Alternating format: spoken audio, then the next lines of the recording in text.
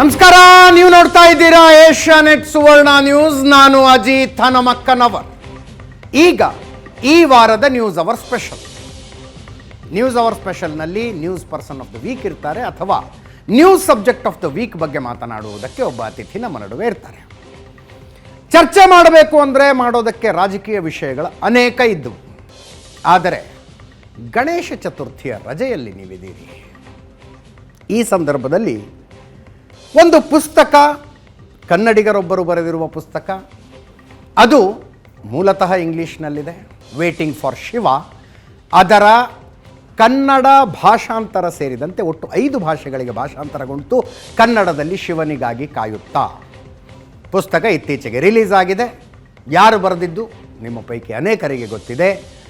ಇತಿಹಾಸಕಾರರು, ಸಂಶೋಧಕರು ಆದ ವಿಕ್ರಮ್ ಸಂಪತ್ ಅವರು ಬರೆದಿದ್ದಾರೆ. ಇದು ಜ್ಞಾನವ್ಯಾಪಿ ಮಸೀದಿ ಮತ್ತು ಕಾಶಿ ವಿಶ್ವನಾಥ ಮಂದಿರ ವಿವಾದದ ಇತಿಹಾಸವನ್ನು ಹೇಳುವ ಪುಸ್ತಕ. ಸ್ವತಃ ವಿಕ್ರಮ್ ಸಂಪತ್ ಅವರು ಇವತ್ತು ನಮ್ಮ ಸ್ಟುಡಿಯೋದಲ್ಲಿದ್ದಾರೆ. ಕಾರ್ಯಕ್ರಮಕ್ಕೆ ಸ್ವಾಗತ ವಿಕ್ರಮ್ ಸಂಪತ್ ಅವರೇ. ವಿಕ್ರಮ್ ಸಂಪತ್ ಅವರನ್ನ ಪ್ರಶ್ನೆ ಮಾಡೋದಕ್ಕೆ ರಾಜಕೀಯ ಪಕ್ಷಗಳು, ವಿವಿಧ ಸಂಘಟನೆಗಳಿಂದ ಅನೇಕರು ಬಂದಿದ್ದೀರಿ. ನಿಮ್ಮೆಲ್ಲರಿಗೂ ಕೂಡ ಕಾರ್ಯಕ್ರಮಕ್ಕೆ ಸ್ವಾಗತ. ವಿಕ್ರಮ್ ಸಂಪತ್ ಅವರೇ, 2ನೇ ಸಲ ನ್ಯೂಸ್ ಅವರಿಗೆ ಬರ್ತಾ ಇದ್ದೀರಿ. ನಿಮ್ಮ ಮೊದಲನೇ ಎಪಿಸೋಡ್ಗೆ ಒಂದು ಓವರ್ವೆಲ್ಮಿಂಗ್ ರೆಸ್ಪಾನ್ಸ್ ಸಿಕ್ತು ಕನ್ನಡಿಗರಿಂದ. ಹೌದು ಅಜಿತ್ ಜಿ, ನಿಮಗೆ ಧನ್ಯವಾದ ಹೇಳಬೇಕು. ನಿಮ್ಮಿಂದನೇ ನನ್ನ ಮಾತು, ನನ್ನ ಪುಸ್ತಕದ ಬಗ್ಗೆ ನನ್ನ ರಾಜ್ಯವಾದ ಕರ್ನಾಟಕದ ಎಲ್ಲ ಜನಕ್ಕೂ ಸೇರ್ತು first time. Yes, that was my first Kannada interview. Yes, ಅದು ಅನೇಕ ವಿಷಯಗಳ ಬಗ್ಗೆ ಆಗಿತ್ತು. ಇವತ್ತು ಜಾಸ್ತಿ ನಾನು ಪುಸ್ತಕದ ಬಗ್ಗೆನೇ ಕಾನ್ಸಂಟ್ರೇಟ್ ಮಾಡ್ತೀನಿ. ಯಾಕೆ ಆಸಕ್ತಿ ಬಂತು? ಸಂಶೋಧನೆಗೆ ಎಷ್ಟು ಟೈಮ್ ತಗೊಂಡ್ರಿ? ಸಂಶೋಧನೆ ಮಾಡ್ತಾ ಮಾಡ್ತಾ ಮಾಡ್ತಾ ಮಾಡ್ತಾ ನಿಮ್ಮೆದುರಿಗೆ ತೆರೆದುಕೊಂಡ ಹೊಸ ವಿಷಯಗಳು ಯಾವುದು, ಮತ್ತು ಪುಸ್ತಕದಲ್ಲಿ ಏನೇನಿದೆ? ಈ ಪುಸ್ತಕ ಅಜಿತ್ ಜಿ ಅಕಸ್ಮಾತಾಗಿ ನನ್ನ ಪಾಲಿಗೆ ಬಂದ ಪುಸ್ತಕ. ನಾನು ಆವಾಗ ನಮ್ಮ ರಾಜ್ಯದ ಹೈದರ್ ಅಲಿ ಮತ್ತು ಟಿಪ್ಪು ಸುಲ್ತಾನ್ ಇವರ ಒಂದು ಚರಿತ್ರೆ ಬರೆಯೋದರಲ್ಲಿ ತಲ್ಲೀನನಾಗಿದ್ದೆ. ಇನ್ನೇನು ಈ ವರ್ಷದ ಕೊನೆಯಷ್ಟಲ್ಲಿ ಟಿಪ್ಪು ಸುಲ್ತಾನ್ ಪುಸ್ತಕವೂ ಬರುತ್ತದೆ. ಮಾಡ್ತಾ ಇರುವಾಗ, ಸಂಶೋಧನೆ ಮಾಡ್ತಾ ಇರುವಾಗ ಬೈ ಚಾನ್ಸ್ ನಾನು ಪಾಂಡಿಚೇರಿ ಲಿಟ್ರೇಚರ್ ಫೆಸ್ಟಿವಲ್ಗೆ ಹೋಗಿದ್ದೆ. ಅಲ್ಲಿ ಪ್ರಖ್ಯಾತ ವಕೀಲರಾದ ಅಡ್ವೊಕೇಟ್ ವಿಷ್ಣು ಶಂಕರ್ ಜೈನ್ ಅವರ ಜೊತೆ ನನ್ನ ಭೇಟಿ ಆಯಿತು. ಮಾತಾಡ್ತಾ ಇರುವಾಗ ಅವರು ತುಂಬ is a very passionate man. ಅವರ ಕೇಸ್ ಏನೇನು ತಗೊಳ್ತಾರೆ ಅವರು, ಮತ್ತು ಅವರ ತಂದೆ ಆದ ಹರಿಶಂಕರ್ ಜೈನ್ ಅವರು ಮಾತಾಡುವಾಗ ಅವ್ರು ಹೇಳಿದ್ರು, ಕಾಶಿ ವಿಶ್ವನಾಥ್ ಮಂದಿರ್ ಇವಾಗ ನ್ಯಾಯಾಲಯದಲ್ಲಿ ಏನು ಅದರ ಕೇಸ್ ನಡೀತಾ ಇದೆ, ಅದ್ರ ಬಗ್ಗೆ ಎಷ್ಟೊಂದು ದಾಖಲೆಗಳಿವೆ, ಐತಿಹಾಸಿಕ ದಾಖಲೆಗಳಿದೆ, ಲೀಗಲ್ ಡಾಕ್ಯುಮೆಂಟ್ಸ್ ಇದೆ. ಇದರ ಬಗ್ಗೆ ಜನಕ್ಕೆ ಅಷ್ಟೊಂದು ಅರಿವು ಇಲ್ಲ.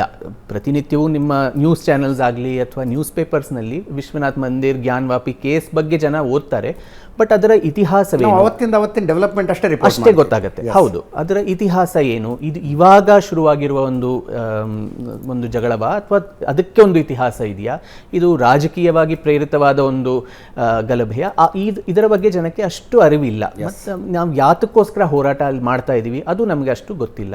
ಸೊ ಅವ್ರು ನನಗೆ ಏನು ಕೇಳಿದ್ರು ಅಂದರೆ, ಒಂದು ಇತಿಹಾಸಕಾರರಾಗಿ ನೀವು ಇದನ್ನು ಕೆಲವು ಲೇಖನಗಳು ಬರೀರಿ ಪತ್ರಿಕೆಯಲ್ಲಿ ಅಥವಾ ಆನ್ಲೈನ್ ಮೀಡಿಯಾನಲ್ಲಿ. ನಾನು ಸರಿ ಅಂತ ಹೇಳಿದೆ. ಆಮೇಲೆ ಅವ್ರು ಕೊಟ್ಟಿದ್ದು, ಅವರು ತುಂಬ ಜನರಸ್ ಆಗಿ ಒಂದು 2000 ಪೇಜಸ್ ನನ್ನ ಮೇಲೆ ನನಗೆ ಕೊಟ್ಬಿಟ್ರು, ಫುಲ್ ಲೀಗಲ್ ಹಿಸ್ಟ್ರಿ. ಆ ಲೀಗಲ್ ಹಿಸ್ಟ್ರಿ ಓದುವಾಗ ನಾವು ಇಂಗ್ಲೀಷ್ ಬಂದ್ರೂ ಇಂಗ್ಲೀಷ್ ಬರುತ್ತಾ ಅಂತಲೇ ನಮಗೆ ಸಂದೇಹ ಬರುತ್ತೆ. ಅದು ಎಷ್ಟು ಜಟಿಲವಾದ ಒಂದು ಭಾಷೆ ಇರುತ್ತೆ ಅಲ್ವಾ ನ್ಯಾಯಾಲಯದ ದಾಖಲೆಗಳು. ಅದನ್ನು ಓದ್ತಾ ಇರುವಾಗ ನಾನು ನೋಡಿದೆ, ಕೇವಲ ಒಂದು ಲೀಗಲ್ ಹಿಸ್ಟ್ರಿ ಬಗ್ಗೆ ಅದನ್ನು ಸೀಮಿತ ಮಾಡದೆ ಇನ್ನೂ ಸ್ವಲ್ಪ ಹಿಂದೆ ಹೋಗೋಣ ಅಂತ ನಾನು ಯೋಚನೆ ಮಾಡಿದೆ. ಈ ಪುಸ್ತಕ ಮತ್ತು ಇದರ ಬಗ್ಗೆ ನಡೆದಿರೋ ಎಲ್ಲ ವಿಚಾರಗಳು ನನಗೆ ಅನಿಸೋದು ಮಹಾದೇವನಿಂದನೇ ಪ್ರೇರಿತವಾದದ್ದು. ಸೊ ಅಕಸ್ಮಾತಾಗಿ ಕೂಡಲಿ ಸಂಸ್ಥಾನದ ಇವಾಗಿನ ಶಂಕರಾಚಾರ್ಯ ಶ್ರೀ ಅಭಿನವ ಶಂಕರ ಭಾರತಿ ಅವರು ನನ್ನನ್ನು ಸಂಪರ್ಕಿಸಿದ್ರು. ನೀವು ಕಾಶಿ ಬಗ್ಗೆ ಬರೀತಾ ಇದ್ದಾರಂತೆ, ನನ್ನನ್ನು ಬಂದು ಒಂದ್ಸತಿ ಭೇಟಿ ಮಾಡಿ ಅಂತ. ನಾನು ಹೋಗಿ ಅವ್ರನ್ನ ಭೇಟಿ ಮಾಡಿದೆ. ಕಾಶಿ ಬಗ್ಗೆ ಅವರು ಸಾಕಷ್ಟು ವಿವರಗಳು ನನಗೆ ಕೊಟ್ಟರು, ಪೌರಾಣಿಕ ವಿವರಣೆಗಳು, ಮತ್ತು ಪುಸ್ತಕಕ್ಕೆ ಮುನ್ನುಡಿನೂ ಅವರು ಬರ್ಕೊಟ್ರು. ಅವ್ರ ಜೊತೆ ಸದ್ಗುರು ಜಗ್ಗಿ ವಾಸುದೇವ್ ಅವರು ಬರ್ಕೊಟ್ರು. ಸೊ ಶಂಕರಾಚಾರ್ಯರು ನನಗೇನು ಹೇಳಿದಂದರೆ, ಸಂಸ್ಕೃತ ತಿಳಿದವರನ್ನು ನೀವು ಇದಕ್ಕೆ ಕನ್ಸಲ್ಟ್ ಮಾಡಬೇಕು. ಆಗಮಶಾಸ್ತ್ರಗಳಾಗಲಿ ಮತ್ತು ಪುರಾಣಗಳಾಗಲಿ, ಇದನ್ನು ಟ್ರಾನ್ಸ್ಲೇಷನ್ಸ್ನಲ್ಲಿ, ಅನುವಾದದಲ್ಲಿ ಸಾಕಷ್ಟು ಲೋಪದೋಷಗಳಿರುತ್ತೆ. ಅನುವಾದ ಮಾಡಿದವ್ರಿಗೆ ಸಂಸ್ಕೃತ ಬರೋದಿಲ್ಲ ಅಥವಾ ಅವ್ರದ್ದೇ ಒಂದು ಪೂರ್ವಾಗ್ರಹ ಇದಿರುತ್ತೆ, ಪ್ರಿಕನ್ಸೀವ್ಡ್ ಐಡಿಯಾಸ್. ಸೊ ಅದಕ್ಕೋಸ್ಕರ ಸಂಸ್ಕೃತ ತಿಳಿದವರ ಪಂಡಿತರನ್ನು ನೀವು ಸಂಪರ್ಕಿಸಿ ಅಂತ ಅವ್ರು ಹೇಳಿದ್ರು. ಅದಕ್ಕೆ ರೋಮಿಲಾ ಥಾಪರ್ ಹಿಸ್ಟ್ರಿ ಬರ್ದಂಗೆ ಆಗಬಾರ್ದು ಕನ್ಸರ್ನ್ ಇದೆ. ಹೌದು, ಪ್ರಾಚೀನ ಭಾರತದ ಎಕ್ಸ್ಪರ್ಟ್ ಅಂತ ಹೇಳಿ ಅವ್ರಿಗೆ ಸಂಸ್ಕೃತದ ಒಂದು ಪದವೂ ಬರೋದಿಲ್ಲ, ಆದರೂ ಅವ್ರು ಎಕ್ಸ್ಪರ್ಟ್. ಸೊ ಅದಕ್ಕೆ ನನಗೆ ಇವಾಗ ಸಂಸ್ಕೃತ ಚೆನ್ನಾಗಿ ಕಲ್ತ್ಕೊಂಡು ಆ ಕೃತಿಗಳನ್ನು ಓದಕ್ಕೆ ತುಂಬ ಟೈಮ್ ಆಗುತ್ತೆ. ಸೊ ಆದ್ದರಿಂದ ಸಂಸ್ಕೃತ ಬರುವ 2 ಪಂಡಿತರು ಬೆಂಗಳೂರಿನಲ್ಲೇ ಇರೋರು, ಪ್ರೊಫೆಸರ್ ಕಣ್ಣನ್ ಮತ್ತು ಡಾಕ್ಟರ್ ಮೀರಾ, ಅವ್ರು ನಮ್ಮ ಇಂಟ್ರೊಡ್ಯೂಸ್ ಮಾಡಿಕೊಟ್ರು. So next couple of months ನಾನು ಶಿವಪುರಾಣ, ಲಿಂಗ ಪುರಾಣ, ಪದ್ಮ ಪುರಾಣ, ಬ್ರಹ್ಮ ವೈವರ್ತ ಪುರಾಣ ಮತ್ತು ವಾಯು ಪುರಾಣ, ಈ ಎಲ್ಲ ಪುರಾಣಗಳಲ್ಲಿ ಕಾಶಿಯ ಬಗ್ಗೆ ಏನು ಉಲ್ಲೇಖ ಇದೆ ಮತ್ತು ವಿಶ್ವನಾಥ ಮಂದಿರದ ಬಗ್ಗೆ ಏನು ಉಲ್ಲೇಖ ಅದರಲ್ಲಿದೆ ಅದನ್ನೆಲ್ಲ ನಾನು ಸಂಗ್ರಹಿಸಲು ಶುರು ಮಾಡಿದೆ. ಜೊತೆಗೆ ಸಾಕಷ್ಟು ಸಂಸ್ಕೃತ ನಿಬಂಧಗಳು ಬರೆಯಲ್ಪಟ್ಟವು 11ನೇ ಶತಮಾನದಿಂದ ಹಿಡಿದುಕೊಂಡು 17ನೇ ಶತಮಾನದವರೆಗೂ. ಕೃತ್ಯಕಲ್ಪತರು ಎನ್ನುವ ಒಂದು 11ನೇ ಶತಮಾನದ ಒಂದು ನಿಬಂಧ, ಅದು ಲಕ್ಷ್ಮೀಧರ ಎನ್ನುವ ಒಂದು ಕೋರ್ಟಿಯರ್ ಆಫ್ ಗಹಡವಾಲ್ ರಾಜ, ಉತ್ತರ ಪ್ರದೇಶದ ಗಹಡವಾಲ್ ರಾಜ, ಅವನ ಮಂತ್ರಿಯಾಗಿದ್ದ ಲಕ್ಷ್ಮೀಧರ ಅವರು ಬರೆದಿದ್ದು. ಮತ್ತು ವಾಚಸ್ಪತಿ ಮಿಶ್ರಾ ಅವರ ತೀರ್ಥ ಚಿಂತಾಮಣಿ, ಅದು 14ನೇ ಶತಮಾನದಲ್ಲಿ ಅದನ್ನು ಬರೆಯಲ್ಪಟ್ಟಿತ್ತು. ಮತ್ತು ನಾರಾಯಣ್ ಭಟ್ ಎನ್ನುವ ಒಂದು ದೊಡ್ಡ ಪಂಡಿತರಾಗಿದ್ದರು, ಅವರು 16ನೇ ಶತಮಾನದಲ್ಲಿ ತ್ರಿಸ್ಥಲಿ ಸೇತು ಎಂಬ ಒಂದು ಪುಸ್ತಕ ಬರೆದರು. ಹಾಗೆ ಮಿತ್ರ ಮಿಶ್ರಾ ಎನ್ನುವರು ತೀರ್ಥ ಪ್ರಕಾಶ ಅಂತ ಇನ್ನೊಂದು ಪುಸ್ತಕ ಬರೆದರು. ಇದೆಲ್ಲದರಲ್ಲಿ ಅನೇಕ ಇವತ್ತಿನ ಧಾರ್ಮಿಕ ಕ್ಷೇತ್ರಗಳು, ತೀರ್ಥ ಕ್ಷೇತ್ರಗಳು ಏನಿವೆ, ಕಾಶಿ, ಅಯೋಧ್ಯೆ, ಮಥುರಾ, ಪ್ರಯಾಗ್, ಗಯಾ, ಇದೆಲ್ಲರ ಬಗ್ಗೆ ನಮ್ಮ ಪೂರ್ವಜರು ಆ ಕಾಲದಿಂದಲೇ ಅದನ್ನು ಆ ಕ್ಷೇತ್ರದ ಮಹಿಮೆ, ತೀರ್ಥ ಮಹಾತ್ಮೆ, ಇದನ್ನೆಲ್ಲ ಅವರು ಅದರಲ್ಲಿ ಅಂಕಿತ ಮಾಡ್ತಾನೆ ಇದ್ದರು. ಹಾಗೆ ಸ್ಕಾಂದ ಪುರಾಣದ ಒಂದು ದೊಡ್ಡ ಪರಿಶಿಷ್ಟ ಏನಂದರೆ ಕಾಶಿ ಖಂಡ ಅಂತ ಅದಕ್ಕೆ ಹೆಸರು. ಹಾಗೆ ಬ್ರಹ್ಮ ವೈವರ್ತ ಪುರಾಣದಲ್ಲಿ ಕಾಶಿ ರಹಸ್ಯ ಎನ್ನುವ ಒಂದು ಇದು ಬರುತ್ತದೆ. ಸೊ ಇದನ್ನೆಲ್ಲ ನಾನು ಈ ಸಂಸ್ಕೃತ ಪಂಡಿತರು ಮತ್ತು ಶಂಕರಾಚಾರ್ಯರ ಆಶೀರ್ವಾದದಿಂದ ಇದನ್ನು ಸಂಗ್ರಹಿಸಿದೆ. ಜೊತೆಗೆ ಪರ್ಷಿಯನ್ ಭಾಷೆಯಲ್ಲಿ ಅನೇಕ ಟ್ರಾವೆಲರ್ಸ್, ಅಲ್ ಬರೂನಿ ಏನು ಬರೆದಿದ್ರು, ಫರಿಷ್ತಾ, ಮಿನ್ಹಾಜೆ ಸಿರಾಜ್, ಈ ಕಾಶಿ ಮೇಲೆ ಏನೇನು ದಾಳಿ ಆಯಿತು, ಅದು ಯಾವಾಗ ಆಯಿತು, ಅದರ ವಿವರ ಪರ್ಷಿಯನ್ ಒರಿಜಿನಲ್ ಡಾಕ್ಯುಮೆಂಟ್ಸ್ನಲ್ಲಿ ಇತ್ತು. ಹಾಗೆ ಔರಂಗಜೇಬ್ ಕಾಲದ ಮಾಸಿರೆ ಆಲಮ್ಗಿರಿ, ಅದು ಔರಂಗಜೇಬ್ನ ಸಂಪೂರ್ಣ ರಾಜ್ಯಕಾಲ ಏನಿತ್ತು ಅದರಲ್ಲಿ ಏನೇನು ಅವನು ಮಾಡ್ದ ಅನ್ನುವ ವಿವರಗಳು ಆ ಮಾಸಿರೆ ಆಲಮ್ಗಿರಿನಲ್ಲಿದೆ. ಹಾಗೆ ದೇಶ ವಿದೇಶದಿಂದ ಬಂದ ಯಾತ್ರಿಗಳು ಅವರು ಕಾಶಿ ವಿಶ್ವನಾಥ ಮಂದಿರಕ್ಕೆ ಹೋಗಿ ಅಲ್ಲಿ ಏನನ್ನು ನೋಡಿದ್ರು, ಆಂಖೋ ದೇಖಾ ಹಾಲ್, ಐ ವಿಟ್ನೆಸ್ ಅಕೌಂಟ್ಸ್. ಹ್ಯುಯನ್ ಸಾಂಗ್ 7ನೇ ಶತಮಾನದಲ್ಲಿ ಚೈನೀಸ್ ಪಿಲಿಗ್ರಿಮ್ ಬೌದ್ಧ ತೀರ್ಥಯಾತ್ರಿ, ಅವನದು, ಅಲ್ ಬರೂನಿದು. ಹಾಗೆಯೇ ಆಮೇಲೆ ಪೀಟರ್ ಮಂಡಿ ಎನ್ನುವ ಬ್ರಿಟಿಷ್ ಟ್ರಾವೆಲರ್, ಅವರು ಬಂದಿದ್ದರು. Niccolo Manucci, Italian traveller.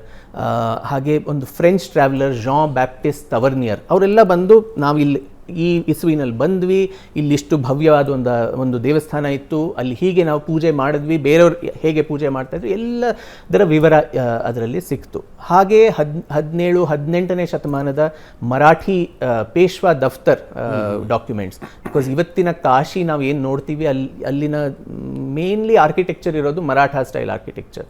So ಮರಾಠರು ಅದರಲ್ಲಿ ಚರ್ಚೆ ನಾವು ಮಾಡೋಣ.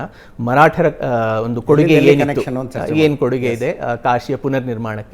ಸೊ ಆ ಡಾಕ್ಯುಮೆಂಟ್ಸ್ ಮತ್ತು ಕೊಲೋನಿಯಲ್ ಟೈಮ್ಸ್, ಈ ಕ್ಷೇತ್ರ ಇಲ್ಲಿ ವಿವಾದ ಇವಾಗ ಆಗಿದ್ದಲ್ಲ, 18ನೇ ಶತಮಾನದಿಂದ ಬ್ರಿಟಿಷ್ ಕೋರ್ಟ್ಸ್ನಲ್ಲಿ ಸಾಕಷ್ಟು ವಿವಾದ ಕೇಸುಗಳು, ಕೌಂಟರ್ ಕೇಸ್ ನಡೀತಾನೆ ಇತ್ತು. ಸೊ ಇದೆಲ್ಲದರ ಒಂದು ಡಾಕ್ಯುಮೆಂಟೇಷನ್ನು ವಿಷ್ಣು ಜೈನ್ ಅವ್ರದ್ದು ಮತ್ತು ನ್ಯಾಷನಲ್ ಆರ್ಕೈವ್ಸ್ ಆಫ್ ಇಂಡಿಯಾ ಅಲ್ಲಿದ್ದಿದ್ದ ಎಲ್ಲ ಡಾಕ್ಯುಮೆಂಟ್ಸ್ನ, ಸೊ ಎಲ್ಲದನ್ನು ಒಂದು ಸಂಗ್ರಹಿಸಿ ಈ ಚಿಕ್ಕ ಪುಸ್ತಕದಲ್ಲಿ ಬರೆಯೋದು, ಅದು ಬೇಗ ಬರಿಬೇಕಾಯಿತು. ಸೊ ಆಲ್ಮೋಸ್ಟ್ ಒಂದು 3-4 ತಿಂಗಳು ಸಂಶೋಧನೆಯೂ ಬೇಗ ಮುಗಿಸಿ ಇನ್ನೊಂದು 2 ತಿಂಗಳಿನಲ್ಲಿ ಪುಸ್ತಕನೂ ಬಂದ್ಬಿಡ್ತು. ಪುಸ್ತಕ ಬಂದಿದ್ದು ಮಾರ್ಚ್ನಲ್ಲಿ, ಇಂಗ್ಲೀಷ್ ಪುಸ್ತಕ, waiting for Shiva, unearthing the truth of Kashi's Gyanvapi. ಅದಾಗಿ ಇವಾಗ 5 ತಿಂಗಳಾಗಿದೆ. ಈ 5 ತಿಂಗಳಿನಲ್ಲಿ 5 ಭಾಷೆಯಲ್ಲಿ, ಹಿಂದಿ, ಮರಾಠಿ, ತೆಲುಗು ಮತ್ತು ನಮ್ಮ ಕನ್ನಡದಲ್ಲೂ ಇದು ಅನುವಾದ ಆಗೋಗಿದೆ. ಅದಕ್ಕೆ ಈ ಪುಸ್ತಕ ಮತ್ತು ಇದರ ಇಲ್ಲಿಯವರೆಗೆ ಇರುವ ಒಂದು ಜರ್ನಿ ಏನಿದೆ ಅದು ಕಂಪ್ಲೀಟ್ಲಿ ಇನ್ಸ್ಪೈರ್ಡ್ ಬೈ ಮಹಾದೇವ್. ಇದರಲ್ಲಿ 2 ಪೋರ್ಷನ್ ಇದೆ. ಒಂದು, ಕಾಶಿ ವಿಶ್ವನಾಥನ ದೇವಸ್ಥಾನಕ್ಕೆ ಏನಾಯಿತು, ಎಷ್ಟು ಭವ್ಯವಾಗಿದ್ದ ಮಂದಿರಕ್ಕೆ ಏನಾಯಿತು ಅನ್ನುವಂಥದ್ದು, ಮತ್ತು ಅದನ್ನು ವಾಪಸ್ ಪಡೆದುಕೊಳ್ಳೋದಕ್ಕೆ ನಡೀತಾ ಇರುವ ಹೋರಾಟ ಏನಾಯಿತು ಅನ್ನೋ ಕಥೆಗೆ ಮೊದಲು ಬರೋಣ. ಅದಕ್ಕೂ ಮೊದಲು ಅಜಿತ್ ಜಿ, ಕಾಶಿ ಯಾಕೆ ಇಷ್ಟು ಮಹತ್ವಪೂರ್ಣ ಅದ್ರ ಬಗ್ಗೆ ಸ್ವಲ್ಪ ಚರ್ಚೆ ನಾವು ಮಾಡೋದು ಸೂಕ್ತ. ಎಷ್ಟೊಂದು ತೀರ್ಥಕ್ಷೇತ್ರಗಳಿವೆ, ಅದರಲ್ಲಿ ಕಾಶಿ ಯಾಕೆ ಇಷ್ಟು ಮಹತ್ವಪೂರ್ಣ, ನಮ್ಮ ಪೂರ್ವಜರು ಮತ್ತು ಸನಾತನಿಗಳಿಗೆ ಏಕೆ ಕಾಶಿ ಇಷ್ಟು ಮಹತ್ವಪೂರ್ಣ ಅಂತ ಅದರ ಉತ್ತರ ಪುರಾಣಗಳಲ್ಲಿ ಬರುತ್ತೆ. ಸ್ಕಾಂದ ಪುರಾಣದಲ್ಲಿ ಕಥೆ ಹೀಗೆ ಇದೆ. ಶಿವ ಮತ್ತು ಪಾರ್ವತಿ ದೇವಿ ಇಬ್ಬರು ಬರ್ತಾರೆ. ಅದು ತುಂಬ ರಮಣೀಯವಾದ ಒಂದು ಕ್ಷೇತ್ರ. ಅದಕ್ಕೆ ಅದರ ಇನ್ನೊಂದು ಹೆಸರು, ಕಾಶಿಯ ಇನ್ನೊಂದು ಹೆಸರು, ಒಂದು ವಾರಣಾಸಿ ಅಂತ ಇದೆ, ಬನಾರಸ್ ಅದರ ಅಪಭ್ರಂಶ. ವಾರುಣ ಮತ್ತು ಅಸ್ಸಿ ನದಿಗಳ ಮಧ್ಯ ಇರುವ ಒಂದು ಕ್ಷೇತ್ರ ವಾರಣಾಸಿ ಅಂತ ಅದಕ್ಕೆ ಹೆಸರಾಯಿತು. ಕಾಶಿ ಎನ್ನುವ ಹೆಸರಿಗೆ ಸಂಸ್ಕೃತದಲ್ಲಿ ಅರ್ಥ ಏನಂದರೆ city of light. It's a resplendent city of light ಅಂತ. ಬಟ್ ಪುರಾಣಗಳಲ್ಲಿ ಇದಕ್ಕೆ ಬೇರೆ ಹೆಸರುಗಳು ಬರುತ್ತದೆ. ಒಂದು ಆನಂದವನ, ಆನಂದ ಕಾನನ, ಅಲ್ಲಿ ಇಷ್ಟು ರಮಣೀಯವಾದದ್ದು. ಶಿವ ಪಾರ್ವತಿಯರು ಅಲ್ಲಿ ಬಂದಾಗ ಸೋ ಬ್ಯೂಟಿಫುಲ್ ಅಂತ ಅವ್ರಿಗೆ ಇದು ಮಾಡಿ ಅಲ್ಲೇ ವಾಸ ಮಾಡೋಣ ಅಂತ ಅವರು they take a decision. So ಆವಾಗ ಶಿವ ಪಾರ್ವತಿಗೆ ಹೇಳ್ತಾರೆ, ನಾನು ಈ ಕ್ಷೇತ್ರವನ್ನು ಯಾವತ್ತೂ ಬಿಟ್ಟು ಹೋಗೋದಿಲ್ಲ. ಸೊ ಅದಕ್ಕೆ ಅದರ ಇನ್ನೊಂದು ಹೆಸರು ಏನಂದರೆ ಅವಿಮುಕ್ತ ಕ್ಷೇತ್ರ. ನಾ ಇದನ್ನು ತ್ಯಾಗ ಮಾಡಿ ಯಾವತ್ತೂ ಇಲ್ಲಿಂದ ಹೋಗಲ್ಲ ಅಂತ. ಇನ್ನೊಂದು ಅವಿಮುಕ್ತ ಕ್ಷೇತ್ರಕ್ಕೆ ಅರ್ಥ ಏನು ಅಂದರೆ, ಶಿವ ಅದರಲ್ಲಿ ಒಂದು ತಮ್ಮ ಭಕ್ತರಿಗೆಲ್ಲ ಒಂದು ಪ್ರಾಮಿಸ್ ಏನು ಕೊಡೋದು ಅಂದರೆ, ಇಲ್ಲಿ ಯಾರು ತಮ್ಮ ಪ್ರಾಣವನ್ನು ತ್ಯಾಗ ಮಾಡ್ತಾರೋ, ಆತ್ಮ ಶರೀರದಿಂದ ಬಂದ ತಕ್ಷಣವೇ ನಾನೇ ಬಂದು ಆತ್ಮದ ಒಂದು ಕಿವಿಯಲ್ಲಿ ತಾರಕ ಮಂತ್ರವನ್ನು ಹೇಳಿಸಿ ಸೀದಾ ಆತ್ಮಗೆ ಮೋಕ್ಷ ಪ್ರಾಪ್ತಿ ಆಗುತ್ತದೆ. ಸೊ ಮೋಕ್ಷ ನಗರಿ ಅಂತಲೂ ಅದಕ್ಕೆ ಹೆಸರು. ಅವಿಮುಕ್ತ ಕ್ಷೇತ್ರ, ಅಲ್ಲಿ ಮುಕ್ತಿ ಸಿಗುವ ಒಂದು ಕ್ಷೇತ್ರ. ನಮ್ಮ ಎಲ್ಲ ಸನಾತನ ಪಂಥ, ಹಿಂದೂ ಧರ್ಮ ಆಗಲಿ, ಬೌದ್ಧ, ಜೈನ, ಇದು ಎಲ್ಲದಕ್ಕೂ ನಿರ್ವಾಣ, ಮುಕ್ತಿ, ಮೋಕ್ಷ ಇದೇ ನಮ್ಮ ಮೇನ್ ಗುರಿಯಾಗಿರುತ್ತದೆ. ಆ ಥರ ಇರೋ ಇದರಲ್ಲಿ ಸಂದರ್ಭದಲ್ಲಿ ಇಲ್ಲಿ ಸ್ಯಾಲ್ವೇಷನ್ ಈಸ್ ಅಶೋರ್ಡ್, ಮುಕ್ತಿ ನಿಮಗೆ ಖಚಿತವಾದದ್ದು ಅಂತ ನಿಮಗೆ ಗೊತ್ತಿರುವಾಗ ಅದಕ್ಕೆ ನಮ್ಮ ಆದರ ಮತ್ತು ನಮಗೆ ಅದು ಮಹತ್ವಪೂರ್ಣ ಅನಿಸೋದು ಸಹಜವೇ. ಸೊ ಇದೊಂದು ಹೆಸರಾಯಿತು. ಹಾಗೆ ರುದ್ರವಾಸ ಅಂತ ಇನ್ನೊಂದು ಹೆಸರು. ಅಲ್ಲಿ ಬನಾರಸ್ನಲ್ಲಿ ಒಂದು ಹಿಂದಿನಲ್ಲೊಂದು ಗಾದೆ ಇದೆ, ಕಂಕಡ್ ಮೇ ಶಂಕರ್, ಒಂದೊಂದು ಕಲ್ಲಿನಲ್ಲೂ ಶಂಕರ ಅಲ್ಲಿ ವಾಸಸ್ಥಾನೆ ಅಂತ. ಸೊ ಅದಕ್ಕೆ ರುದ್ರವಾಸ ಅಂತ ಅದರ ಇನ್ನೊಂದು ಹೆಸರು. ಹಾಗೆ ಮಹಾಸ್ಮಶಾನ, ಅಲ್ಲಿ 24 ಗಂಟೆ ಚಿತೆಗಳು ಯಾವಾಗಲೂ ಇದು ಆಗ್ತಾನೆ ಇರುತ್ತೆ. The burning of the funeral pyre. ಹರಿಶ್ಚಂದ್ರನ ಕಾಲದಲ್ಲಿ ಅಂಟಿಸಿದ ಬೆಂಕಿ ಇನ್ನೂ ಉರಿತಾ ಇದೆ ಅಂತ. ಹೌದು, ಮಣಿಕರ್ಣಿಕಾ ಘಾಟ್ನಲ್ಲಿ. ಅಲ್ಲಿ ಮೃತ್ಯು ಅನ್ನೋ ಒಂದು ಅಶುದ್ಧಿ ಅಥವಾ not seen with any kind of contempt. ಮೃತ್ಯು ನಮ್ಮ ಜೀವನದ ಒಂದು ಅನಿವಾರ್ಯ ಅಂಗ. ಅದರ ಮಧ್ಯದಲ್ಲಿ ಶಿವ ಕೂತ್ಕೊಂಡು ಎಲ್ಲರಿಗೂ ಮೋಕ್ಷ ಕೊಡ್ತಾ ಇರುವಾಗ ಮೃತ್ಯು ಅನ್ನೋ ಒಂದು ನಾವೆಲ್ಲ ವಿ ಶುಡ್ ಅಕ್ಸೆಪ್ಟ್ ಇಟ್. ಅದು ಕಾಶಿಯ ಒಂದು ಫಿಲಸಾಫಿಕಲ್ ಇಂಪಾರ್ಟೆನ್ಸ್. ಬಟ್ ಇದು ಕೇವಲ ಶೈವರಿಗೆ ಮಹತ್ವಪೂರ್ಣ ಕ್ಷೇತ್ರ ಅಲ್ಲ. ಒರಿಜಿನಲಿ ಕಾಶಿ ಬಂದು ವಿಷ್ಣುವಿನ ನಗರಿಯಾಗಿತ್ತು. ವಿಷ್ಣು ಅದನ್ನು ದಾನವಾಗಿ ಕೊಟ್ಟ. ಅದಕ್ಕೆ ಇವತ್ತಿಗೂ ಅಲ್ಲಿ ಬೇಣಿ ಮಾಧವ್ ಮಂದಿರ ಇದೆ. ಸೊ ವೈಷ್ಣವರಿಗೂ ಅದು ಪ್ರಮುಖವಾದ ಒಂದು ನಗರಿ. ಹಾಗೆ ಶಾಕ್ತರಿಗೆ ಅದು ಶಕ್ತಿಪೀಠ. ಮಣಿಕರ್ಣಿಕೆಯಲ್ಲಿ ಸತಿಯ ಕುಂಡಲಗಳು ಬಿತ್ತು ಅಂತ ಪ್ರತೀತಿ. ಸೊ ಅದಕ್ಕೆ ಶಾಕ್ತರಿಗೂ ಅದು ವೆರಿ ಇಂಪಾರ್ಟೆಂಟ್ ಜಾಗ. ಹಾಗೆ ಜೈನರಿಗೆ ಅವರ ಅನೇಕ ತೀರ್ಥಂಕರರು ಅಲ್ಲಿ ಬಂದರು. ಮಹಾವೀರ ತೀರ್ಥಂಕರರು ಬಂದರು. 2-3 ತೀರ್ಥಂಕರು ಅಲ್ಲೇ ಅವರ ಜನ್ಮ ಆಯಿತು. ಸೊ ಅದಕ್ಕೋಸ್ಕರನೂ ಕಾಶಿ ವಾಸ್ ಇಂಪಾರ್ಟೆಂಟ್. ಗೌತಮ್ ಬುದ್ಧನ ಪ್ರಥಮ ಡಿಸ್ಕೋರ್ಸ್ ಏನಾಯಿತು, ಅವರು ಉಪದೇಶ ಕೊಟ್ಟಿದ್ದು ಕಾಶಿಯಿಂದ ಸ್ವಲ್ಪ ದೂರ ಸಾರನಾಥ್ನಲ್ಲಿ. ಅಲ್ಲಿಂದನೇ ಬೌದ್ಧ ಮತದ ಪ್ರಚಾರ ಶುರುವಾಯಿತು.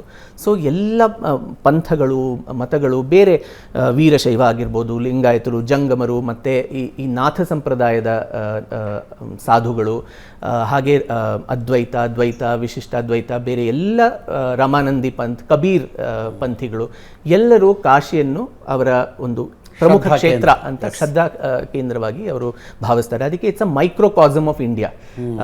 It's a smaller version of what Bharat is. So ಅದಕ್ಕೆ ಶತಮಾನಗಳಿಂದ ಅದು ನಮ್ಮ ಭಾರತೀಯರಲ್ಲಿ, ಸನಾತನಿಯಲ್ಲಿ ಅವರಿಗೆ ಒಂದು it's a place of great worship and importance ಅಂತ ಅವರು ಇಟ್ ವಾಸ್ ಎಸ್ಟಾಬ್ಲಿಷ್ಡ್. ಸೊ ನಾನು ಹೇಳ್ದಂಗೆ ಅಲ್ಲಿ ಕಾಶಿಯ ಮಧ್ಯದಲ್ಲಿ ವಿಶ್ವೇಶ್ವರನ ಒಂದು ಭವ್ಯ ಮಂದಿರ ಇತ್ತು. ಅದನ್ನು 7ನೇ ಶತಮಾನದಲ್ಲಿ ಹ್ಯುನ್ ಸಾಂಗ್ ಇವರೆಲ್ಲ ಬಂದು ಅದರ ವಿವರ ಹೇಳ್ತಾರೆ. ಇಷ್ಟು ದೊಡ್ಡ ಒಂದು ಮಂದಿರ ಇತ್ತು. ಅಲ್ಲಿ 100 ಅಡಿ ಎತ್ತರದ ಒಂದು ಮೂರ್ತಿ ಆಲ್ಮೋಸ್ಟ್ ಜೀವಂತವಾಗಿ ಇರುವಂಥ ಮೂರ್ತಿಯನ್ನು ನಾನು ಕಂಡೆ ಅಂತ ಹ್ಯುಯನ್ ಸಾಂಗ್ ಹೇಳ್ತಾರೆ. But at the same time ಅದೇ ನಗರಿಯ ಹೊರಗಡೆ ಬೌದ್ಧ ವಿಹಾರಗಳು, ಬೌದ್ಧ ಭಿಕ್ಷುಗಳು ಅಲ್ಲಿದ್ದರು, ಬುದ್ಧನ ದೊಡ್ಡ ದೊಡ್ಡ ಪ್ರತಿಮೆಗಳಿದ್ದು, ಅವು ಎಲ್ಲರೂ ಸಹಿಷ್ಣುತೆಯಿಂದ ಒಬ್ಬರನ್ನು ಆದರದಿಂದ ಇದ್ದರು ಅಂತಲೂ ಹ್ಯುಯನ್ ಸಾಂಗ್ ತಮ್ಮ ಅಕೌಂಟ್ಸ್ನಲ್ಲಿ ಹೇಳ್ತಾರೆ. ಕಾಶಿ ಮೇಲೆ ಮೊಟ್ಟ ಮೊದಲ ಅಟ್ಯಾಕ್ ಆಗಿದ್ದು 1194ನಲ್ಲಿ. ಕುತುಬುದ್ದೀನ್ ಐಬಕ್, ಮೊಹಮ್ಮದ್ ಘೋರಿಯ ಸೇನಾಪತಿಯಾಗಿದ್ದ, ಅವನು ಬಂದು ಕಾಶಿ ಮೇಲೆ ದಾಳಿ ಮಾಡ್ದ. ಆ ಸಮಕಾಲೀನ ಇತಿಹಾಸಕಾರನಾದ ಹಸನ್ ನಿಜಾಮಿ ಅವನು ತನ್ನ ಇದರಲ್ಲಿ ಬರಿತಾನೆ ದಾಖಲೆಯಲ್ಲಿ, ಆ ಒಂದೇ ಒಂದು ದಾಳಿಯಲ್ಲಿ ಕಾಶಿಯಲ್ಲಿ 1,000 ಮಂದಿರಗಳನ್ನು ಧ್ವಂಸ ಐಬಕ್ ಮಾಡ್ದ. ಅಲ್ಲಿದ್ದಿದ್ದ ಧನವನ್ನೆಲ್ಲ 18 ಒಂಟೆಗಳು ಮತ್ತು 300 ಆನೆಗಳ ಮೇಲೆ ಹಾಕಿಕೊಂಡು ಅವನು ವಾಪಸ್ ದಿಲ್ಲಿಗೆ ಹೋದ ಅಂತ ದಾಖಲೆ ಅದರಲ್ಲಿ ಇದೆ. ಸೊ ಇದಾದಮೇಲೆ ತಾವು ಹೇಳ್ದಂಗೆ ಈ ಪುಸ್ತಕದಲ್ಲಿ 2 ಪ್ಯಾರಲಲ್ ಟ್ರ್ಯಾಕ್ಸ್ ನಡೆಯುತ್ತೆ. ಒಂದು ಡಿಸ್ಟ್ರಕ್ಷನ್, ಧ್ವಂಸ, ನಾಶ, ಇದ್ರ ಬಗ್ಗೆ ಬರೆಯುವಾಗ, ಸಂಶೋಧನೆ ಮಾಡುವಾಗ, ನಿಮಗೆಲ್ಲ ಓದುವಾಗ ಮನಸ್ಸಿಗೆ ನೋವಾಗತ್ತೆ. ಈ ಥರ ಒಂದೊಂದು ದಾಳಿಯಲ್ಲಿ ಯಾವ ತರಹ ದುಷ್ಕೃತಿಗಳು ಅಲ್ಲಿ ನಡೀತು, ನಮ್ಮ ಧರ್ಮವನ್ನು ಹೇಗೆ ಅದನ್ನು ಧ್ವಂಸ ಮಾಡೋದಕ್ಕೆ ಪ್ರಯತ್ನಗಳು ನಡೆದು, ಅದರದ್ದು ಒಂದು ಟ್ರ್ಯಾಕ್ ಇದೆ. ಬಟ್ ಅದ್ರ ಜೊತೆ ಇರುವ ಪ್ಯಾರಲಲ್ ಟ್ರ್ಯಾಕ್ ಏನಿದೆ ಅದು ನಮಗೆ ಇವತ್ತು ಮಹತ್ವಪೂರ್ಣ. ಅದು ಆಶಾವಾದಿ ಒಂದು ಟ್ರ್ಯಾಕ್. ಇದೆಲ್ಲ ನಡೀತಾ ಇದ್ರೂ ಅಲ್ಲಿನ ಜನರು, ಆಸ್ತಿಕರು ಆ ಜಾಗವನ್ನು ಯಾವತ್ತೂ ಬಿಟ್ಟುಕೊಡಲೇ ಇಲ್ಲ. ಒಂದು ಮಂದಿರ ಧ್ವಂಸ ಆದಮೇಲೆ ತಕ್ಷಣವೇ ಅದರ ಪಕ್ಕದಲ್ಲಿ ಇನ್ನೊಂದು ಮಂದಿರ ಬಂದ್ಬಿಡೋದು, ಅದನ್ನು ನಾಶ ಮಾಡಿದ್ರೆ ಅದರ ಪಕ್ಕ ಇನ್ನೊಂದು ಮಂದಿರ. ಸೊ ಇದು ಎಷ್ಟು ಮಹತ್ವಪೂರ್ಣವಾದ ನಮ್ಮ ಕ್ಷೇತ್ರ, ಇದನ್ನು ನಾವು ಬಿಟ್ಟುಕೊಡೋದಿಲ್ಲ ಅನ್ನುವ ಇನ್ನೊಂದು ಟ್ರ್ಯಾಕ್ ಈ ಪುಸ್ತಕದಲ್ಲಿ 2 ಬರ್ತದೆ. ನಾನು ಎಲ್ಲೋ ಒಂದು ಕಡೆ ಓದ್ತಾ ಇದ್ದೆ, ಸೋಮನಾಥ ಮಂದಿರದ ಚಿತ್ರ ಹಾಕಿ ಬರೆದಿದ್ದು, ಭಾರತೀಯ ಸಂಸ್ಕೃತಿಯ ಶ್ರೇಷ್ಠತೆ ಏನು ಅಂದರೆ 17 ಸಲ ಕೆಡೋದಾಗ 18 ಸಲ ಕಟ್ಟೋದು ಅಂತ. 17 ಸಲ ಕೆಡವಿದಾಗ 18 ಸಲ ಕಟ್ಟುವುದೇ ಈ ಸಂಸ್ಕೃತಿ ಉಳ್ಕೊಳ್ಳೋದಕ್ಕೆ ಕಾರಣ ಅಂತ ಕೆಲವೊಂದಷ್ಟು ಪ್ರಶ್ನೆಗಳನ್ನು ತಗೊಳ್ಳೋಣ. ಎಸ್, ನಮಸ್ತೆ. ವಿನಾಯಕ್ ಅಂತ, ಒಂದು ಕಾಂಗ್ರೆಸ್ನ ರಾಜಕೀಯ ಪಕ್ಷದ ಕಾರ್ಯಕರ್ತ. ಈಗ ಪ್ರಶ್ನೆಗಿಂತ ಮುಂಚೆ ಒಂದು ಸಣ್ಣದೊಂದು ವಿಚಾರ. ಇತಿಹಾಸ ಅಂತ ಬಂದಾಗ ನಾನು ಅಂದರೆ ನನ್ನಂಥ ಕೋಟ್ಯಾಂತರ ಜನ ಭಾರತೀಯರು ಅಲ್ಪಜ್ಞಾನಿಗಳು. ನಿಮ್ಗಿರುವಂಥ ಇತಿಹಾಸದ ಜ್ಞಾನ, ನೀವು ಹೆಸರುಗಳನ್ನು ಹೇಳ್ತಿದ್ದೀರಿ, ನನಗೆ ಅನ್ನಿಸ್ತಿದೆ ಕೂತ್ಕೊಂಡು ನಾನು ವಾಪಸ್ ಗೂಗಲ್ ಮಾಡ್ಬೇಕು, ಅಷ್ಟೊಂದು ಸಿಕ್ತಿಲ್ಲ ಅಂತ ಹೆಸರುಗಳನ್ನು ಹೇಳ್ತಿದ್ದೀರಿ. ಇದು ಮೇನ್ ಸ್ಟ್ರೀಮ್ ಮೀಡಿಯಾ ಆಗಿದೆ, ಮುಖ್ಯವಾಹಿನಿ. ಇಲ್ಲಿ ಕೋಟ್ಯಾಂತರ ಜನ ನೋಡ್ತಿರ್ತಾರೆ. ನಾವು ಇತಿಹಾಸವನ್ನ ಅತ್ಯಂತ ಸರಳವಾಗಿ ಹೇಳಲಿಕ್ಕೆ ಸಾಧ್ಯವ ಅಂತ ಪ್ರಯತ್ನ ಮಾಡಬೇಕಾಗತ್ತೆ. ಜ್ಞಾನವಾಪಿ ವಿಚಾರದಲ್ಲಿ ನೀವು ಬುಕ್ಕನ್ನು ಬರೆದಿದ್ದೀರಿ, ಅದರ ಬಗ್ಗೆ ನನಗೊಂದು ಸಣ್ಣ ಅನುಮಾನ ಇದೆ. ಈಗ ಪರಿಹಾರ, ಈಗ ನೀವು ವಿಚಾರವನ್ನ ಪ್ರಸ್ತಾಪ ಇತಿಹಾಸವನ್ನ ಹೇಳ್ತಾ ಇದ್ದೀರಿ, ಹಾಗಾಯ್ತು ಹೀಗಾಯ್ತು ಅಂತ. ಪರಿಹಾರ ಏನಾದರೂ ಈಗೇನು ಚರ್ಚೆ ನಡೀತಿದೆ, ಕೋರ್ಟಲ್ಲಿ ನಡೀತಿದೆ, ಅದನ್ನು ಬಿಟ್ಟು ವಿಭಿನ್ನ ದೃಷ್ಟಿಕೋನದಲ್ಲಿ, ಈಗ ಉದಾಹರಣೆಗೆ ಕರ್ನಾಟಕ ಹಾಗೂ ತಮಿಳುನಾಡಿನ ನಡುವೆ ಒಂದು ಕಾವೇರಿ ವಿಚಾರ ನಡೀತಿದೆ ಅನ್ಕೊಳ್ಳೋಣ, ಅಲ್ಲೊಂದು ಡ್ಯಾಮ್ ವಿಚಾರ ನಡೀತಿದೆ, ಮೇಕೆದಾಟು ಅಂತ. ಈಗ ನಾವು ಈ ದೃಷ್ಟಿಕೋನದಲ್ಲಿ ನೋಡ್ತಿದ್ದೀವಿ, ಅಲ್ಲಿನ ರೈತರು ವಿಭಿನ್ನ ದೃಷ್ಟಿಕೋನದಿಂದ ಒಂದು ಹೊಸ ವಿಚಾರವನ್ನು ತಂದಿದ್ದಾರೆ, ಡ್ಯಾಮನ್ನು ಇನ್ನೊಂದು ಕಡೆ ಕಟ್ಬೋದಾ ಅಂತ. ಆ ರೀತಿ ಈಗ ನೀವು ಮಾತಾಡ್ತಾ ಈಗಲೇ ಹೇಳಿದ್ರಿ 17 ಸರಿ ಕೆಡವಿದ್ರು 18ನೇ ಸರಿ ಕಟ್ಲಿಕ್ಕಾಯ್ತು ನಮ್ಮಿಂದ ಅಂತ. ಬರೀ ಇತಿಹಾಸದ ಚರ್ಚೆ ಮಾತ್ರ ನಡೆದಿದೆಯಾ? ಪರಿಹಾರ, ವಿಭಿನ್ನ ದೃಷ್ಟಿಕೋನದ ಪರಿಹಾರ ಏನಾದರೂ ಅದರಲ್ಲಿ ಏನಾದರೂ ಉಲ್ಲೇಖ ಆಗಿದೆಯಾ ಅಂತ ನನ್ನ ಪ್ರಶ್ನೆ. ನೋಡಿ, ಪರಿಹಾರ ಮಾಡೋದಕ್ಕೆ ಫಸ್ಟು ಯಾವುದ್ರ ಬಗ್ಗೆ ವಿವಾದ ಆಗ್ತಾ ಇದೆ ಅದನ್ನು ನಾವು ತಿಳ್ಕೊಬೇಕಾಗುತ್ತೆ ಮೊದಲನೇದಾಗಿ. ಆಮೇಲೆ ಅದರ ಇತಿಹಾಸ ಏನು, ಅದರ ಅರಿವು ಇರಬೇಕು. ಆಮೇಲೆ ನಾವು ಅದಕ್ಕೆ ಸಲ್ಯೂಷನ್ ಏನು ಸಿಗತ್ತೆ, ಎಲ್ಲ ಪಕ್ಷಗಳಿಗೂ ಸರಿ ಹೋಗುವಂಥ ಒಂದು ಸಲ್ಯೂಷನ್ನ ವಿ ಶುಡ್ ಫೈಂಡ್ ಔಟ್.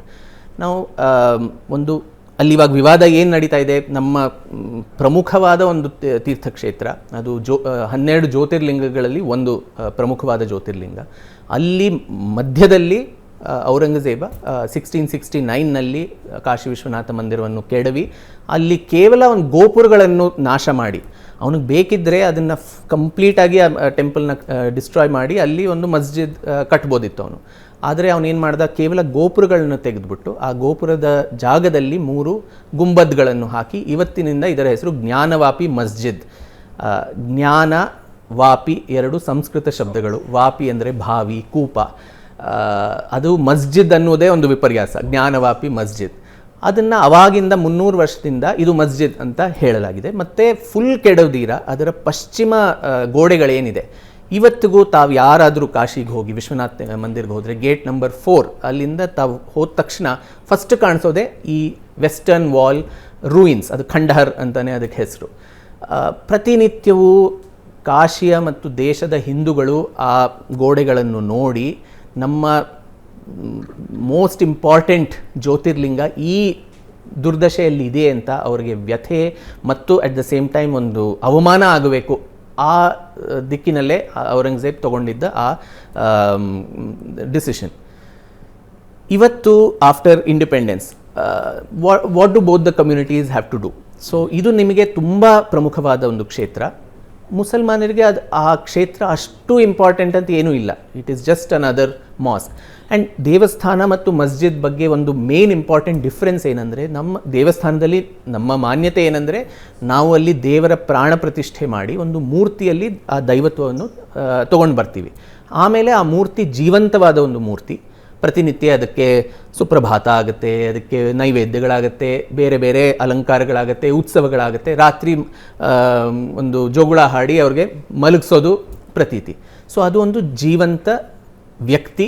ಆ ಮಂದಿರ ನಮ್ಮ ಮನೆಯಲ್ಲ, ಆ ದೇವನ ಮನೆ, ದೇವ ಆಲಯ ಅದು. ಸೊ ಆ ಥರ ನಮ್ಮ ಹಿಂದೂಗಳ ಪ್ರತೀತಿ. ಹಾಗಿರುವಾಗ ಅಲ್ಲಿ ಹೋಗಿ ನಾವು ಮೂರ್ತಿಯನ್ನು ಕೆಡವಿಬಿಟ್ರೆ ಆ ದೈವತ್ವ ಇನ್ನೂ ಅಲ್ಲೇ ಉಳಿದಿದೆ ಅನ್ನೋದು ಪ್ರತೀತಿ. ನಾವು ಇವಾಗ ಗಣೇಶ ಹಬ್ಬ ಬರುತ್ತೆ ನಾಳೆ. 10 ದಿನ ಗಣೇಶನ ಇಟ್ಕೋತೀವಿ. ವಿಧಿವತ್ತಾಗಿ ಮಂತ್ರೋಕ್ತವಾಗಿ ಅದರ ವಿಸರ್ಜನೆ ಮಾಡಬೇಕು. ದುರ್ಗಾ ಪೂಜೆ ಆದಮೇಲೂ ದುರ್ಗೆಯನ್ನು ನದಿಯಲ್ಲಿ ಹಾಕ್ತಾರೆ, ಅದರ ವಿಧಿವತ್ತಾದ ವಿಸರ್ಜನೆ ಆಗಬೇಕು. ಇಲ್ಲಿ ಅದನ್ನು ಕೆಡವಿಬಿಟ್ರೆ ಆ ದೈವತ್ವ ಇನ್ನೂ ಅಲ್ಲೇ ಇರುತ್ತದೆ. ಅದಕ್ಕೆ ಅದರ ಹತ್ತಿರವಾಗಿ ಇನ್ನೊಂದು ಮಂದಿರ ಸೃಷ್ಟಿ ಆಗಲ್ಪಟ್ಟವು. ಪಕ್ಕದಲ್ಲಿ ಪ್ರಾಣತತ್ವ ಪ್ರತಿಷ್ಠಾಪನೆ ಆಗಿ ಮತ್ತೊಂದು ದೇವಸ್ಥಾನ ಆಗಿದೆಯಲ್ಲ, ಅದ್ರ ಬಗ್ಗೆ ನನಗೆ ಅನುಮಾನ ಬಂತು. ಅದು ಇದು ದೊಡ್ಡ ಕೆಡವಿಲ್ಲ ಇತಿಹಾಸ. ಸರಿ, ಬಟ್ ಆಲ್ರೆಡಿ ಇಲ್ಲಿ ಮತ್ತೊಂದು ದೇವಸ್ಥಾನ ಅದು ದೊಡ್ಡ ಪ್ರಾಣ ಇತಿಹಾಸ, ಪ್ರತಿಷ್ಠಾಪನೆ ಅದನ್ನ ಆಗಿದೆ ಅಂತ ಉಲ್ಲೇಖ ಮಾಡ್ತೀನಿ. ಬಟ್ ನೀವು ಹೇಳಿದ ಪರಿಹಾರ ಅಂತ ಏನು ಹೇಳಿದ್ರಿ, ಸೊ ಎರಡೂ ಸಮುದಾಯಗಳು ಇದನ್ನು ನಾವು ಜ್ಞಾಪಕ ಇಟ್ಕೋಬೇಕು. ಆಸ್ತಿಕರ ಒಂದು ಮನೋಭಾವ, ಅದು ನೀವು ಇಲ್ಲಿ ಹೇಗೆ ಇದನ್ನ ಪ್ರೂವ್ ಮಾಡಿ ಅಂತ ಹೇಳಿದ್ರೆ ಡಿಫರೆಂಟ್ ಡಿಬೇಟ್ ಅಂತ. ಹೌದು, ವಿ ಕೆನಾಟ್ ಪ್ರೂವ್ ದಟ್. ನಂದೊಂದು ಸ್ಟ್ರಾಂಗ್ ಬಿಲೀಫ್ ಏನಂದ್ರೆ, ಯಾವ ನಂಬಿಕೆಗಳಿಂದ ಯಾವ ಶ್ರದ್ಧೆಗಳಿಂದ ಯಾರಿಗೂ ಏನು ನುಕ್ಸಾನಿಲ್ಲ, ಒನ್ಯಾಕೆ ಪ್ರಶ್ನೆ ಮಾಡ್ತೀರಿ? ಹೌದು. ನಿರುಪದ್ರವಿ ಶ್ರದ್ಧೆಗಳು ಅಂತ ಕೆಲವೊಂದಿರ್ತವೆ. ಆ ನಿರುಪದ್ರವಿ ಶ್ರದ್ಧೆಗಳನ್ನು ಇಟ್ಕೊಂಡಿದ್ರೆ ಯಾರಿಗೂ ಏನೂ ಲಾಸ್ ಇಲ್ಲ. ಅದು ಆ ಶ್ರದ್ಧೆ ಇಟ್ಕೊಳ್ಳೋದಕ್ಕೆ ಅವನಿಗೆ ಬಿಡಿ ಅಂತ. ಆದರೆ ಇನ್ನೊಬ್ಬರಿಗೆ ಉಪದ್ರವ ಆಗ್ತಿದ್ರೆ ಲೆಟಸ್ ಕ್ವಶನ್, ಇಡೀ ಸೊಸೈಟಿ ನಿಂತ್ಕೊಂಡು ಪ್ರಶ್ನೆ ಮಾಡಬಹುದು ಅಂತ. ಇಲ್ಲಿ ಮಸೀದಿಗಳು ಇಸ್ಲಾಮಿಕ್ ರಾಷ್ಟ್ರದಲ್ಲಿ, ಒಂದು ಸೌದಿ ಅರೇಬಿಯಾ ಆಗಿರ್ಬೋದು, ಮಿಡ್ಲ್ ಈಸ್ಟ್ ಆಗಿರ್ಬೋದು, ಒಂದು ರೈಲ್ವೆ ಲೈನ್ ಹಾಕಬೇಕು ಅಥವಾ ರಸ್ತೆಯನ್ನು ದೊಡ್ಡದಾಗಿ ಮಾಡಬೇಕು ಅಂದರೆ ಮಸೀದಿನೂ ಒಂದು ಕಡೆಯಿಂದ ಇನ್ನೊಂದು ಕಡೆ they will shift it. Because ಅಲ್ಲಿ ಪ್ರಾಣ ಪ್ರತಿಷ್ಠೆ, ಮೂರ್ತಿ ಇದೆಲ್ಲ ಏನೂ ಇಲ್ಲ. ಎಲ್ಲರೂ ಸೇರಿ ಒಂದು ಕಡೆ ನಮಾಜ್ ಮಾಡುವ ಒಂದು ಜಾಗ. ಅದು ಎಲ್ಲಾದರೂ ಮಾಡ್ಬೋದು. ಅಲ್ಲೇ ಕಾಶಿ ವಿಶ್ವನಾಥ್ ಮಂದಿರದೊಳಗೆ ಮಾಡಬೇಕು ಅಂತ ಏನೂ ಇಲ್ಲ. ಸ್ವಲ್ಪ ದೂರ ಅದನ್ನು ಇನ್ನೂ ದೊಡ್ಡದಾಗಿ, ಇವಾಗ ಅಯೋಧ್ಯೆಯಲ್ಲಿ ಏನು ತೀರ್ಪು ಬಂತು, ಆ ಜಾಗವನ್ನು ನೀವು ಬಿಟ್ಕೊಟ್ಬಿಡಿ, ಅದಕ್ಕಿಂತ ದೂರ ಅದಕ್ಕಿಂತ ದೊಡ್ಡದಾದ ಒಂದು ಜಾಗ ನಿಮ್ಗೆ ಕೊಡ್ತೀವಿ, ಅಲ್ಲಿ ನೀವು ಇನ್ನೂ ದೊಡ್ಡದಾದ ಭವ್ಯವಾದ ಒಂದು ಮಸ್ಜಿದ್ ಕಟ್ಕೊಳ್ಳಿ ಅಂತ. ಸೊ ಎರಡೂ ಸಮುದಾಯಗಳು ಆ ಒಂದು ಔಟ್ಸೈಡ್ ಕೋರ್ಟ್ನಲ್ಲಿ ಇದೆಲ್ಲ ನಡೀತಾನೆ ಇರುತ್ತೆ. ಬಟ್ ಭ್ರಾತೃತ್ವ, ಸಾಮಾಜಿಕ ಸಮರಸತೆ ಇದೆಲ್ಲ ಬೇಕು ಅಂದರೆ ಇದು ಒನ್ ಸೈಡೆಡ್ ಇದು ಆಗೋಕ್ಕಾಗಲ್ಲ. ಎರಡೂ ಸಮುದಾಯಗಳು ಬಂದು ಗಿವ್ ಆ್ಯಂಡ್ ಟೇಕ್ ಇರಬೇಕು, ಆವಾಗಲೇ ಪರಿಹಾರ ಸಾಧ್ಯ. ಅಯೋಧ್ಯೆಯಲ್ಲಿ ರಾಮ ಮಂದಿರ ಇರಲಿಲ್ಲ, ಕಾಶಿಯಲ್ಲಿ ದೇವಸ್ಥಾನ ಇದೆ, ವ್ಯತ್ಯಾಸ ಇದೆ ಅಂತ ನಾನು ಅನ್ಕೊಂಡೆ. ಅಲ್ಲಿ ಯಾವಾಗಲೂ ಕೇಳಿದ್ದೇನೆಂದ್ರೆ, ವೇರ್ ಇಸ್ ದ ಎವಿಡೆನ್ಸ್, ಎಲ್ಲಿ ಅಲ್ಲಿ ಮಂದಿರ ಇತ್ತು ಅಂತ ಏನು ನಿಮಗೆ ಪ್ರೂಫ್ ಇದೆ ಅಂತ. ಇಲ್ಲಿ ನಾವು ಆರ್ಕಿಯಾಲಜಿಕಲ್ ಸರ್ವೆ ಆಫ್ ಇಂಡಿಯಾ ಇಂದ ಇವಾಗ ರಿಪೋರ್ಟ್ ಬಂದಿದೆ. ರಿಪೋರ್ಟಿನ ಕೆಲವು ಭಾಗಗಳು ಅಪೆಂಡಿಕ್ಸ್ನಲ್ಲೂ ಹಾಕಿದ್ದೀನಿ. 800 ಪೇಜಿನ ರಿಪೋರ್ಟ್.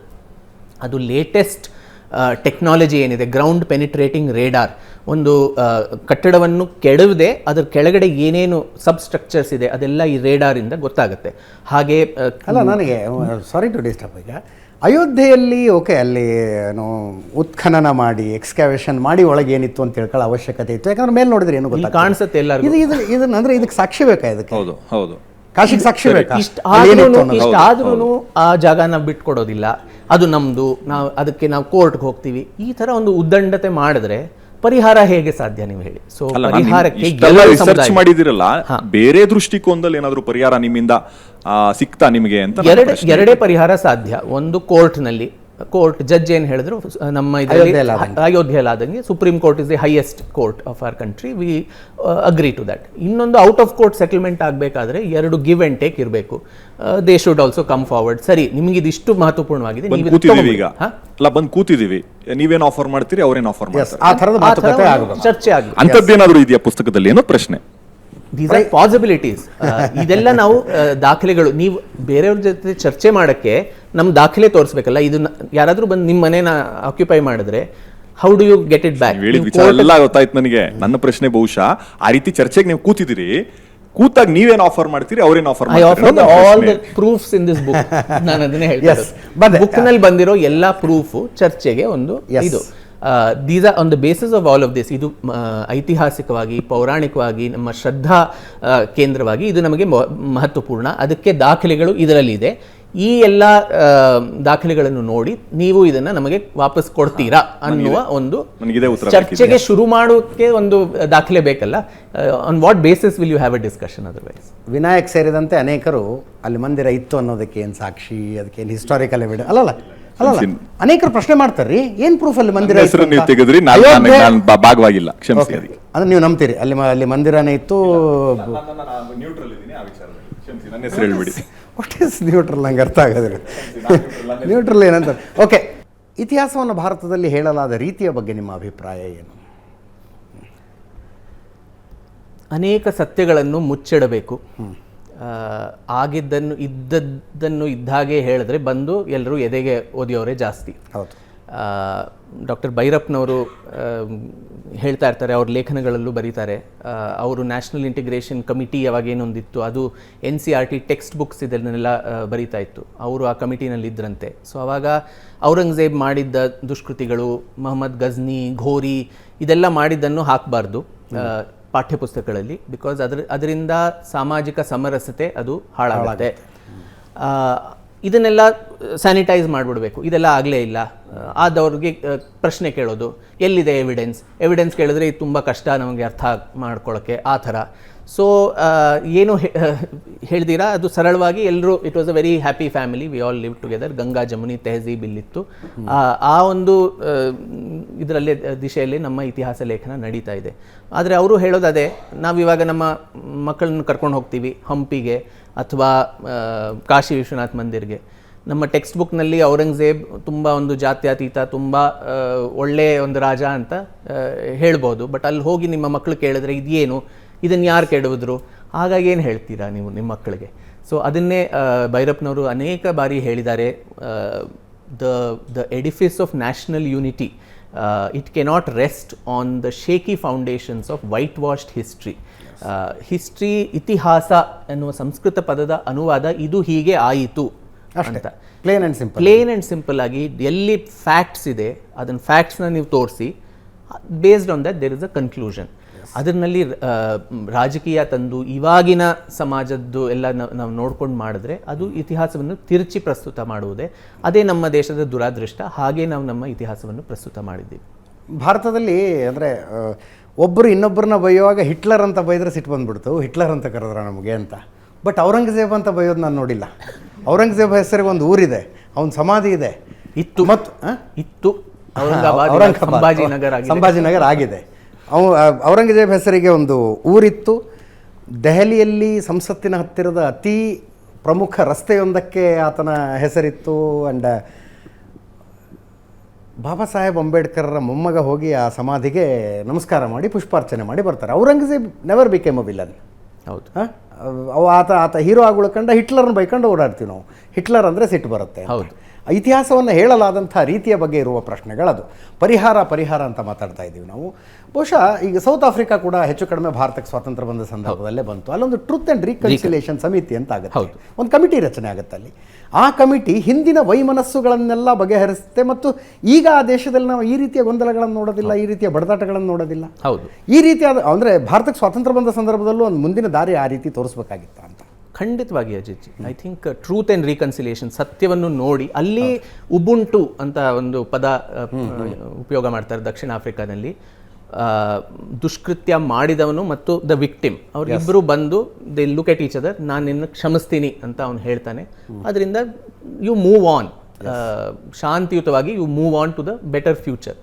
ಇಲ್ಲಿ ಪ್ರಾಬ್ಲಮ್ ಅಫ್ಕೋರ್ಸ್ ದುಷ್ಕೃತ್ಯ ಮಾಡಿದವರು ಅದನ್ನು ಸಹಿಸಿದವರು ಎಲ್ಲರೂ ಸತ್ತೋಗಿದ್ದಾರೆ, but there is an intergenerational memory, trauma ಇದೆ ಅಲ್ಲಿ. ಈ ಥರ ಆಯಿತು ಅನ್ನುವ ಒಂದು ಮೆಮರಿ ನಮಗೆ ಬರುತ್ತೆ. So nobody says sorry to anybody. And ಇನ್ನೊಂದು ಪ್ರಮುಖವಾದ ಒಂದು ವಿಷಯ ಏನಂದರೆ, ಇಂದಿನ ಸಮುದಾಯಗಳು, ಇಂದಿನ ಮುಸಲ್ಮಾನರಾಗಲಿ ಬೇರೆ ಸಮುದಾಯ ಆಗಲಿ, ಪೂರ್ವಜರು ಯಾರೋ ಗಜ್ನಿ, ಘೋರಿ ಅವರೆಲ್ಲ ಇವ್ರ ಪೂರ್ವಜರು ಫಸ್ಟ್ ಆಫ್ ಆಲ್ ಅಲ್ಲ, ಇವರೆಲ್ಲರೂ ಕನ್ವರ್ಟ್ ಆಗಿ ಬಂದ ಸಮುದಾಯಗಳೇ. ಸೊ ಗಜ್ನಿ, ಘೋರಿ, ಟಿಪ್ಪು ಸುಲ್ತಾನ್, ಔರಂಗಜೇಬ್ ಇವರೆಲ್ಲರ ದುಷ್ಕೃತ್ಯಗಳಿಗೆ ಇವರು ಹೊಣೆಗಾರರಲ್ಲ. Not answerable. ದಟ್ ರೆಸ್ಪಾನ್ಸಿಬಿಲಿಟಿ, ಆ ಜವಾಬ್ದಾರಿ ಅವ್ರ ಮೇಲೆ ಹಾಕೋದು ತುಂಬ ತಪ್ಪು. ಅದು ಒಂದು ವಿಷಯ. But the reverse also is true. ಇಂದಿನ ಸಮುದಾಯಗಳು ಇಂಥ ಬಾರ್ಬೇರಿಯನ್ಸ್, ಇನ್ವೇಡರ್ಸ್, ದುಷ್ಕೃತ್ಯ ಮಾಡಿದವರು ಅವ್ರನ್ನ ತಮ್ಮ ಹೀರೋ ವರ್ಷಿಪ್ ಅವ್ರಿಗೆ ಯಾಕೆ ಮಾಡಬೇಕು? ಅವ್ರಿಗೂ ಏನು ಸಂಬಂಧ? ಇವತ್ತಿನ ಸಮುದಾಯಗಳಿಗೂ ಔರಂಗಜೇಬ್ಗೆ ನೀವು ಹೇಳಿದ್ರಿ ಅವ್ರ ಸಮಾಧಿಗೆ ಹೋಗಿ ಪುಷ್ಪ ಇದು ಹಾಕ್ಬಿಟ್ಟು ಬರ್ತಾರೆ ಅಂತ. So that hero worship of a barbarian, of an invader, ಅದನ್ನು ಯಾವತ್ತವರೆಗೂ ಮಾಡ್ತಾ ಇರ್ತಾರೋ ಜನ they will keep finding similarities between ಇವತ್ತಿನ ಕಮ್ಯುನಿಟೀಸ್ ಮತ್ತು ಈ ಹಿಂದಿನ ಕಾಲದ ಈ ಶಿವಮೊಗ್ಗದಲ್ಲಿ ಈದ್ ಮಿಲಾದ್ ನಡೆದ್ರೆ ಔರಂಗಜೇಬ ದ್ವಾರ ಮಾಡಿದಾಗ ಸಹಜವಾಗಿ ಹಳೆಯ ನೋವುಗಳು ಹೊರಗೆ ಬರ್ತವೆ ಅಂತ. ಎಸ್ ಸರ್, ಶಾಜಿಲ್ ಅಹಮದ್ ಅಂತ. ಸ್ವಾತಂತ್ರ್ಯ ಬಂದು ಒಂದು 77 ಇಯರ್ಸ್ ಆಗಿದೆ ದೇಶಕ್ಕೆ. ಇನ್ನು ನಾವು ಮಂದಿರ್, ಮಸ್ಜಿದ್, ರಿಸರ್ವೇಷನ್, ಕ್ಯಾಟಗರಿ, ಕಲ್ಚರಲ್ ಹೇಟ್, ಇದು ದಾಟಿ ಮುಂದೆ ಹೆಂಗೆ ಹೋಗಬೇಕು? What is the future? ಇವಾಗ 100 ಇಯರ್ಸ್ ಆಫ್ ಇಂಡಿಪೆಂಡೆನ್ಸ್ ಬಂದಾಗ what will be the future of Indian youths? ಈ ಹೇಟ್ರೆಡ್ ಇಟ್ಕೊಂಡು ಹೋದ್ರೆ, ಇವಾಗ ಹೇಳಿದ್ರಿ ನೀವು ಕಮ್ಯುನಲ್ ಹೇಟು ಬರಿದೆ, ತಲೆಯಲ್ಲಿದೆ, ಇದು ಕಂಟಿನ್ಯೂ ಜನರೇಷನಲ್ ಟ್ರಾಮಾ ಇದೆ. ಇದು ಪ್ರೆಸೆಂಟ್ ಇನ್ನೂ ಪುಟ್ ಫಾರ್ವರ್ಡ್ ಆಗ್ತಿದೆ. How to come out of it? ಹೆಂಗೆ, ಏನು ಸೊಲ್ಯೂಷನ್ ಇದಕ್ಕೆ ಅಂತ I think you are the right person to advise. ಅಲ್ಲ, ನಿಮಗೆ ಚರ್ಚೆಗಳೇ ಆಗೋದು ಬೇಡ ಅಂತ. ಯಾಕೆ ಮಂದಿರ ಮಸೀದಿ ಯಾಕೆ ಚರ್ಚೆ? ಅಲ್ಲ, ಚರ್ಚೆ ಅಂತಲ್ಲ sir, we have to come forward. ಅದೇ ದಟ್ಸ್ ವಾಟ್, ಅಲ್ಲಿ ಬಿಟ್ಟು ಮುಂದೆ ಹೋಗೋಣ ಅಂತ. ಕೋರ್ಟ್ ನಡೀತಿದೆ ಸರ್, ಅದೇ ಟಾಪಿಕ್ ಹಿಡ್ಕೊಂಡು ಲೆಟ್ಸ್ ಟಾಕ್ ಅಬೌಟ್ ಡೆವಲಪ್ಮೆಂಟ್ ಅಂತ ಹೇಳ್ತೀನಿ ನಾನು. ಇದೆಲ್ಲ ಇಟ್ಸ್ ನಾಟ್ ಮ್ಯೂಚುವಲಿ ಎಕ್ಸ್ಕ್ಲೂಸಿವ್. ಅದು ಒಂದು ಕಡೆ ಡೆವಲಪ್ಮೆಂಟ್ ಆಗೋವರೆಗೂ ನಾವು ಇದು ಯಾವುದು ಮಾತಾಡೋದು ಬೇಡ. ಡೆವಲಪ್ಮೆಂಟ್ ಯಾವಾಗ ಆಗತ್ತೆ, ಪ್ರತಿಯೊಬ್ಬ ಭಾರತೀಯನು he is rich and famous and everything, ಅಲ್ಲಿವರೆಗೂ ನಾವು ಇದ್ರ ಬಗ್ಗೆ ಎಲ್ಲ ಮಾತಾಡೋದು ಬೇಡ. ಇದೆಲ್ಲ ಆಗಲೇ ಇಲ್ಲ ಅಂತ ಇದನ್ನ ಮುಚ್ಚುಮರೆ ಮಾಡ್ಬಿಡೋಣ. ಹೇಳೇ ಇಲ್ಲ ಸರ್ ನಾನು. That is not my statement. No, let us talk about development. ಅಂದ್ರೆ you can talk about development and that is ಅದೇ ಹೇಳಕ್ ಬರ್ತಿರೋದು ನಾನು. ಇದು ನನ್ನ ವಿಷಯ ಹಿಸ್ಟ್ರಿ. ಸೊ ನಾನು ಇದ್ರ ಬಗ್ಗೆ ಮಾತಾಡ್ತೀನಿ, ನೀವು ಡೆವಲಪ್ಮೆಂಟ್ ಎಕಾನಮಿಸ್ಟ್ ನ ಕರ್ಕೊಂಡು ಬನ್ನಿ, ಅವ್ರು ಡೆವಲಪ್ಮೆಂಟ್ ಬಗ್ಗೆ ನಿಮಗೆ ಅಲ್ಲ ಸರ್, ಪಾಸ್ಟ್ ಹಿಸ್ಟ್ರಿ ಉಳ್ಕೊಂಡ್ಬಿಟ್ಟು ನಿಮ್ಮ ಕ್ವಶನ್ ಕೇಳ್ತೇನೆ. ಇವತ್ತಿನ ಕಾಲಕ್ಕೆ ಇದು ರೆಲೆವೆಂಟಾ ಅಂತ ಅವರ ಪ್ರಶ್ನೆ. ಮಂದಿರ, ಮಸೀದಿ ಅವಾಗ ಹಂಗಾಗಿತ್ತು, ಅವಾಗ ಹಿಂಗಾಗಿತ್ತು, ಈಗ ಯಾಕೆ ರೆಲೆವೆಂಟ್ ಅದು ಅಂತ. Country that doesn't know it's past, ಅದಕ್ಕೊಂದು ಫ್ಯೂಚರ್ ಇಲ್ಲ. ಭವಿಷ್ಯ ನಿಮ್ಮ ಸುದೃಢ ಮಾಡಿಸ್ಬೇಕು, ಇಟ್ ಶುಡ್ ಬಿ ಪ್ರಾಸ್ಪರಸ್ ಅಂತ ಹೇಳಿದ್ರೆ ನಿಮ್ಮ ಇತಿಹಾಸ, ನೀವು ಎಲ್ಲಿಂದ ಬಂದ್ರಿ, ನಾವು ಏನು ತಪ್ಪುಗಳನ್ನ ಮಾಡಿದ್ವಿ ಹಿಂದೆ, ಮತ್ತು ಅದನ್ನು ಹೇಗೆ ಅದರ ಪುನರಾವೃತ್ತಿ ಆಗಬಾರದು. That is also very important lesson ಇತಿಹಾಸ ನಮ್ಗೆ ಹೇಳ್ಕೊಡೋದು. ಜೊತೆಗೆ ನಮ್ಮ ಪೂರ್ವಜರು ಯಾವ ಏನು ಒಂದು ಒಳ್ಳೆ ಕೆಲಸ ಮಾಡಿದ್ರು ಅದಕ್ಕೆ ನಾವು ನಿಜವಾಗಿ ಒಂದು ಹೆಮ್ಮೆ ಪಡ್ಬೋದು. ನಮ್ಮ ಇತಿಹಾಸದಲ್ಲಿ ನೀವು ನೋಡಿದ್ರೆ ಒಂದು ಸುರಿಮಳೆ ಕೇವಲ ನಾವು ಯಾವ್ಯಾವ ಯುದ್ಧನ ಸೋತ್ವಿ, ಅರಬ್ ಇನ್ವೇಷನ್ ಆಗಿರ್ಬೋದು, battle of Buxar, battle of Plassey, Panipat, battle of Tarain, Anglo Mysore war, Anglo Sikh war, Anglo Maratha war, ಇದು ಎಲ್ಲದರಲ್ಲೂ ಭಾರತ ಮತ್ತು ಭಾರತೀಯರು ಸೋತ ಒಂದು ಇತಿಹಾಸ ನಮಗೆ ಹೇಳ್ತಾರೆ. ಇವತ್ತು ನಾವು ಓನ್ಲಿ ಪ್ರೀ ಬ್ರಾನ್ಸ್ ಏಜ್ ಇರೋ ಸಿವಿಲೈಸೇಷನ್ ಇನ್ನೂ ಬದುಕಿರೋದು. ಗ್ರೀಸ್, ರೋಮ್ ಇವೆಲ್ಲ ನಾಶ ಆದಮೇಲೆ ನಾವೇ ಭಾರತ ಅವಾಗಿಂದ ಇನ್ನೂ ಜೀವಂತವಾಗಿ ಉಳ್ಕೊಂಡಿರೋದು. ಒಂದೆರಡು ಯುದ್ಧ ನಮ್ಮ ಪೂರ್ವಜರು ಪಾಪ ಅವರು ಗೆದ್ದಿರ್ಬೇಕಲ್ವ, ಆ ನಾಯಕರು, ಆ ಗೆಲುವುಗಳು, ಅದರ ಇತಿಹಾಸ ಯಾಕೆ ನಮಗೆ ಹೇಳೋದಿಲ್ಲ? ಸೊ ಬ್ರಿಟಿಷರು ಈ ಒಂದು ನಮ್ಮಲ್ಲಿ ಒಂದು ಹೀನ ಭಾವ, ನೀವು ಯುವರ್ ನೇಷನ್ ಆಫ್ ಲೂಸರ್ಸ್, ನಿಮ್ಗೆ ಏನು ಮಾಡೋಕ್ಕೆ ನಿಮ್ಗೆ ಯೋಗ್ಯತೆ ಇಲ್ಲ. ನಿಮ್ಮ ಮೋಸ್ಟ್ ಏನ್ಷಂಟ್ ಪೂರ್ವಜರೇನಿದ್ರು ಆರ್ಯನ್ಸ್, ಅವರು ಹೊರಗಡೆಯಿಂದ ಬಂದು ನಿಮ್ಮನ್ನು ಆಳ್ವಿಕೆ ಕೊಟ್ಟರು. ನಿಮಗೆ ವಿದ್ಯಾಭ್ಯಾಸ ಆಗಲಿ, ಸಂಸ್ಕೃತಿ, ನಿಮ್ಮ ಆಳ್ವಿಕೆ, ಇದನ್ನೆಲ್ಲ ಹೊರಗೆಯಿಂದ ಬಂದವರೇ ನಿಮಗೆ ಹೇಳ್ಕೊಡೋದು. ನಿಮಗೆ ಮಾಡೋಕ್ಕೆ ಯೋಗ್ಯತೆ ಇಲ್ಲ ಅಂತ ಅದು that was the whole intention of history writing. And ನಾವು ಬ್ರಿಟಿಷ್ ಬಂದಿರೋದು ಅದು ಇಟ್ಸ್ ಸಾಫ್ಟ್ವೇರ್ ಅಪ್ಡೇಟ್, ಅದು 1.0 ಇದು 2.0, ನಾವು ಬಂದಿದ್ದೀವಿ ಇದು ನಿಮ್ಮ ಕರ್ಮ, ನಾವೆಲ್ಲ ನಮ್ಮ ಕರ್ಮ ಇದು ಹಿಂಗೆ ಇರೋದು ಅಂತ ನಾವು ಒಪ್ಕೋತೀವಿ. ಸೊ ಅದು ಆಳವಾಗಿ ನಮ್ಮ ಮನಸ್ಸಿನಲ್ಲಿ it was dinned into our heads. And ನೀವು ಹೇಳಿದ್ರಿ ಇತಿಹಾಸ ಯಾಕೆ ರೆಲೆವೆಂಟ್ ಅಂತ. If you do not have any sense of self confidence, ಒಂದು ಆತ್ಮವಿಶ್ವಾಸ ಇಲ್ಲ, we are a nation of losers ಅಂತ ನಮಗೆ ಹೇಳಿಬಿಟ್ಟ ಮೇಲೆ how are you going to look for a better future? First ನಮ್ಮ ಏನು ತಪ್ಪುಗಳಾಯಿತು ಅದನ್ನು ಹೇಗೆ ತಿದ್ದುಕೊಳ್ಳೋದು, ಅದರ ಪುನರಾವೃತ್ತಿ ಯಾಕೆ ಆಗಬಾರ್ದು, ಅದೊಂದು ವಿಷಯ. Secondly this genuine sense of pride, ಅದು ಮೀರಾ ಭಾರತ್ ಮಹಾನ್, ಹಳೇದೆಲ್ಲ ಒಳ್ಳೆಯದು ಇವಾಗ ಎಲ್ಲ ಕೆಟ್ಟದ್ದು ಆ ಥರ ಅಲ್ಲ. But what are the things of the past, ಅದಕ್ಕೆ ನಾವೊಂದು ಜೆನ್ಯೂನ್ ಸೆನ್ಸ್ ಆಫ್ ಪ್ರೈಡ್, ಒಂದು ಹೆಮ್ಮೆ ಪಡ್ಕೊಳ್ಳೋದಕ್ಕೆ ದೇರ್ ಆಲ್ಸೋ ಇತಿಹಾಸ ಅದರ ಒಂದು ರೋಲ್ ಏನಿದೆ ಅದು it becomes very very important. Shajil, ಇತಿಹಾಸ ಗೊತ್ತಿಲ್ಲದ ದೇಶಕ್ಕೆ ಭವಿಷ್ಯನೂ ಗೊತ್ತಿರೋದಿಲ್ಲ. ಸರ್ ಖಂಡಿತ ಆ ಕಾರಣಕ್ಕೆ ಇತಿಹಾಸ ಗೊತ್ತಿರಬೇಕು. ಅಲ್ಲ, ನನ್ನ ಪ್ರಶ್ನೆ ಇದ್ದಿದ್ದು ಮುಂದೆ ರಿಸರ್ವೇಷನ್, ಹೇಟ್ರೆಡ್ ಇದ್ರದ್ದು ಹೆಂಗೆ? Reservation is all together different thing.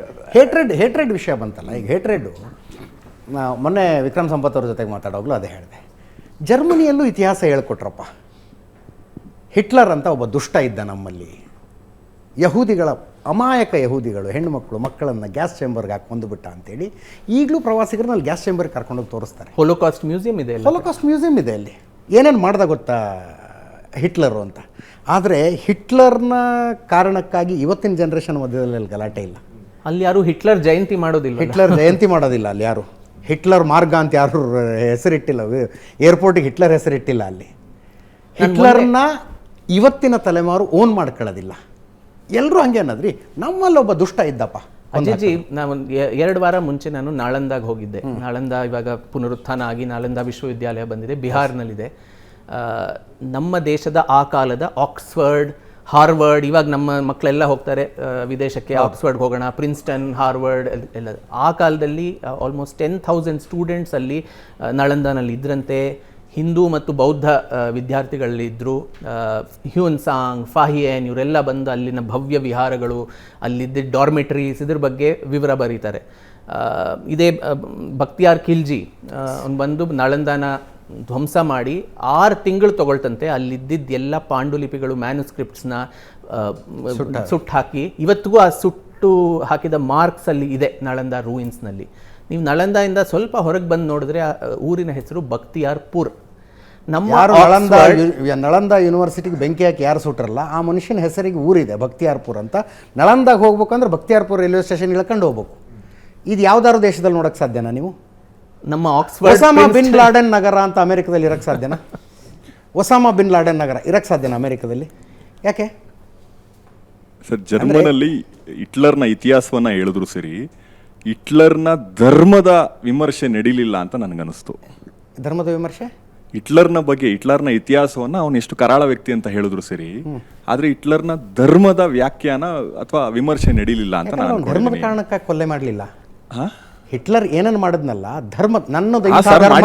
ನಾನು ಈ ಧರ್ಮವನ್ನು ಎಸ್ಟಾಬ್ಲಿಷ್ ಮಾಡೋದಕ್ಕಾಗಿ ಯಹೂದಿಗಳ ಅತ್ಯಾಚಾರ ಮಾತಾಡ್ತಿದ್ದಾಗ ಹೇಳಿದ್ರು, ಸಾರಾಸಗಟವಾಗಿ ಆ ಸಮುದಾಯವನ್ನ ನಾವು ದ್ವೇಷ ಮಾಡೋದು ಬೇಡ ಅಂತ ಹೇಳಿದ್ರು. ಬಟ್ ಹೊರಗೆ ಜನ ಇಡೀ ಸಮುದಾಯವನ್ನ ಕೂಡ ದ್ವೇಷ ಮಾಡ್ತಾರೆ ಅನ್ನೋದು ಇವನ ಮಾತಿನ ಅರ್ಥ. ಹೇಟ್ರೆಡ್ ಅನ್ನೋ ಡೆಫಿನೇಷನ್ ಅದು ಅಂತ ನಾನು ಅನ್ಕೊಂಡೆ. ಅದನ್ನು ದಾಟ್ಕೊಂಡು ಮುಂದೆ ಬರೋದಕ್ಕೆ 100 ಮಾರ್ಗ ಮಾಡಿಲ್ಲ ಬಿಡಿ, ಹೊರಗಡೆ ಮಾಡ್ತಿದ್ದಾರೆ. ಮೈಕಿದ್ದವ್ರು ಮಾತ್ರ. ಸರ್ ನಮಸ್ತೆ, ನನ್ನ ಹೆಸರು ಗಗನ್ ಕೆ ಪೂಜಾರಿ ಅಂತ, ಸಾಮಾಜಿಕ ಕಾರ್ಯಕರ್ತ. ಸರ್ ನನ್ನ ಪ್ರಶ್ನೆ ಏನಪ್ಪ ಅಂದರೆ, ಲೈಕ್ ನೀವು ಮೋಸ್ಟ್ ಇವಾಗ ಬರೆದಿರೋ ಬುಕ್ಸ್ ಎಲ್ಲ ರಿಲೆವೆಂಟ್ ಅಂದರೆ ಮೋಸ್ಟ್ ಇಂಡಿವಿಜುವಲ್ ರಿಲೆವೆಂಟ್ ಬರೆದಿದ್ರಿ. ಅಂದರೆ ಸಾವರ್ಕರ್ ಬಗ್ಗೆ ಆಗಿರ್ಬೋದು, ಗವರ್ ಜಾನ್ಬಾ ಅವ್ರ ಬಗ್ಗೆ ಆಗಿರ್ಬೋದು ಎಲ್ಲ ಬರೆದಿದ್ರಿ. But I think this is your 8th or 9th book relevant to the like waiting for Shiva ಆಗಿರ್ಬೋದು, unearthing the truth for Kashi Gyanvapi ಅಂತ ಇದೆ. ಸೊ ಇದರಲ್ಲಿ ಶಿವ ಅನ್ನೋದು ಇದೆ, ಜ್ಞಾನವಾಪಿ ಅನ್ನುವಂಥದ್ದು ಇದೆ. ಸೊ ಈ ಪುಸ್ತಕದಲ್ಲಿ ಯಾವ ಒಂದು ಮುಖ್ಯ ಅಂಶ ಜ್ಞಾನವಾಪಿಯ ಒಂದು ಆ ಚರ್ಚೆಗಳಿಗಾಗಿರ್ಬೋದು, ಒಂದು ಅಷ್ಟು ಗೊಂದಲಗಳಿಗಾಗಿರ್ಬೋದು ಒಂದು ಸೂಕ್ತ ಪರಿಹಾರ, ಅಂದರೆ ಒಂದು ಆ್ಯಸ್ ಅವ್ರು ಕೇಳಿರೋ ಹಾಗೆ ಕೆಲವರು ಕಾರ್ಯಕರ್ತರು ಕೇಳಿದ್ರು, ಲೈಕ್ ಕೋರ್ಟ್ನಲ್ಲಿ ಆಗ್ತಾ ಇರುತ್ತೆ ಅಥವಾ ಔಟ್ಸೈಡ್ ಏನೋ ಡಿಸ್ಕಷನ್ ಆಗ್ತಾ ಇರುತ್ತೆ ಅಂತ. ಬಟ್ ಈ ಬುಕ್ನಲ್ಲಿ ಯಾವುದೇ ರೀತಿಯಾದಂಥ ಒಂದು ಮೇಯ್ನ್ ಅಂಕಿಅಂಶ ಇದೆ ಅನ್ನುವಂಥದ್ದು. ಅಂದರೆ ಏನನ್ನು ಪ್ರೂವ್ ಮಾಡುವಂಥದ್ದು, ಅಂದರೆ ಏನು ನಡೀತಿದೆ ಅಂದರೆ ಅದರದ್ದು ಬಗ್ಗೆ, ಅಲ್ಲಿ ನಡೆದಂಥ ಘಟನೆ ಬಗ್ಗೆ ಯಾವುದಾದ್ರೂ ಒಂದು ಮೇಯ್ನ್ ಇನ್ಸಿಡೆಂಟ್ ಬಗ್ಗೆ ಅದರಲ್ಲಿ ಯಾವುದು ರೆಕ್ಟಿಫೈ ಆಗಿದೆ ಒಂದು. ಸೊ ನೀವು ಫಸ್ಟ್ ಕ್ವೆಶ್ಚನ್ ಕೇಳಿದ ಪೂರ್ಣ ಮಾಡೋಕ್ಕಾಗಲಿಲ್ಲ ನನಗೆ, ಬಟ್ ಅದರ ಇತಿಹಾಸ ಏನು ಅಂತ ನಾನು ಕುತುಬುದ್ದೀನ್ ಐಬಕ್ ಬಗ್ಗೆ ಹೇಳಿದೆ. ಅವನು ಫಸ್ಟ್ ಅದನ್ನು ಕೇಳುವುದ. ಆಮೇಲೆ ಸ್ವಲ್ಪ ಒಂದು 20-30 ವರ್ಷ ಆದಮೇಲೆ ರಜಿಯಾ ಸುಲ್ತಾನ್. ನಾವು ರಜಿಯಾ ಸುಲ್ತಾನ್ ಅಂದ್ಕೊಂಡ ತಕ್ಷಣ ನಮಗೆ ಬರೋದು ಹೇಮಾ ಮಾಲಿನಿ, ಧರ್ಮೇಂದ್ರ, ಹಿಂದಿ ಫಿಲ್ಮ್ ಅದೆಲ್ಲ. ಅವಳು ಆಳಿದ್ದು ಕೇವಲ 4 ವರ್ಷ. ಆ 4 ವರ್ಷದಲ್ಲಿ ಅವಳಿಗೆ ಅಷ್ಟು ಟೈಮ್ ಸಿಕ್ತು ಇಲ್ಲಿ ಕಾಶಿಗೆ ಬಂದು ಅಲ್ಲಿದ್ದ ದೇವಸ್ಥಾನ ಕೇಳಿದ್ವಿ. ಅದರ ಜಾಗದಲ್ಲಿ ಇನ್ನೊಂದು ಮಸ್ಜಿದ್, ಅದು ಇವಾಗಲೂ ಇದೆ, ರಜಿಯಾ ಮಸ್ಜಿದ್ ಅಂತಲೇ ಅದಕ್ಕೆ ಹೆಸರು, ವಾರಣಾಸಿನಲ್ಲಿ ಇರೋದು. ಸೊ ಅದು ಅರೌಂಡ್ 1236 1236ನೇ ಇಸ್ವಿ, ಅದು ಅರೌಂಡ್ ದಟ್ ಟೈಮ್ ಅದು ಕಟ್ಟಿಸಿದ್ಲು. ಆಮೇಲೆ ಸೊ ಒಂದು ಪ್ರಶ್ನೆ ಬರೋದೇನೆಂದರೆ, ಆಲ್ರೆಡಿ ಮಂದಿರ ಕೆಡವಿದ ಮೇಲೆ ಅಲ್ಲಿ ತಿರ್ಗಾ ಬಂದು ಕೆಡವಕ್ಕೆ ಏನಿತ್ತು ಅಂತ. ಸೊ ಅದನ್ನೇ ನಾನು ಹೇಳಿದ್ದು, ಅಲ್ಲಿನ ಹಿಂದೂಗಳು ಮತ್ತು ದೇಶಾದ್ಯಂತದ ಹಿಂದೂಗಳು ಆ ಜಾಗವನ್ನು ಬಿಟ್ಕೊಡ್ಲೇ ಇಲ್ಲ. ಒಂದು ಮಂದಿರ ಕೆಡವಿದ್ರೆ ಆ ದೈವತ್ವ ಇನ್ನೂ ಅಲ್ಲಿದೆ ಅಂತ ಆ ನಂಬಿಕೆ ಇಟ್ಕೊಂಡು ಅದರ ಹತ್ರ ಇನ್ನೊಂದು ಮಂದಿರ ಆಗಲಾಯಿತು.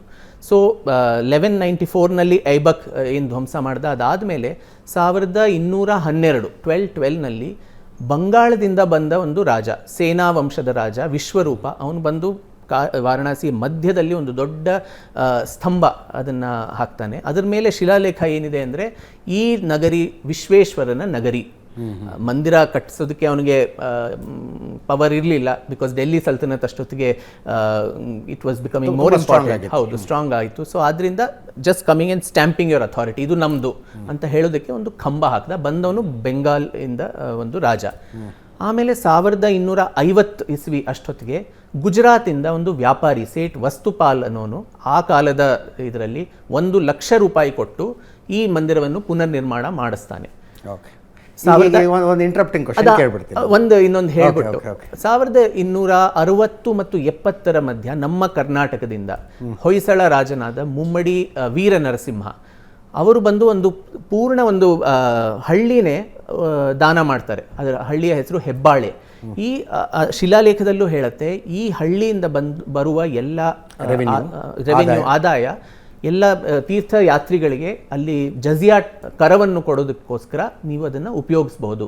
ಹಿಂದೂಗಳು ಹೋಗಿ ತಮ್ಮ ದೇವಸ್ಥಾನದಲ್ಲಿ ಪೂಜೆ ಮಾಡೋಕ್ಕೆ ನೀವು ಸಲ್ತನತ್ಗೆ ಟ್ಯಾಕ್ಸ್ ಕೊಡಬೇಕು, ಜಜಿಯಾ ಟ್ಯಾಕ್ಸ್. ಸೊ ಅದು ಎಲ್ಲರಿಗೂ ಅಫೋರ್ಡ್ ಮಾಡೋಕ್ಕಾಗ್ತಾ ಇರಲಿಲ್ಲ. ಸೊ ಅದಕ್ಕೆ ಆ ದುಡ್ಡು ಕೊಡೋದಕ್ಕೆ ಈ ಹಳ್ಳಿಯಿಂದ ಬರುವ ಎಲ್ಲ ಆದಾಯ ನೀವು ತಗೊಂಡು ಹೋಗ್ಬೋದು ಅಂತ ಬಂದಿರೋರು ದಕ್ಷಿಣ ಭಾರತದ ಒಂದು ಮಹಾರಾಜ. ಅಂದ್ರೆ ಒಂದು ವಾದ ಇದೆ, ಭಾರತದ ಒಂದು ಮಹಾರಾಜ. ಭಾರತ ಅನ್ನೋದು ಇರಲೇ ಇಲ್ಲ. ಬ್ರಿಟಿಷರು ಬಿಟ್ಟು ಹೋದಾಗ ಸಂಸ್ಥಾನಗಳನ್ನು ಒಗ್ಗೂಡಿಸಿದ ನಂತರ ಭಾರತ ಆಯಿತು. ಮುಂಚೆ ಭಾರತ ಅನ್ನೋದು ಇರಲೇ ಇಲ್ಲ. ಸಣ್ಣ ಸಣ್ಣ ಸಂಸ್ಥಾನಗಳು ಒಕ್ಕೂಟ ಆಗಿತ್ತು. ಅವರು ತಮ್ಮ ಮಧ್ಯದಲ್ಲಿ ಬಡದಾಡ್ಕೊಂಡಿರ್ತಿದ್ರು. ಉತ್ತರ ಮತ್ತು ದಕ್ಷಿಣ, ನಾರ್ತ್ ಆ್ಯಂಡ್ ಸೌತ್ ಬೇರೆ ಬೇರೆ. ಇದು ಹೊಯ್ಸಳ ಮಹಾರಾಜ, ಅವನಿಗೆ ಅದು ಉತ್ತರ ಪ್ರದೇಶನಲ್ಲಿರುವ ಒಂದು ಮಂದಿರ, ಅದಕ್ಕೂ ನನಗೂ ಏನು ಸಂಬಂಧ ಇಲ್ಲ. ಅಲ್ಲಿನ ಭಾಷೆ ಬೇರೆ, ಅಲ್ಲಿನ ಜನ ಬೇರೆ, ಅದಕ್ಕೆ ಯಾಕೆ ನಾನೊಂದು ಹಳ್ಳಿನ ಕೊಡಬೇಕು ಅಂತ ಅವನು ಯೋಚಿಸ್ಲಿಲ್ಲ. ಬಂಗಾಳದವನು ಆ ಥರ ಯೋಚಿಸ್ಲಿಲ್ಲ, ಗುಜರಾತ್ನವನು ಮತ್ತು ಅವಾಗ ಆರ್ಯ ದ್ರಾವಿಡವಾದನೂ ಇರಲಿಲ್ಲ, ಅದು ಇರಲಿಲ್ಲ. ಸೊ ಭವಿಷ್ಯ ಹೇಗೆ ಸುದೃಢ ಮಾಡಿಸ್ಕೊಳ್ಳೋದು ಅನ್ನೋದಕ್ಕೂ ಇತಿಹಾಸದ ಈ ದೀಸ್ ಡಾಕ್ಯುಮೆಂಟ್ಸ್, ಈ ದಾಖಲೆಗಳಿದ್ದರೆ ಏನೇನು ಸುಳ್ಳು ಹಬ್ಬಿಸ್ತಾ ಇದ್ದಾರೆ ಜನ, ಅದು ಗೊತ್ತಾಗುತ್ತೆ. ಆವಾಗಲೇ the nation can become United. ಅದರ ಜೊತೆಗೆ ಈಗ ವರ್ಣಾಶ್ರಮ ಪದ್ಧತಿ, ಬ್ರಾಹ್ಮಣ, ಕ್ಷತ್ರಿಯ, ಶೂದ್ರ, ಇನ್ನೊಂದು ಯಾವುದು ವೈಶ್ಯ, ಈ ರೀತಿಯಾಗಿ ಸಮಾಜ ವಿಘಟನೆಗೊಂಡಿತ್ತು. ಅತ್ಯಂತ ಮೇಲ್ಸ್ತರದಲ್ಲಿ ಬ್ರಾಹ್ಮಣರಿದ್ದರು, ಅತ್ಯಂತ ಕೆಳಸ್ತರದಲ್ಲಿ ಶೂದ್ರರಿದ್ದರು. ಹಾಗಾದರೆ ಕಾಶಿಗಾಗಿಯೋ ಮಥುರಾಗಾಗಿಯೋ ಅಥವಾ ಅಯೋಧ್ಯೆಗಾಗಿಯೋ ನಡೆದ ಹೋರಾಟ ಯಾವ ವರ್ಣದವರು ಮಾಡಿದ್ರು?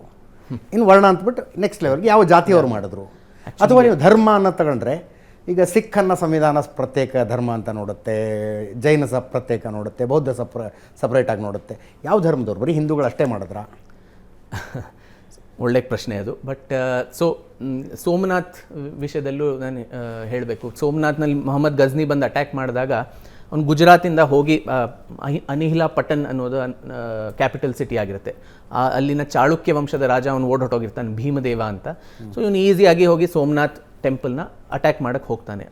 ಆಗ ಅಲ್ಲಿ 50,000 ಸಾಮಾನ್ಯ ಹಿಂದೂಗಳು, ಎಲ್ಲ ವರ್ಣ ಎಲ್ಲ ಜಾತಿಯ ಹಿಂದೂಗಳು, ಇದನ್ನು ಮೊಹಮ್ಮದ್ ಗಜ್ನಿ ಅವನ ಕ್ರಾನಿಕ್ಲರ್ ಫರಿಷ್ಠಾ ಇವರೆಲ್ಲ, ಅಲ್ಬರೂನಿ ಅವ್ರು ಬರೆಯೋ ಒಂದು ಐತಿಹ್ಯ, ಅವ್ರಿಗೆಲ್ಲರೂ ನಿಂತು ಮನೆಯಲ್ಲಿರೋ ಒಂದು ರುಡಿಮೆಂಟ್ರಿ ಇಂಪ್ಲಿಮೆಂಟ್ಸ್ ಕೊಡ್ಲಿ, ಕುಡುಗೋಲು ಅಂತೀವಿ. ಕೊಡ್ಲಿ ಅದೆಲ್ಲ ಇಟ್ಕೊಂಡು ರೈತರು ಅವರೆಲ್ಲ ಮಂದಿರದ ಪ್ರತಿರಕ್ಷೆಗೆ ಅಲ್ಲಿ ನಿಂತಿದ್ರಂತೆ. 50,000 ಜನ. ಅವ್ನು ನೋಡಿ ಅವನಿಗೆ ಸರ್ಪ್ರೈಸ್ ಆಗುತ್ತೆ, ಏನು ಈಸಿಯಾಗಿ ಮಹಾರಾಜನೇ ಓಡೋಟೋಗಿರೋವಾಗ ಸೈನಿಕರೆಲ್ಲ ಏನೂ ಅಲ್ಲ, ಅವ್ರಿಗೆ ಯುದ್ಧ ಶಸ್ತ್ರವಿದ್ಯೆ ಏನೂ ಗೊತ್ತಿರೋದಿಲ್ಲ.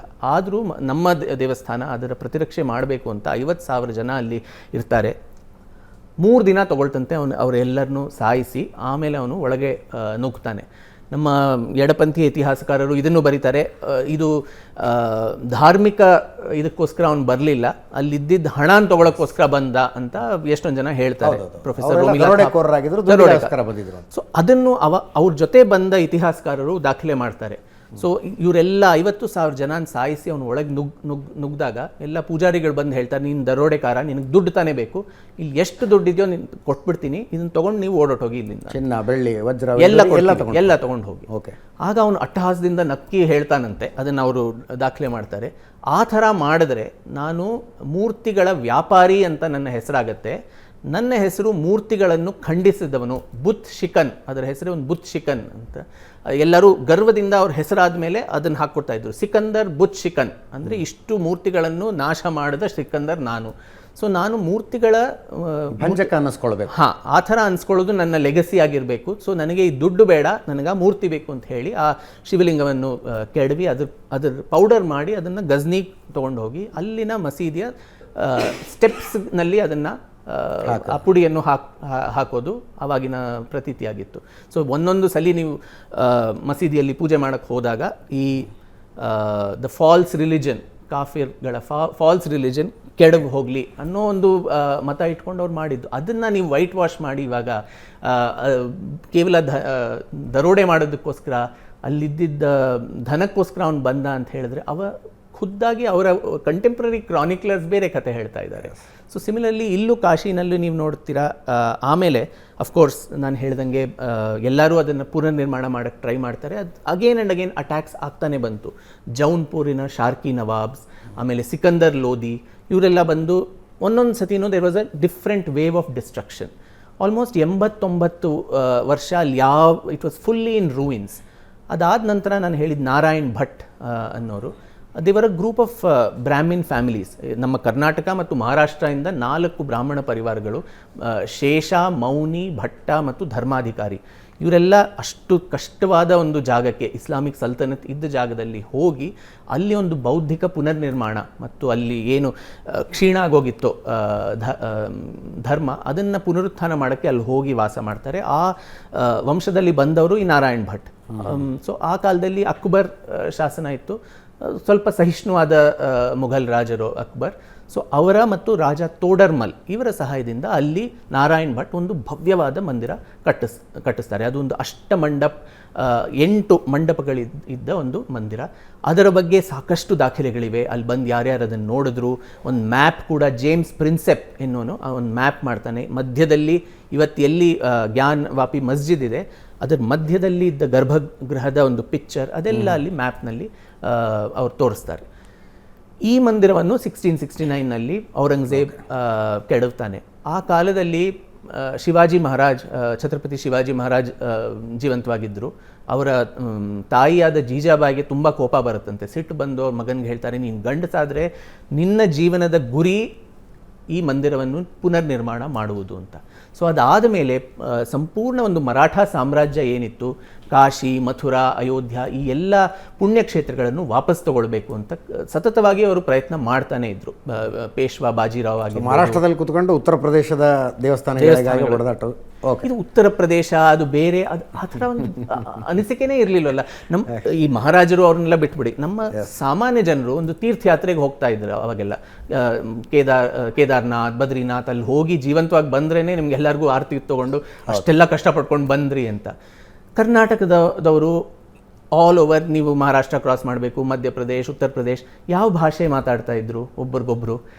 ಅಲ್ಲಿಂದ ನೀವು ಬೇರೆ ದೇಶದಿಂದ ಬಂದವರು, ನೀವು ಫಾರಿನರ್ಸು, ನೀವು ನಮ್ಮ ದೇಶಕ್ಕೆ ಬರಬಾರ್ದು ಅಂತ ಯಾರೂ ಅವ್ರಿಗೆ ಸ್ಟಾಪ್ ಮಾಡಲಿಲ್ಲ. ಸೊ ಈ ರಾಷ್ಟ್ರನೇ ನಾವಲ್ಲ. ಬ್ರಿಟಿಷ್ ಬಂದ ಮೇಲೆ ನೀವು ಹೇಳ್ದಂಗೆ ಹೇಗೆ ಬ್ರಿಟಿಷ್ ಬಂದು ನಮಗೆ ಒಂದು ರಾಷ್ಟ್ರೀಯತೆಯ ಒಂದು ಇದು ಕೊಟ್ಟರು ಅನ್ನೋದು, this itself disproves that. So it was a common cultural influence. So Maratha ಸಾಮ್ರಾಜ್ಯದ ಎಲ್ಲ ಪೇಶ್ವೆಗಳು ಈ ಪುನರ್ನಿರ್ಮಾಣಕ್ಕೆ ಅವರು ಸತತವಾಗಿ ಪ್ರಯತ್ನ ಮಾಡ್ತಾನೆ ಇದ್ರು. ಇವಾಗ ನೀವೇನು ಅಲ್ಲಿ ದೇವಸ್ಥಾನ ನೋಡ್ತೀರಾ, ಅದನ್ನು ಇಂದೋರಿನ ಮರಾಠ ರಾಣಿ ಮಹಾರಾಣಿ ಅಹಿಲ್ಯಾಬಾಯಿ ಹೋಲ್ಕರ್ ಅವರು ಅದನ್ನು ಸ್ಥಾಪನೆ ಮಾಡಿದ್ದು ಅರೌಂಡ್ 1780. ಮತ್ತು ಗೋಪುರಕ್ಕೆ ಚಿನ್ನ ಹಾಕಿದ್ದು ಮಹಾರಾಜ ರಣಜೀತ್ ಸಿಂಗ್. ಇವತ್ತು ಸಿಖ್ಖರು, ಹಿಂದೂಗಳು ಬೇರೆ, ಖಾಲಿಸ್ತಾನ್ ನಮಗೆ ಬೇರೆ ದೇಶ ಬೇಕು ಅನ್ನೋರು, ಅವರ ಮೋಸ್ಟ್ ಇಂಪಾರ್ಟೆಂಟ್ ಸಿಖ್ ಮಹಾರಾಜ ರಣಜೀತ್ ಸಿಂಗ್ ಅವರು ಅದನ್ನು ಸ್ವರ್ಣಮಂಡಿತ ಮಾಡಿ ಕಾಶಿ ವಿಶ್ವನಾಥನ್ಗೆ.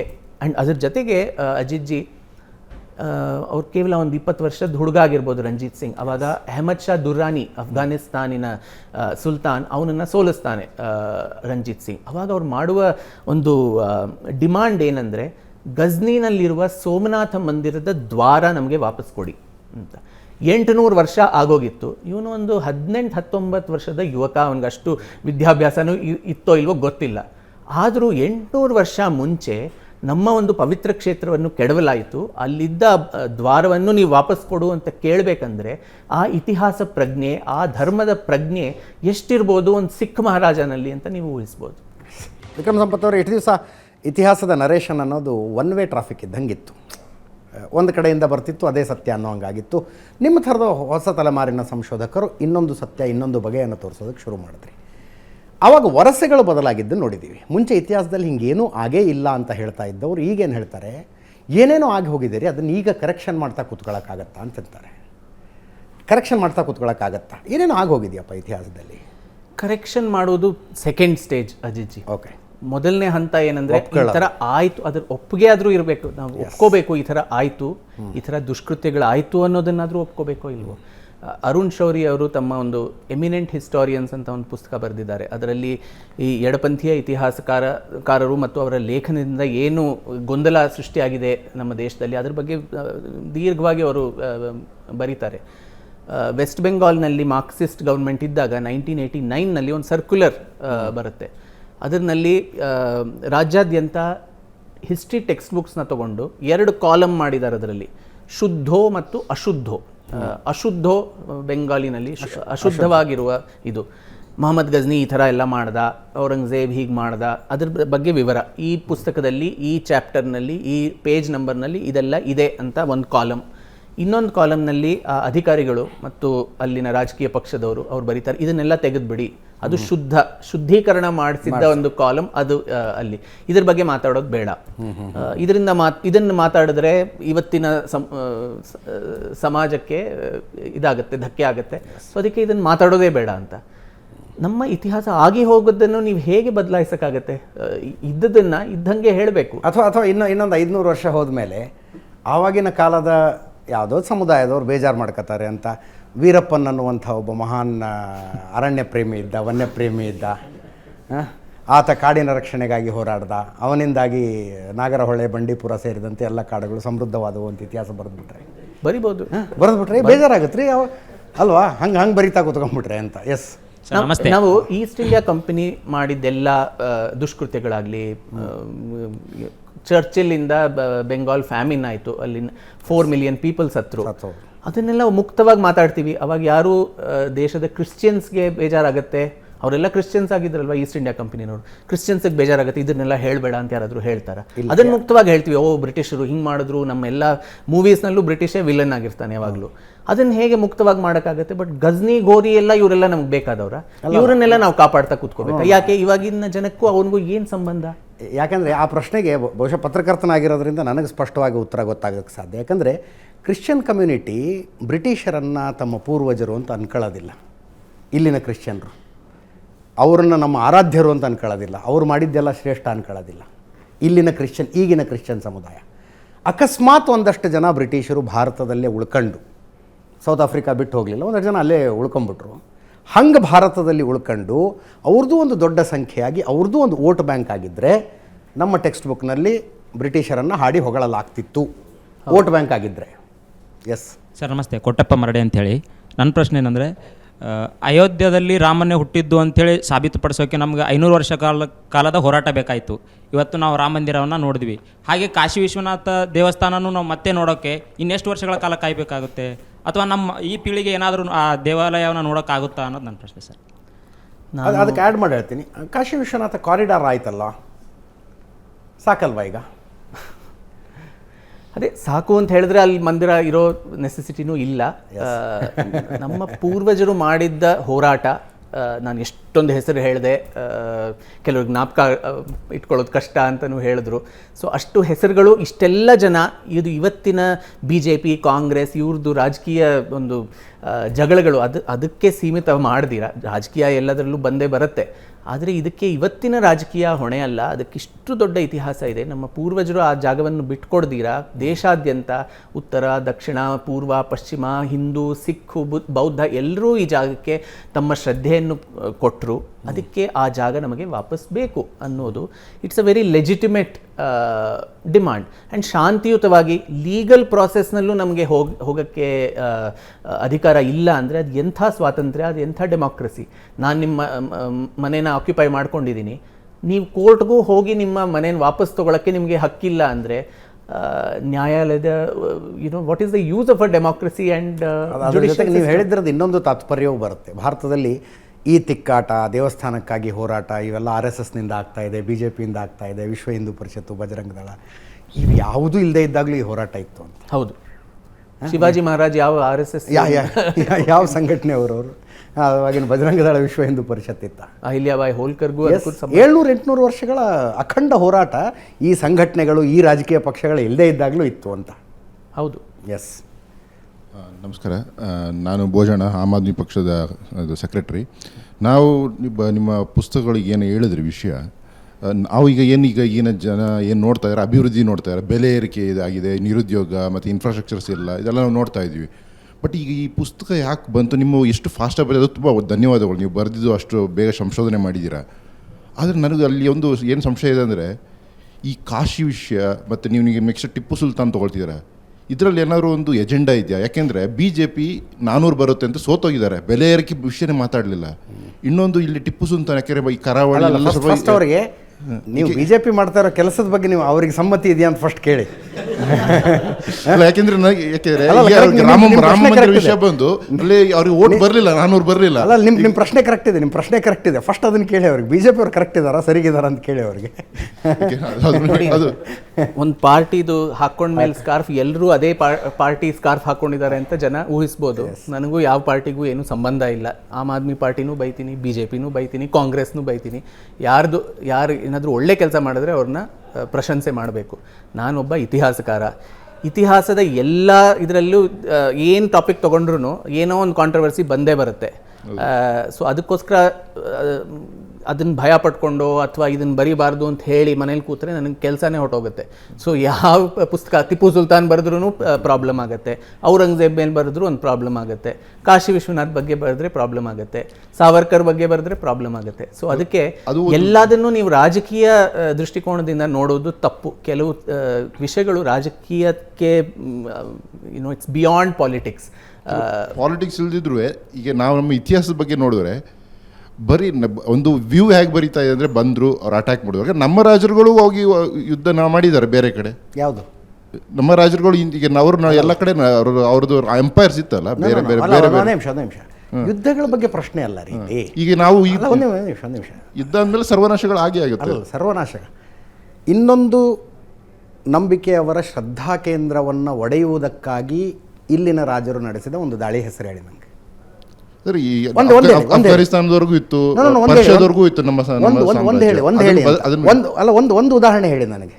ಈಗ ಅಶೋಕ ಇದ್ರು, ಅವರು ಆಯ್ತು. ಅಶೋಕ ಯಾವ ಶ್ರದ್ಧೆ, ಯಾವ ಧರ್ಮ, ಯಾವ ಧಾರ್ಮಿಕ ಕೇಂದ್ರಗಳನ್ನು ಒಡೆದಾಕೋದಕ್ಕೆ ದಾಳಿ ಮಾಡಿದ್ದು?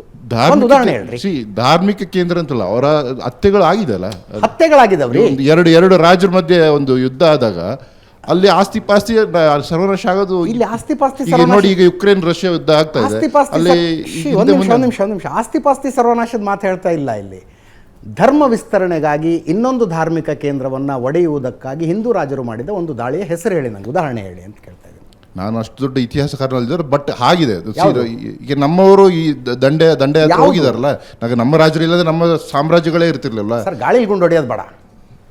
ಈ ಇಸ್ವಿಯಲ್ಲಿ ಇಂಥ ರಾಜ ದಂಡೆತ್ಕೊಂಡು ಹೋಗಿ ಇನ್ನೊಂದು ಧರ್ಮದ ಈ ಶ್ರದ್ಧಾ ಕೇಂದ್ರವನ್ನು ಒಡೆದಾಕಿ ಲೂಟಿ ಮಾಡ್ಕೊಂಡು ಬಂದ ಅನ್ನೋದಕ್ಕೊಂದು ಉದಾಹರಣೆ ಹೇಳಿ ಅಂತ ಕೇಳ್ತಾ ಇದ್ದೀನಿ ನಾನು. ಉದಾಹರಣೆ ಇರ್ಬೋದು, ಯಾಕಂದ್ರೆ ನಾನು ಅಷ್ಟು ದೊಡ್ಡ ಇತಿಹಾಸ ಪೂರ್ತಿ ಓದಿದವನಲ್ಲ ನಾನು. ಓದ್ಕೊಂಬನ್ನಿ ಒಂದ್ಸಲ ಅದನ್ನ ಕುತ್ಕೊಂಡು ಮಾತಾಡೋಣ. ಅಲ್ಲ, ಯಾಕಂದ್ರೆ ಇನ್ನು ಓದ್ಬೇಕು ನಾವು ಇತಿಹಾಸ ಅಷ್ಟು ನಾವು ಓದ್ಕೊಂಬನ್ನಿ, ನಾವು ಕುತ್ಕೊಂಡು ಮಾತಾಡೋಣ. ಓದಿದಷ್ಟೇ.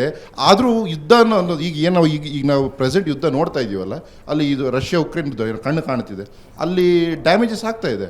ಅಲ್ಲಿ ಹಿಂದೆ ಯಾವ ಬಿಲ್ಡಿಂಗ್ಸ್ ಇರ್ಬೋದು ಅಥವಾ ಧಾರ್ಮಿಕ ಕೇಂದ್ರಗಳಿರ್ಬೋದು, ಯುದ್ಧ ಅಂದರೆ ಅದೇ ಥರ. ಈಗ ನಮ್ಮಲ್ಲೂ ಇಂಡಿಯಾ ಬಾಂಗ್ಲಾದೇಶ ಯುದ್ಧ ಆಗಿದೆ. ನಾನು ರೀಸನ್ಗಳನ್ನು ಹೇಳ್ತಾ ಇದ್ದೀನಿ. ಹೆಣ್ಣು ಅದ್ರ ಹೊಣ್ಣು ನಾನು ಮಣ್ಣಿಗಾಗಿ ನಾನು ಬರ್ತಾರೆ ಅಲ್ಲ ವಿಷಯ ಎಲ್ಲಿ ಬರ್ತಾ ಇದೆ ಅಂದರೆ ಈ ಜ್ಞಾನ ವ್ಯಾಪಿ ನೀವು ಕಲಸು ಮೇಲೋಗರ ಮಾಡಕ್ಕೆ ಹೋಗ್ಬೇಡಿ. ಕಲಸು ಮೇಲೋಗರ ಟಾಪಿಕ್ ಎಲ್ಲಿದೆ, ಕಲಸು ಮೇಲೋಗರ ಮಾಡಕ್ಕೆ ಹೋಗ್ಬೇಡಿ ಅಂತ ನಾನು ಹೇಳೋದು.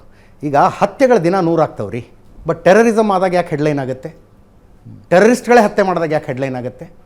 ಬೆಂಗಳೂರಲ್ಲೂ ಮರ್ಡರ್ಗಳಾಗ್ತಾವಪ್ಪ. ಅದೇ ಅದು. ಈಗ ರಾಮೇಶ್ವರಂ ಕೆಫೆಲ್ ಬಾಂಬ್ ಬ್ಲಾಸ್ಟ್ ಆದಾಗ ಅಷ್ಟು ದೊಡ್ಡ ಸುದ್ದಿ ಆಗುತ್ತೆ, ಒಂದು ಇಂಜುರಿ ಅಷ್ಟೇ. ಮರ್ಡರ್ ಆಗಿದ್ದು ಅಷ್ಟು ದೊಡ್ಡ ಸುದ್ದಿ ಆಗೋದಿಲ್ಲ. ಯಾಕಂತಂದರೆ ಅದ್ರ ಸ್ವರೂಪ ಬೇರೆ ಬೇರೆ ಆಗಿರುತ್ತೆ. ಆ ಸ್ವರೂಪದ ಬಗ್ಗೆ ನಾವು ಎಷ್ಟು ವರ್ಷ ಕಾಯಬೇಕು ಅಂತ. ಹಾಂ, ಎಸ್, ಎಕ್ಸಾಕ್ಟ್ಲಿ. ನೀವು ಸಾಮ್ರಾಟ್ ಅಶೋಕರದ್ದು ಹೇಳಿದ್ರಲ್ಲ, ಅಶೋಕ ಮಾಡಿದ್ರ ಬಗ್ಗೆ ಭಿನ್ನಾಭಿಪ್ರಾಯಗಳು ಸುಮಾರು ಇರ್ಬೋದು. ಬಟ್ ಶ್ರೀಲಂಕೆಗೆ ಬೌದ್ಧ ಧರ್ಮವನ್ನು ತೆಗೆದುಕೊಂಡು ಹೋಗಿದ್ದು ಅವರ ಮಗಳು ಒಂದು ಆಲದ ಗಿಡದ ಟೊಂಗೆ ತಗೊಂಡು ಹೋದ್ಲು ಅವಳು. ತಿಳಿತಾ? ಸೈನ್ಯ ಅಲ್ಲ ಹೋಗಿದ್ದು, ಆಲದ ಗಿಡದ ಟೊಂಗೆ ಹೋಯ್ತಲ್ಲಿ ಸನ್ಯಾಸ ತಗೊಂಡು ಅವ್ರ ಮಗಳು. ಹೌದು, ನಿಜ. ಅರ್ಥ ಆಯ್ತಾ? ಹಾಗೆ ಅಲ್ಲ, ಧರ್ಮ ಯುದ್ಧ ಅಲ್ಲಿ ಯುದ್ಧ ಲೂಟಿ ಮಾಡೋ ಯುದ್ಧ ಎಲ್ಲ ಇರುತ್ತೆ. ಬಟ್ ನಾವು ಏನು ಹೇಳ್ತೀರಿ, ಈಗ ನಮ್ಮ ಇವರು ವೆಂಕಟಪ್ಪ ಸಂಪತ್ ಅವರು ಪುಸ್ತಕ ಬರೆದಿರಲ್ಲ, ಈಗ ಆ ವಿಷಯ ನಾವು ಹೋಗೋಣ. ಅಲ್ಲಿ ಇದು ಯಾಕೆ ಬಂತು ಈ ಪುಸ್ತಕ? ಯಾಕೆಂದ್ರೆ ಮುಂದೆ ಎಲೆಕ್ಷನ್ ಹತ್ರ ಬರ್ತಾ ಇದೆ, ಮುಂದೆ ಎಲ್ಲಿ ಅದೇ ಪ್ರಾಬ್ಲಮ್. ರಾಜಕೀಯ ಇದ್ರೆ ನನಗೂ ಎಲೆಕ್ಷನ್ಸ್ಗೂ ನಾನು ಅದಕ್ಕೆ ಅಲ್ಲ, ಒಂದು ನಿಮಿಷ. ಅದಕ್ಕಿಂತ ಮುಂಚೆನೇ ನಾನೊಂದು ಮಾತು ಹೇಳಿದೆ. ಅದಕ್ಕಿಂತ ಮುಂಚೆನೇ RSSಗೆ ಈ ದೇಶದಲ್ಲಿ 100 ವರ್ಷದ ಇತಿಹಾಸ ಇದೆ. ಇನ್ನು 2025 ಬಂದರೆ 100 ವರ್ಷ ಆಗುತ್ತೆ. BJP ನೀವು ರೈಟ್ ಫ್ರಮ್ ದಿ ಇನ್ಸೆಪ್ಷನ್ ತಗೊಂಡ್ರೆ ಒಂದು 70 ವರ್ಷ BJPಗೆ. ಬಟ್ ಯಾವ ಹೋರಾಟದ ಪ್ರಸ್ತಾಪವನ್ನು ಇವ್ರು ಮಾಡ್ತಾ ಇದ್ದಾರಲ್ಲ, ಅದು 700 ವರ್ಷದ ಹೋರಾಟ. BJP, RSS, ವಿಶ್ವ ಹಿಂದೂ ಪರಿಷತ್ತು, ಸಂಘ ಪರಿವಾರ, ಬಜರಂಗ ದಳ ಏನೂ ಇಲ್ಲದೆ ಇದ್ದಾಗ ಆರಂಭಗೊಂಡಂಥ ಹೋರಾಟದ ಬಗ್ಗೆ ಅವ್ರು ಮಾಡ್ತಾ ಇರೋದು. ಇಲ್ಲಿ ಕೋರ್ಟ್ ಕೇಸಿನ ಹೋರಾಟ ರೀ ಇವತ್ತು ನಡೀತಾ ಇರೋದು. ಆವತ್ತು ಕೊಲ್ಲು ನನ್ನನ್ನು ಅಂತ ನಿಂತ್ಕೊಂಡ್ಬಿಟ್ರು ಜನ. ಸಾಯಿಸೋದಿದೆಯಾ ಸಾಯಿಸು ಅಂತ ನಿಂತ್ಕೊಂಡ್ರು ಜನ. ಆ ಕಾರಣಕ್ಕೆ ಕೂತ್ಕೊಂಡು ನಾವು ಇಂಥದ್ದೊಂದು ಚರ್ಚೆ ಇವತ್ತು ಮಾಡ್ತಾ ಇದ್ದೀವಿ. ಅಟ್ಲೀಸ್ಟ್ ಇಲ್ಲದೇ ಇದ್ದರೆ ಖಡ್ಗ ತೊಗೊಂಡು ಬಂದಾಗ ಎಲ್ಲರೂ ಸರೆಂಡರ್ ಆಗಿಬಿಟ್ಟಿದ್ರೆ ಇವತ್ತು ಈ ಚರ್ಚೆ ಮಾಡೋ ವಾತಾವರಣನೂ ಇರ್ತಿರ್ಲಿಲ್ಲ. ಪ್ರಶ್ನೆಗೆ ಅವರು ಉತ್ತರ ಕೊಡಲಿಲ್ಲ, ಅದನ್ನ ಬೇರೆ ರೀತಿ ಹೇಳೋ ಪ್ರಯತ್ನ ಮಾಡ್ತೀನಿ. 500 ವರ್ಷಕ್ಕೆ ನಮಗೆ ಅಯೋಧ್ಯೆ ಆಯಿತು ಅಂತ. ಆ ಅಯೋಧ್ಯೆ ವಿಚಾರದಲ್ಲಿ BJPಗೆ ವೋಟ್ ಸಿಗಲಿಲ್ಲ, ಆದ್ರಿಂದಾಗಿ ಅವರು ಮುಂದುವರೆದು ಹೋಗ್ಬಿಟ್ಟಿದ್ದಾರೆ. ಮತ್ತೀಗ ಕಾಶಿ ವಿಷಯದಲ್ಲಿ ಅವ್ರ ಇಂಟ್ರೆಸ್ಟ್ ತೋರಿಸ್ತಾರಾ ಅನ್ನೋದು ಆ ಪ್ರಶ್ನೆಗೆ ನಾನು ಬೇರೆ ರೀತಿ ಕೇಳ್ತಿದ್ದೀನಿ. ಅಯೋಧ್ಯೆಯಲ್ಲಿ ಅವರು ಏನ್ ಮಾಡಿದ್ರಲ್ಲ ಅದಕ್ಕೆ ಅವರು ಸಿಗ್ಲಿಲ್ಲ ಅವ್ರಿಗೆ. ಅಲ್ಲ ಅಂದ್ರೆ ಅವ್ರು ಕೇಳಿದ ಪ್ರಶ್ನೆ ಬೇರೆ ರೀತಿ ಕೇಳ್ತಿದ್ದೀನಿ ಅಷ್ಟೇ. ಕೋರ್ಟ್ನಲ್ಲಿ ಏನು ನಡೀತಾ ಇದೆ ವಿಚಾರ, ಅದರಲ್ಲೂ BJP ಇದರಲ್ಲಿ ಪಾಲ್ಗೊಳ್ತಾನೆ ಇಲ್ಲ.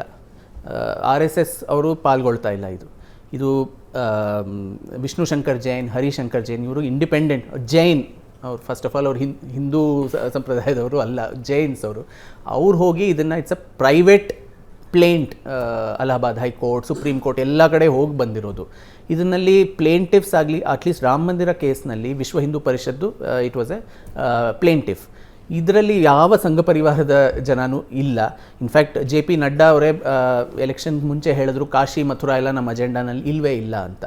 ಸೊ ಹಂಗಿರುವಾಗ ಇದು ಅವ್ರು ಏನು ಮಾಡ್ತಾರೆ, ಅದರಿಂದ ಅವ್ರಿಗೆ ಏನು ಲಾಭ ನಷ್ಟ, ಅದು ಅವ್ರ ಲೆಕ್ಕಾಚಾರ ಮಾಡೋದು ಅವ್ರ ಕೆಲಸ. ಎಲ್ಲರೂ ದೇಶದಲ್ಲಿರೋ ಎಲ್ರಿಗೂ ಬರೀ ವೋಟು ಎಲೆಕ್ಷನ್ಸು ಅದ್ರ ಬಗ್ಗೆನೇ ಮನಸ್ಸಿನಲ್ಲಿರುತ್ತೆ ಅಂತ ಅನ್ಕೊಳ್ಳೋದೊಂದು ನಮ್ಮ ಅಜೆಂಡಾ ಇಲ್ಲದೆ ಜ್ಞಾನಾರ್ಜನೆಗೋಸ್ಕರ ಆದ್ರೂ ನೀವು ಚರಿತ್ರೆ ಹಿಸ್ಟ್ರಿನ ಓದಬೇಕಾಗತ್ತಲ್ಲ. ಪೊಲಿಟಿಕಲ್ ಅಜೆಂಡಾ ಇಲ್ಲದೆ ಇದ್ರೆ ಈ ಸಮಸ್ಯೆ ಪರಿಹಾರ ಆಗಲ್ಲ ಅನ್ನೋದು ನನ್ನ ವಾದ. ಏನು ಪೊಲಿಟಿಕಲ್ ಅಜೆಂಡಾಗಳಿಲ್ಲದೆ ಇತ್ತು, ಅಯೋಧ್ಯೆಗೆ ಪೊಲಿಟಿಕಲ್ ಅಜೆಂಡಾ ಇತ್ತು, ಅದೆಲ್ರಿಗೂ ಗೊತ್ತಿರೋ ವಿಚಾರ. ಆದ್ರಿಂದ ಅದು ಇಷ್ಟು ತಡವಾಗಾದ್ರೂ ಸರಿ ಪರಿಹಾರ ಆಯ್ತು. ಇನ್ನು ಇದಕ್ಕೆ ಇನ್ನೆಷ್ಟು ವರ್ಷ ತಗೊಳ್ಳೋದು, ಯಾಕಂದ್ರೆ ಅಜೆಂಡಾ ಇಲ್ಲ ಇಲ್ಲಿ. ವಿನಾಯಕ್ ಅವರೇ, ಈ ಭಾರತೀಯರಿಗೆ ಪಾಲಿಟಿಕ್ಸ್ ಅನ್ನೋ ಶಬ್ದವೇ ಗೊತ್ತಿಲ್ಲದೆ ಇದ್ದಾಗ, ಪ್ರಜಾಪ್ರಭುತ್ವ ಅನ್ನುವ ಶಬ್ದವೇ ಗೊತ್ತಿಲ್ಲದೆ ಇದ್ದಾಗ ನಡೆದಿದ್ದ ಹೋರಾಟದ ಅವಾಗಲೇ ಪರಿಹಾರ ಸಿಕ್ಕಿಲ್ಲ. ಅದಕ್ಕೆ ಪರಿಹಾರ ಯಾವಾಗ ಆಗುತ್ತೆ ಅದು ನ್ಯಾಯಾಲಯಕ್ಕೆ ಬಿಟ್ಟು ಎಲ್ಲ ಎವಿಡೆನ್ಸಸ್ ಕೊಟ್ಟಿದ್ದೀವಿ. ಇವಾಗ ಈ ಪುಸ್ತಕನೇ ಒಂದು ಎವಿಡೆನ್ಸ್ ಆಗಿ ಹೋಗುತ್ತೆ, ಇದರಲ್ಲಿ ಏನೇನು ದಾಖಲೆಗಳಿದೆ. ಸೊ ಅದ್ರ ಮೇಲೆ ನಮ್ಮ ದೇಶದಲ್ಲಿ ನ್ಯಾಯಾಂಗ ಇದು ಹೇಗೆ ನಡೆಯುತ್ತೆ ನಿಮಗೆಲ್ಲ ಗೊತ್ತು. I don't want to say anything. ಆಮೇಲೆ ಕಂಟೆಂಪ್ಟ್ ಆಫ್ ಕೋರ್ಟ್ ಆಗೋಗುತ್ತೆ. ಸೊ ಅದಕ್ಕೆ the court is seized of the matter. ಅದನ್ನು ನೋಡಬೇಕು ಯಾವ ಪಕ್ಷದಲ್ಲಿ ಹೋಗುತ್ತೆ. ಸರ್, ಡಾಕ್ಟರ್ ಮಧುಸೂದನ್ ಅಂತ. ಪೋಸ್ಟ್ ಇಂಡಿಪೆಂಡೆನ್ಸು ಪಠ್ಯಪುಸ್ತಕಗಳಲ್ಲಿ ಇತಿಹಾಸನ ತಿರುಚಲಾಗಿದೆ. ಓಕೆ, ಅದು it is influence by any political party ಅಂತ ನಿಮ್ಗೆ ಏನಾದರೂ ಅನಿಸುತ್ತಾ? ಆಬ್ವಿಯಸ್ಲಿ ಯಾವ ಪೊಲಿಟಿಕಲ್ ಪಾರ್ಟಿ ದೇಶನ ಆಳ್ತೋ ಸ್ವಾತಂತ್ರ್ಯ ಆದಮೇಲೆ ಅವ್ರು ತಾನೇ ಅಷ್ಟೇ ನನ್ನ ಕ್ವಶನ್ ಸರ್. Thank you. ಅದರ ಜೊತೆಗೆ ಈ ಬಿ ಜೆ ಪಿ ಅಂತಿದ್ರಲ್ಲ, BJP HRD ಮಿನಿಸ್ಟರ್ ಒಂದು ಸ್ಟೇಟ್ಮೆಂಟ್ ಕೊಟ್ಟರು, ನಾವು ಇತಿಹಾಸದ ಯಾವುದೇ ಪುಸ್ತಕದಲ್ಲಿ ಏನನ್ನೂ ಬದಲಾವಣೆ ಶಬ್ದವನ್ನು ಬದಲಾಯಿಸಿಲ್ಲ, ಒಂದು ಶಬ್ದವನ್ನು ಬದಲಾಯಿಸಿಲ್ಲ ಅಂತ ಸಿಟ್ಟಿಗೆದ್ರು ಅವರು. ಇದನ್ನ ಹೇಳೋದಕ್ಕೆ ನೀವು ಅಧಿಕಾರಕ್ಕೆ ಬಂದಿದ್ದು ಅಂತ ಅವ್ರು ಹೇಳ್ದಂಗೆ ಯುವಕರೇ ಕೇಳಿದ್ರಲ್ಲ, ವೆರಿ ಇಂಪಾರ್ಟೆಂಟ್ ಅದು ಪ್ರಶ್ನೆ. ಯಥಾವತ್ತಾಗಿ ಬರೆಯುವ ಇತಿಹಾಸ, ಅದನ್ನು ನಾವು it should become a public movement. ನಮ್ಮ ಮಕ್ಕಳು, ನಮ್ಮ ಮೊಮ್ಮಕ್ಕಳಿಗೆ ಈ ಥರ ಸುಳ್ಳು ಇತಿಹಾಸನ ನೀವು ಕೊಡಬಾರ್ದು ಅಂತ ನಾವು ಸರ್ಕಾರಕ್ಕೆ ಒಂದು ಸ್ಟ್ರಾಂಗ್ ರೆಪ್ರೆಸೆಂಟೇಷನ್ ಮಾಡಿದ್ರೇ ಈ ಬದಲಾವಣೆ ಆಗುತ್ತೆ. ಇಲ್ಲಾಂದರೆ ಈ NEP ಆಯಿತು, NCF ಕಮಿಟಿಗಳು ನಡೀತಾ ಇರುತ್ತೆ. 10 ವರ್ಷದಲ್ಲಿ ನೀವು ಹೇಳ್ದಂಗೆ ಒಂದು ಶಬ್ದವನ್ನು ನಾವು ಬದಲಾಯಿಸಿಲ್ಲ ಅಂತ ಹೆಮ್ಮೆಯಿಂದ ಹೇಳ್ಕೊತಾರೆ. It's actually a thing to be ashamed of. ಸುಳ್ಳುಗಳನ್ನೇ ನಾವು ಕಂಟಿನ್ಯೂ ಮಾಡ್ತಾ ಇದ್ದೀವಿ ಅಂದರೆ ನಿಮ್ಗೆ ಯಾಕೆ ಮೆಜಾರಿಟಿ ಕೊಟ್ಟರು, ಯಾಕೆ ದೇಶದ ಜನ ವೋಟ್ ಕೊಟ್ಟರು, ಯಾವ ಥರ ಇತಿಹಾಸ ತಿರ್ಚಿದ್ರು ಅನ್ನೋ ಒಂದು ಉದಾಹರಣೆ ನೀವು ಕೇಳ್ತಾ ಇರ್ತಿಲ್ಲ ನನಗೆ, ಅದನ್ನು ಹೇಳಕ್ಕೆ ಇಷ್ಟಪಡ್ತೀನಿ. ಕಾಶಿ ವಿಶ್ವನಾಥ್ ಮಂದಿರದೇ ಆಫ್ಟರ್ ಇಂಡಿಪೆಂಡೆನ್ಸ್ ನೀವು ಕೇಳ್ದಂಗೆ ದ ಮೇಜರ್ ಇದು ಯಾಕೆ ಔರಂಗಜೇಬ್ ಆ ಮಂದಿರನ ಕೆಡವ್ದ ಅನ್ನೋದಕ್ಕೆ ಒಂದು ಬೇರೆ ಒಂದು ಕಥೆ, ಅದು ಸೃಷ್ಟಿ ಮಾಡಲಾಯಿತು, ಕಥೆಯನ್ನು ಸೃಷ್ಟಿ ಮಾಡಲಾಯಿತು. ಅದು ಕಾಂಗ್ರೆಸ್ ಪ್ರೇರಿತ ಒಂದು ಕಥೆ. ಬಿಶಂಬರ್ನಾಥ್ ಪಾಂಡೆ ಎನ್ನುವ ಒಂದು ಕಾಂಗ್ರೆಸ್ಸಿನ ದೊಡ್ಡ ಮುಖಂಡರಾಗಿದ್ದರು. ಅವರು ಒಡಿಸ್ಸಾ ರಾಜ್ಯದ ರಾಜ್ಯಪಾಲರು ಆಗಿದ್ದರು, ಒಂದು ಪಂಡಿತರು ಎಲ್ಲ. ಸೊ ಅವರು ಒಂದು ಇಸ್ಲಾಮಿಕ್ ಕಲ್ಚರ್ ಆ್ಯಂಡ್ ಇಂಡಿಯಾ ಅನ್ನೋ ಒಂದು ಪೇಪರ್ನಲ್ಲಿ ಕಾಶಿ ವಿಶ್ವನಾಥ್ ಮಂದಿರದ ಹಿಸ್ಟ್ರಿ ಬರೀತಾರೆ. ಅದರಲ್ಲಿ ಔರಂಗಜೇಬ್ ಯಾಕೆ ಆ ಮಂದಿರನ ಕೆಡವ್ದ ಅನ್ನೋದಕ್ಕೆ ಒಂದು ಕಪೋಲ ಕಲ್ಪಿತ ಒಂದು ಕಥೆಯನ್ನು ಔರಂಗಜೇಬ್ ಧ್ವಂಸ ಮಾಡ್ದ ಅನ್ನೋದು ಒಪ್ಕೋತಾರೆ ಅಟ್ಲೀಸ್ಟ್. ಅದರಲ್ಲಿ ಮಾಸಿರೆ ಆಲಮ್ಗಿರಿನಲ್ಲಿ 1669 ಏಪ್ರಿಲ್ನಲ್ಲಿ ಔರಂಗಜೇಬ್ ಒಂದು ಫರ್ಮಾನ್ ಕಳಿಸ್ತಾನೆ. ಈ ಥಟ್ಟ, ಮುಲ್ತಾನ್, ಬನಾರಸ್ ಇಲ್ಲಿರುವ ಎಲ್ಲ ಈ ಕೆಟ್ಟ ದೇವಾಲಯಗಳು ಮತ್ತು ಅಲ್ಲಿರುವ ಈ ದುಷ್ಟ ಬ್ರಾಹ್ಮಣರು ಎಲ್ಲ ತಮ್ಮ ಫಾಲ್ಸ್ ವಿದ್ಯೆಗಳನ್ನ ಹಬ್ಬಿಸ್ತಾ ಇದ್ದಾರೆ, ಅದನ್ನೆಲ್ಲ ನಾಶ ಮಾಡಬೇಕು ಅಂತ ಒಂದು ಫರ್ಮಾನ್ ಕಳಿಸ್ತಾನೆ ಏಪ್ರಿಲ್ನಲ್ಲಿ. ಸೆಪ್ಟೆಂಬರ್ ಅಷ್ಟೊತ್ತಿಗೆ ಬನಾರಸ್ಸಿಂದ ವಾಪಸ್ ಬರುತ್ತೆ. ಜಹಾಂಪನಾ ನೀವು ಹೇಳ್ದಂಗೆ ನಾವೆಲ್ಲ ಮಂದಿರಗಳನ್ನು ಕೆಡವಿದ್ವಿ, ಇನ್ಕ್ಲೂಡಿಂಗ್ ಬಿಶ್ನಾಥ್ ಮಂದಿರ್. ಅದು ಅಪಭ್ರಂಶವಾಗಿ ಬಿಶ್ನಾಥ್ ಮಂದಿರ್ ಅಂತ ಅದು ದಾಖಲೆ ಇದೆ, ಸಮಕಾಲೀನ ದಾಖಲೆ. ಸೊ ಈ ಬಿಶಂಬರ್ನಾಥ್ ಪಾಂಡೆ ಅದನ್ನು ಹೇಗೆ ಇತಿಹಾಸವನ್ನು ಹೇಗೆ ತಿರ್ಚೋದು ಅಂತ ಇದರಿಂದ ಗೊತ್ತಾಗುತ್ತೆ. ಅವನು ಒಂದು ಕಥೆಯಲ್ಲಿ ಹೇಳ್ತಾನೆ, ಒಂದಾನೊಂದು ಕಾಲದಲ್ಲಿ, ಒಂದು ಇಸ್ವಿ ಏನೂ ಕೊಡೋದಿಲ್ಲ, ಒಂದಾನೊಂದು ಕಾಲದಲ್ಲಿ ಔರಂಗಜೇಬ್ ತನ್ನ ಎಲ್ಲ ರಾಜರು, ಹಿಂದೂ ರಾಜರು ಮತ್ತು ರಾಣಿಯರನ್ನು ಕರ್ಕೊಂಡು ಹೋಗಿ ಆಗ್ರಾಯಿಂದ ಬಂಗಾಲ್ಗೆ ಹೋದನಂತೆ. ಆ್ಯಕ್ಚುಲಿ ಔರಂಗಜೇಬ್ನ ಎಲ್ಲ ಜೀವನ ಚರಿತ್ರೆ ನೋಡಿದ್ರೆ ಒಂದ್ಸತಿನೂ ಅವ್ನು ಖುದ್ದಾಗಿ ಬಂಗಾಲ್ಗೆ ಹೋಗಲೇ ಇಲ್ಲ, ಅವ್ನು ಸೇನಾಪತಿಗಳನ್ನ ಕಳಿಸ್ದ. ಬಟ್ ಈ ಇದರಲ್ಲಿ ಅವನು ಹೋದ. ಸೊ ಆಗ್ರಾಯಿಂದ ಬಂಗಾಲ್ಗೆ ಹೋಗುವಾಗ ರಸ್ತೆಯಲ್ಲಿ ವಾರಣಾಸಿ ಬರುತ್ತೆ. ಸೊ ಆಗೆಲ್ಲ ಹಿಂದೂ ರಾಜರು ಹೋಗಿ, ಜಹಾಂಪನಾ ನಮಗೆ ಇದು ತುಂಬ ಶ್ರೇಷ್ಠವಾದ ಒಂದು ಜಾಗ, ಇಲ್ಲಿ ಹೋಗಿ ಪೂಜೆ ಮಾಡೋಕ್ಕೆ ನಮಗೆ ಅನುಮತಿ ಕೊಡಿ ಅಂತ ಕೇಳ್ತಾರೆ. ಔರಂಗಜೇಬ್ ತುಂಬ ಉದಾರ ಹೃದಯದವನು, ಜಾತ್ಯತೀತ ಮಹಾರಾಜ. ಸರಿ, ನೀವೆಲ್ಲ ಮಾಡ್ಕೊಳ್ಳಿ ಪೂಜೆ, ನಾವು ವೇಟ್ ಮಾಡೋಣ ಅಂತ ಅಲ್ಲಿ ಸ್ಟೇ ಮಾಡ್ತಾರೆ. ಇನ್ನೊಂದು ಇದೇನೆಂದರೆ, ಅನುಮತಿ ಕೇಳಿದ ಹಿಂದೂ ರಾಜರು ಅವರು ತಾವೇ ಖುದ್ದಾಗಿ ಹೋಗಿ ಪೂಜೆಗೆ ಹೋಗಲ್ಲ, ಅವರು ಪತ್ನಿಯರನ್ನು ಕಳಿಸ್ತಾರಂತೆ, ಎಲ್ಲ ಮಹಾರಾಣಿಗಳು ಹೋಗ್ತಾರೆ. ಸೊ ಮಹಾರಾಣಿಯರು, ರಾಜ್ಪೂತಾನ ಮಹಾರಾಣಿಯರು, ಅವ್ರಿಗೆ ಯಾರೂ ಒಂದು ಸೈನಿಕರಿಲ್ಲ, ಬಾಡಿಗಾರ್ಡ್ಸ್ ಇಲ್ಲ, ಅವರೇ ಖುದ್ದಾಗಿ ಗಂಗೆಗೆ ಹೋಗಿ ಸ್ನಾನ ಮಾಡಿ ಆಮೇಲೆ ವಿಶ್ವನಾಥ್ ಪೂಜೆ ಮಾಡಿ ವಾಪಸ್ ಬರ್ತಾ ಇದ್ದಾರೆ. ಆಮೇಲೆ ಎಲ್ಲರನ್ನೂ ಕೌಂಟ್ ಮಾಡಿದಾಗ ಒಬ್ಬ ರಾಣಿ ಕಮ್ಮಿ ಆಗಿರ್ತಾಳೆ ಇದರಲ್ಲಿ, ಅದು ಕಚ್ಚಿನ ಮಹಾರಾಣಿ. ಸೊ ಔರಂಗಜೇಬ್ ಕೋಪ ಬರುತ್ತೆ, ಎಲ್ಲವಳು ಕಚ್ ಮಹಾರಾಣಿ ಎಲ್ಲಿ ಹೋದ್ಲು ಅಂತ. ಅವ್ರು ಸೈನಿಕರನ್ನೆಲ್ಲ ಕಳಿಸ್ತಾರಂತೆ. ಅವಾಗ ಅಲ್ಲಿ ಹೋದಾಗ ವಿಶ್ವನಾಥ್ ಗರ್ಭಗುಡಿ ಆ ಗೋಡೆಯನ್ನು ಅವರು ಹಿಂಗೆ ಮುಟ್ಟಿದ್ರೆ ಆ ಗೋಡೆ ಹಿಂಗೆ ಸ್ಲೈಡ್ ಆಗೋಯ್ತಂತೆ. ಆ ಸ್ಲೈಡ್ ಆಗಿ ಅಲ್ಲಿ ಕೆಳಗಡೆ ಒಂದು ಸುರಂಗ ಮಾರ್ಗದಲ್ಲಿ ಈ ಸೈನಿಕರು ಕೆಳಗೆ ಹೋದಾಗ ಅಲ್ಲಿ ಆ ಕಚ್ಚಿನ ಮಹಾರಾಣಿ ಪಾಪ ಕೂತ್ಕೊಂಡು ನಗ್ನಾವಸ್ಥೆಯಲ್ಲಿ ಅವಳೆಲ್ಲ ಆಭರಣಗಳು, ವಸ್ತ್ರಗಳು ಎಲ್ಲ ಕಿತ್ಕೊಂಡು ಹೊಟ್ಟೋಗಿದ್ರು, ಅಳ್ತಾ ಕೂತಿದ್ದಂತೆ. ಏನಾಯಿತು ನಿನಗೆ, ಯಾರು ಇದು ಮಾಡಿದ್ರು ಅಂತ ಹೇಳಿದಾಗ, ಇಲ್ಲಿನ ಬ್ರಾಹ್ಮಣ ಪಂಡಿತರು ನನಗೆ ಈ ಥರ ಮಾಡಿದ್ರು, ಇಲ್ಲಿನ ಬ್ರಾಹ್ಮಣರು ತುಂಬ ದುಷ್ಟರು, ಯಾವ ರಿಚ್ ತೀರ್ಥಯಾತ್ರಿಗಳು ಯಾರಾದರೂ ಬಂದರೆ ಅವ್ರನ್ನೆಲ್ಲ ಹೀಗೆ ಲೂಟಿ ಮಾಡ್ತಾರೆ ಅಂತ ಅವ್ರು ಹೇಳಿದ್ರಂತೆ. ಸೊ ಅದನ್ನು ಕೇಳಿ ಹಿಂದೂ ರಾಜರಿಗೆ ಎಷ್ಟು ಕೋಪ ಬಂತು ಅಂದರೆ, ಅವರೇ ಹೋಗಿ ಔರಂಗಜೇಬ್ಗೆ ಇದು ಕೆಟ್ಟ ಸ್ಥಾನ, ಇಲ್ಲೆಲ್ಲ ದುಷ್ಕೃತ್ಯಗಳು ನಡೆಯುತ್ತೆ, ಮಹಿಳೆಯರಿಗೆ ಈ ಥರ ಎಲ್ಲ ಮಾಡ್ತಾರೆ, ಇದನ್ನು ನೀವು ಒಡೆದು ಬಿಡಬೇಕು ಅಂತ ಹೇಳ್ತಾರಂತೆ. ಅವ್ರಿಗೆ ಇಷ್ಟನೇ ಇರಲಿಲ್ಲ ಔರಂಗಜೇಬ್ಗೆ ಹೊಡೆಯೋದಕ್ಕೆ. ಇವರ ಹಿಂದೂಗಳ ಒತ್ತಾಯದಿಂದ ಔರಂಗಜೇಬ್ ತುಂಬ ಇದಾಗಿ ಆ ಮಂದಿರವನ್ನು ಕೆಡವ್ದ ಅಂತ ಬಿಶಂಬರ್ನಾಥ್ ಪಾಂಡೆ, ಕಾಂಗ್ರೆಸ್ಸಿನ ಮುಖಂಡರು, ಅವರು ತಮ್ಮ ಕಥೆ ಬರೀತಾರೆ. ಮಥುರಾನಲ್ಲಿ ಯಾವ ರಾಣಿ ಸಿಕ್ಕಾಕೊಂಡಿದ್ಲು, ಇನ್ನೊಂದೇ ಸೋಮನಾಥ್ನು ಕೆಡವ್ದ, ಅಲ್ಲಿ ಯಾವ ರಾಣಿ, ಅದಕ್ಕೆ ಬೇರೆ ಬೇರೆ ಕಥೆ ಸೃಷ್ಟಿ ಮಾಡಬೇಕು. ಒಂದು ಸುಳ್ಳು ಹೇಳಬೇಕಂದ್ರೆ ಬೇರೆ ಬೇರೆ ಥರದ್ದು ಕಥೆ ನೀವು ಸೃಷ್ಟಿ ಮಾಡಬೇಕು. ನಾವು ಇವಾಗ ಇತಿಹಾಸದಲ್ಲಿ ನಾವು ಏನೇ ಒಂದು ಮಾತು ಹೇಳಿದ್ರು ಇದಕ್ಕೆ ಸೋರ್ಸ್ ಏನು, ಇದಕ್ಕೆ ದಾಖಲೆ ತೋರಿಸಿ ಅಂತ ಕೇಳೋದೆ. ಫುಟ್ ನೋಟ್ಸ್, ಸೈಟೇಷನ್ ಬರುತ್ತೆ.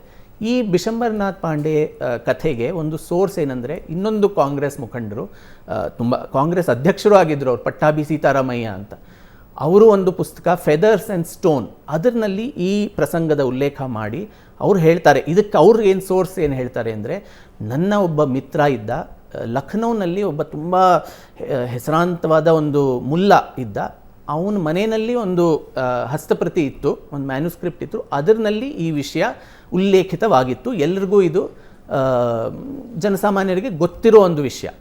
ನಾವು ಆ ಸ್ನೇಹಿತ ಏನೋದ ಅವನ ಮಧ್ಯ ಸತ್ತೋದ, ನಾನು ಆ ಮುಲ್ಲಾನ ನೋಡೋಕ್ಕಾಗಲಿಲ್ಲ, ಆ ಹಸ್ತಪ್ರತಿ ನನ್ನ ಕೈಗೆ ಬರಲಿಲ್ಲ.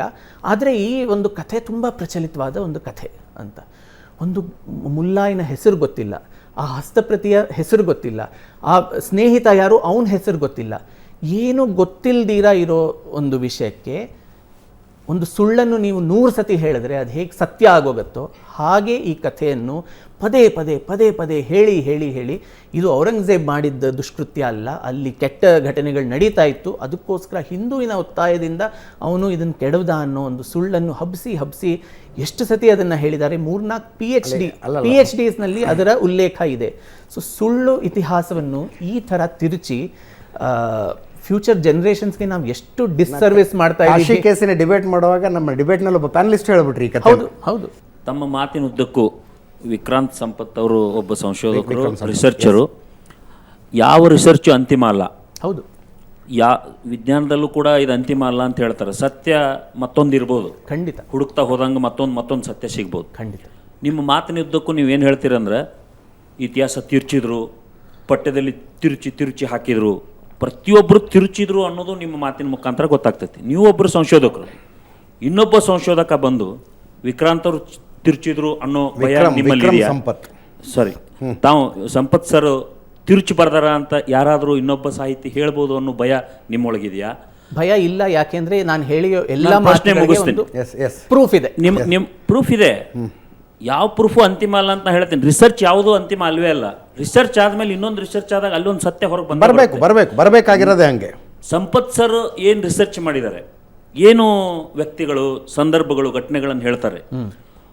ನಾವು ನಿಮ್ಮಷ್ಟು ತಿಳ್ಕೊಳ್ದೇ ಇರ್ಬೋದು ಅಥವಾ ಆ ವಿಷಯ ಜ್ಞಾನನೇ ಇಲ್ಲದೆ ಇರ್ಬೋದು. ಬಟ್ ನಿಮ್ಮ ಮಾತನ್ನು ಕೇಳ್ತಾ ಹೋದಾಗ ಏನು ಅನ್ನಿಸ್ತೈತೆ ಅಂದ್ರೆ, ನೀವು ಭಾಳ ಆಳವಾಗಿ ಅಧ್ಯಯನ ಮಾಡಿರಿ ಅನ್ನೋದಂತೂ ಸತ್ಯ. ಬಟ್ ಅದ್ರ ಆಚೆಗೆ ಒಂದು ನಿಮ್ಮ ಮಾತಿನ ಉದ್ದಕ್ಕೂ ಗಮನಿಸ್ತಾ ಹೋದಾಗ ಒಂದು ಸಂದೇಹ ಬರ್ತೈತಿ. ತಿರುಚಿದ್ರು ಅನ್ನೋ ಇನ್ನೊಬ್ಬರ ಸಂಶೋಧನೆ ಮೇಲೆ ನಮಗೆ ಸಂದೇಹ ಬರೋ ಥರ ಮಾತಾಡ್ತಾರಲ್ಲ ಇವರು ತಿರ್ಚಿರ್ಬೋದಲ್ಲ. ಇನ್ನೊಬ್ಬ ಸಾಹಿತಿನೂ ಕೂಡ ಇವರು ತಿರುಚಿರೋದನ್ನ ಕಂಡು ಹಿಡಿದು ಹೇಳುವಂಥ ದಿನ ಬರ್ಬೋದು ಅಂತ ನಾವು ನಿರೀಕ್ಷೆ ಮಾಡ್ತೀವಿ. ಎಸ್, ಅಲ್ಲ ಬಂದರೆ ಬಹುಶಃ ಒಬ್ಬ ವಿಜ್ಞಾನಿಗೆ ಅದಕ್ಕಿಂತ ದೊಡ್ಡ ಸಂತೋಷ ಇನ್ನೊಂದಿಲ್ಲ. ನಾನು ತಿಳಿದಿದ್ದಕ್ಕಿಂತಲೂ ಹೆಚ್ಚಿನದನ್ನು ಇನ್ಯಾರೋ ಹೇಳಿದ್ರು ಅಂತ. ಐನ್ಸ್ಟೀನ್ ಕಂಡು ಹಿಡಿದ ಥಿಯರಿ ಇವತ್ತಿನ ವಿಜ್ಞಾನಿಗಳ ಪ್ರಕಾರ ಇರ್ರೆಲೆವೆಂಟು. ಆದರೆ ಯಾರು ಇತಿಹಾಸ ತಿರುಚಿದರು ಅಂತ ವಿಕ್ರಮ್ ಸಂಪತ್ ಅವರು ವಾದ ಮಾಡಿದಾರಲ್ಲ, ಅವರು ತಿರುಚಿದರು ಅಂತ ಪ್ರೂವ್ ಮಾಡೋದಕ್ಕೆ ಅವ್ರಿಗಿಂತ ಜಾಸ್ತಿ ಸಂಶೋಧನೆಯನ್ನು ಇವ್ರು ಮಾಡಿದ್ರು. ನೆಕ್ಸ್ಟು ವಿಕ್ರಮ್ ಸಂಪತ್ ಇತಿಹಾಸ ತಿರುಚಿದ್ದಾರೆ ಅಂತ ಹೇಳುವಲ್ಲಂಥವ್ರು ಇವ್ರಿಗಿಂತ ಜಾಸ್ತಿ ಸಂಶೋಧನೆ ಮಾಡಬೇಕು. ಇವ್ರಿಗಿಂತ ಜಾಸ್ತಿ ಸಂಶೋಧನೆ ಮಾಡಿ ನೋಡಿ ಈ ವಿಷಯದಲ್ಲಿ ಇಂಥ ತಥ್ಯಗಳಿದ್ದಾವೆ ಅಂತ ಹೇಳಿದ್ರೆ ಸಂತೋಷದಿಂದ ಒಪ್ಕೊಳ್ತಾರೆ. ಖಂಡಿತ. ಹೊಸ ಪ್ರೂಫ್ ಬಂದಾಗ ಹೊಸ ಸತ್ಯಗಳು ಬರ್ತವೆ. ಈಗ ಹೊಸ ಪ್ರೂಫ್ ಬಂದಾಗ ಹೊಸ ಸತ್ಯಗಳು ಬರ್ತವೆ. ಈಗ ಯಾಕೆ ಈ ಮಾತು ಹೇಳ್ಬೇಕಾಗ್ತದಂದ್ರೆ, ಒಂದು ಪಠ್ಯವನ್ನು ರಚನೆ ಮಾಡುವಾಗ ಕೇವಲ ಇತಿಹಾಸವನ್ನು ಹೇಳುವ ಉದ್ದೇಶ ಅಲ್ಲಿ ಆಗಿರುವುದಿಲ್ಲ. ಮಕ್ಕಳನ್ನ ನೈತಿಕವಾಗಿ ಬೆಳಿಬೇಕು, ನೈತಿಕ ವಿಷಯಗಳನ್ನು ತಿಳ್ಕೊಳ್ಬೇಕು ಅನ್ನೋ ಉದ್ದೇಶನ ಇಟ್ಕೊಂಡು ಪಠ್ಯ ರಚನೆ ಮಾಡಿರ್ತಾರೆ. ಆದರೆ ಅದನ್ನು ತಿರುಚಿ ಇವರು ತಪ್ಪನ್ನು ಹೇಳಲೇ ಇಲ್ಲ, ಇವನು ವಿಲನ್ ಅದಾನಂತ ಅಥವಾ ಇವ ಕೆಟ್ಟ ಕೆಲಸ ಮಾಡ್ಯಾನಂತ ಹೇಳಲೇ ಇಲ್ಲ ಅನ್ನೋದನ್ನು ನೀವು ಎತ್ತಿ ಎತ್ತಿ ಹೇಳ್ತಿರಲ್ಲ. ಇವತ್ತಿನ ಶಿಕ್ಷಣ ವ್ಯವಸ್ಥೆ ನೋಡಿದಾಗ ಮಕ್ಕಳಿಗೆ ಮಾರಲ್ ಎಜುಕೇಶನ್ ಅನ್ನೋದು ಕಡಿಮೆ ಆಗ್ಬಿಟ್ಟೈತಿ, ನೈತಿಕ ಶಿಕ್ಷಣ ಅನ್ನೋದೇ ಇಲ್ಲ.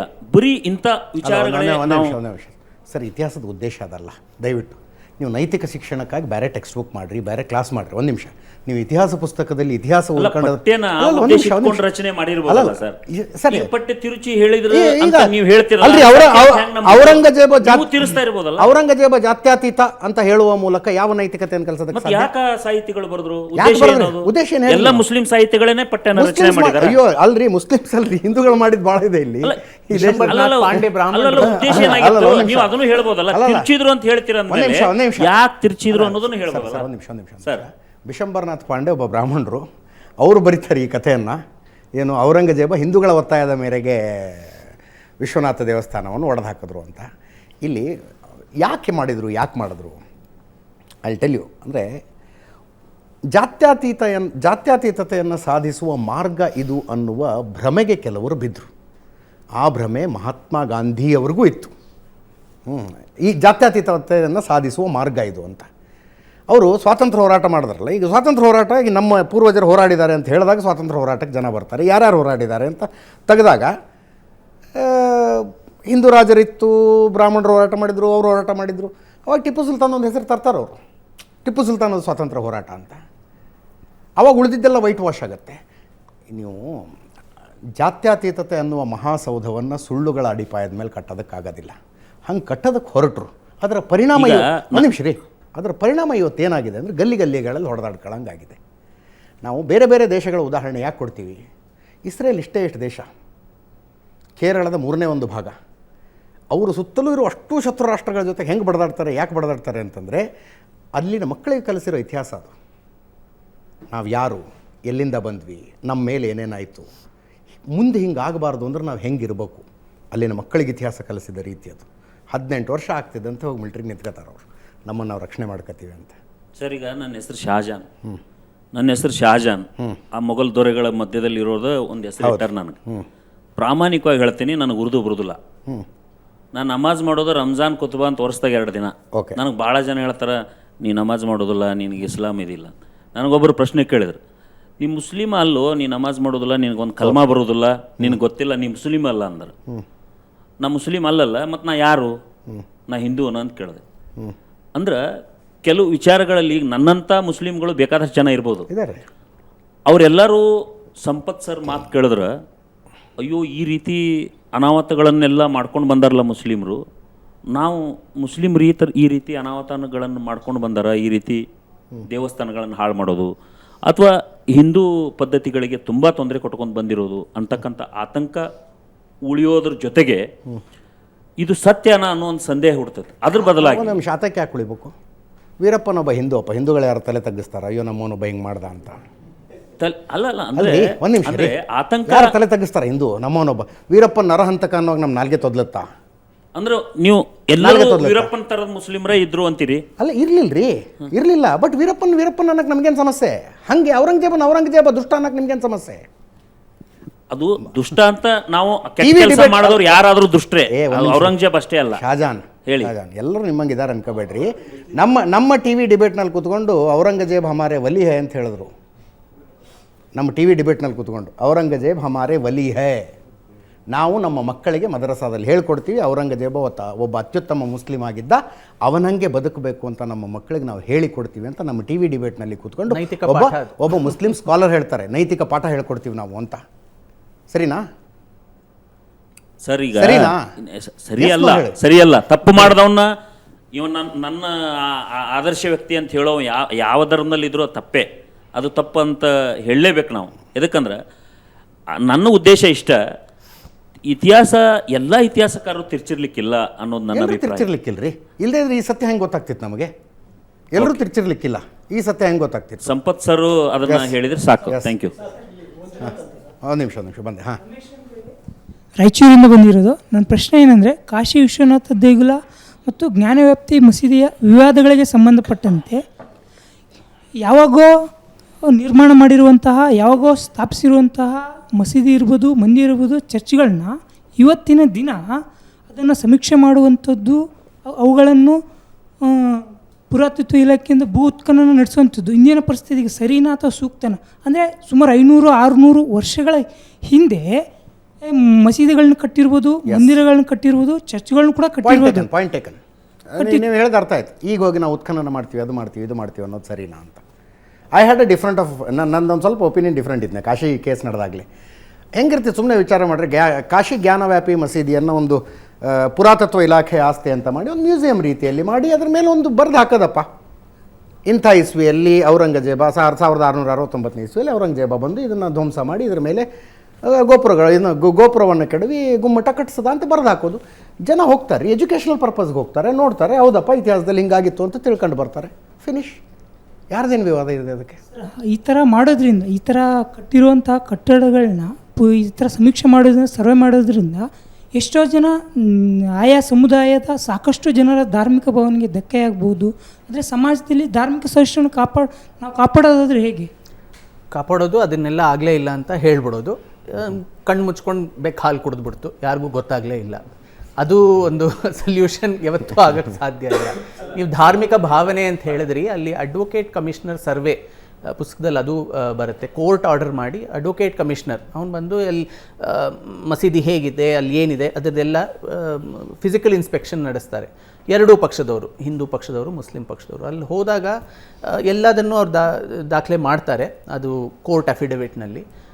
ಅಲ್ಲಿ ಮಧ್ಯ ಅಲ್ಲಿ ತೋರಿಸ್ತಾ ಇರೋದು ಒಂದು ವಜೂಖಾನ ಏನಿದೆ ಮಸ್ಜಿದ್ ಹತ್ರ, ವಜೂಖಾನ. ಅಲ್ಲಿ ಹೋಗಿ ನಮಾಜ್ ಮಾಡೋಕ್ಕೆ ಮುಂಚೆ ಕೈ ಕಾಲು ತೊಳ್ಕೊಳ್ಳೋದು, ಬಾಯಿ ಮುಕ್ಕಳಿಸ್ಕೊಳ್ಳೋದು, ಶುದ್ಧಿ ಮಾಡಿಕೊಂಡು ಒಳಗೆ ಹೋಗಿ ನಮಾಜ್ ಓದೋ ಪದ್ಧತಿ. ಆ ವಜೂಖಾನೂ ನಾವು ನೋಡಬೇಕು ಅಂತ ಈ ಹಿಂದೂ ಪಕ್ಷದ ವಿಷ್ಣು ಜೈನ್, ಹರಿಶಂಕರ್ ಜೈನ್ ಇವರು ಹೇಳ್ತಾರೆ. ಆ ಮಸೀದಿ ಕಡೆಯವರು ಇದನ್ನೆಲ್ಲ ನೀವು ನೋಡಬಾರ್ದು, ಎಲ್ಲ ಇಟ್ಸ್ ಟೂ ಮಚ್, ಬಹುತ್ ಹೋಗಿ this we cannot allow this ಅಂತ ತುಂಬ ಅಲ್ಲಿ ಗಲಭೆ ನಡೆಯುತ್ತೆ. ಆವಾಗ ಅಡ್ವೊಕೇಟ್ ಕಮಿಷನರ್ ಹೇಳ್ತಾರೆ, ಇಟ್ಸ್ ಕೋರ್ಟ್ ಆರ್ಡರ್, ನೀವು ನ್ಯಾಯಾಲಯದ ವಿರುದ್ಧ ಹೋಗ್ತೀರಾ, ಎಲ್ಲದನ್ನೂ ನಾವು ಪರಿಶೀಲನೆ ಮಾಡಲೇಬೇಕು ಅಂತ. ಅಲ್ಲಿ ಹೋದಾಗ ಅಲ್ಲಿ ಏನೋ ಒಳಗಡೆ ಏನೋ ಇದೆ ಅಂತ ಅವ್ರಿಗೆ ಭಾವನೆ ಬರುತ್ತೆ ಈ ಹಿಂದೂ ಪಕ್ಷಕ್ಕೆ. ಅಲ್ಲಿ ನೀರು ಬೇರೆ ಇರುತ್ತೆ, ನೀರನ್ನ ಸ್ವಲ್ಪ ಕಮ್ಮಿ ಮಾಡೋಣ ಅಂತ, ಅಲ್ಲಿಗೇನೋ ಒಳಗೆ ಇದೆ ಅದನ್ನು ತೋರಿಸಿ ಅಂತ ಹೇಳಿದಾಗ ಅಲ್ಲಿ ಮೀನುಗಳಿದೆ, ನೀರು ತೆಗೆದುಬಿಟ್ರೆ ಮೀನು ಸತ್ತೋಗುತ್ತೆ ಅಂತೆಲ್ಲ ಮಸೀದಿ ಪಕ್ಷದವ್ರು ಹೇಳ್ತಾರೆ. ಇಲ್ಲಿದ್ದವರು ಹಿಂದೂ ಪಕ್ಷದ ವಕೀಲರು ಜೈನ್, ಅವ್ರಿಗೆ ಅಹಿಂಸೆ, ಪ್ರಾಣಿ ದಯೆ ಅದೆಲ್ಲ ನಮಗಿಂತ ಜಾಸ್ತಿ ಅವ್ರಿಗೆ ಇರುತ್ತೆ.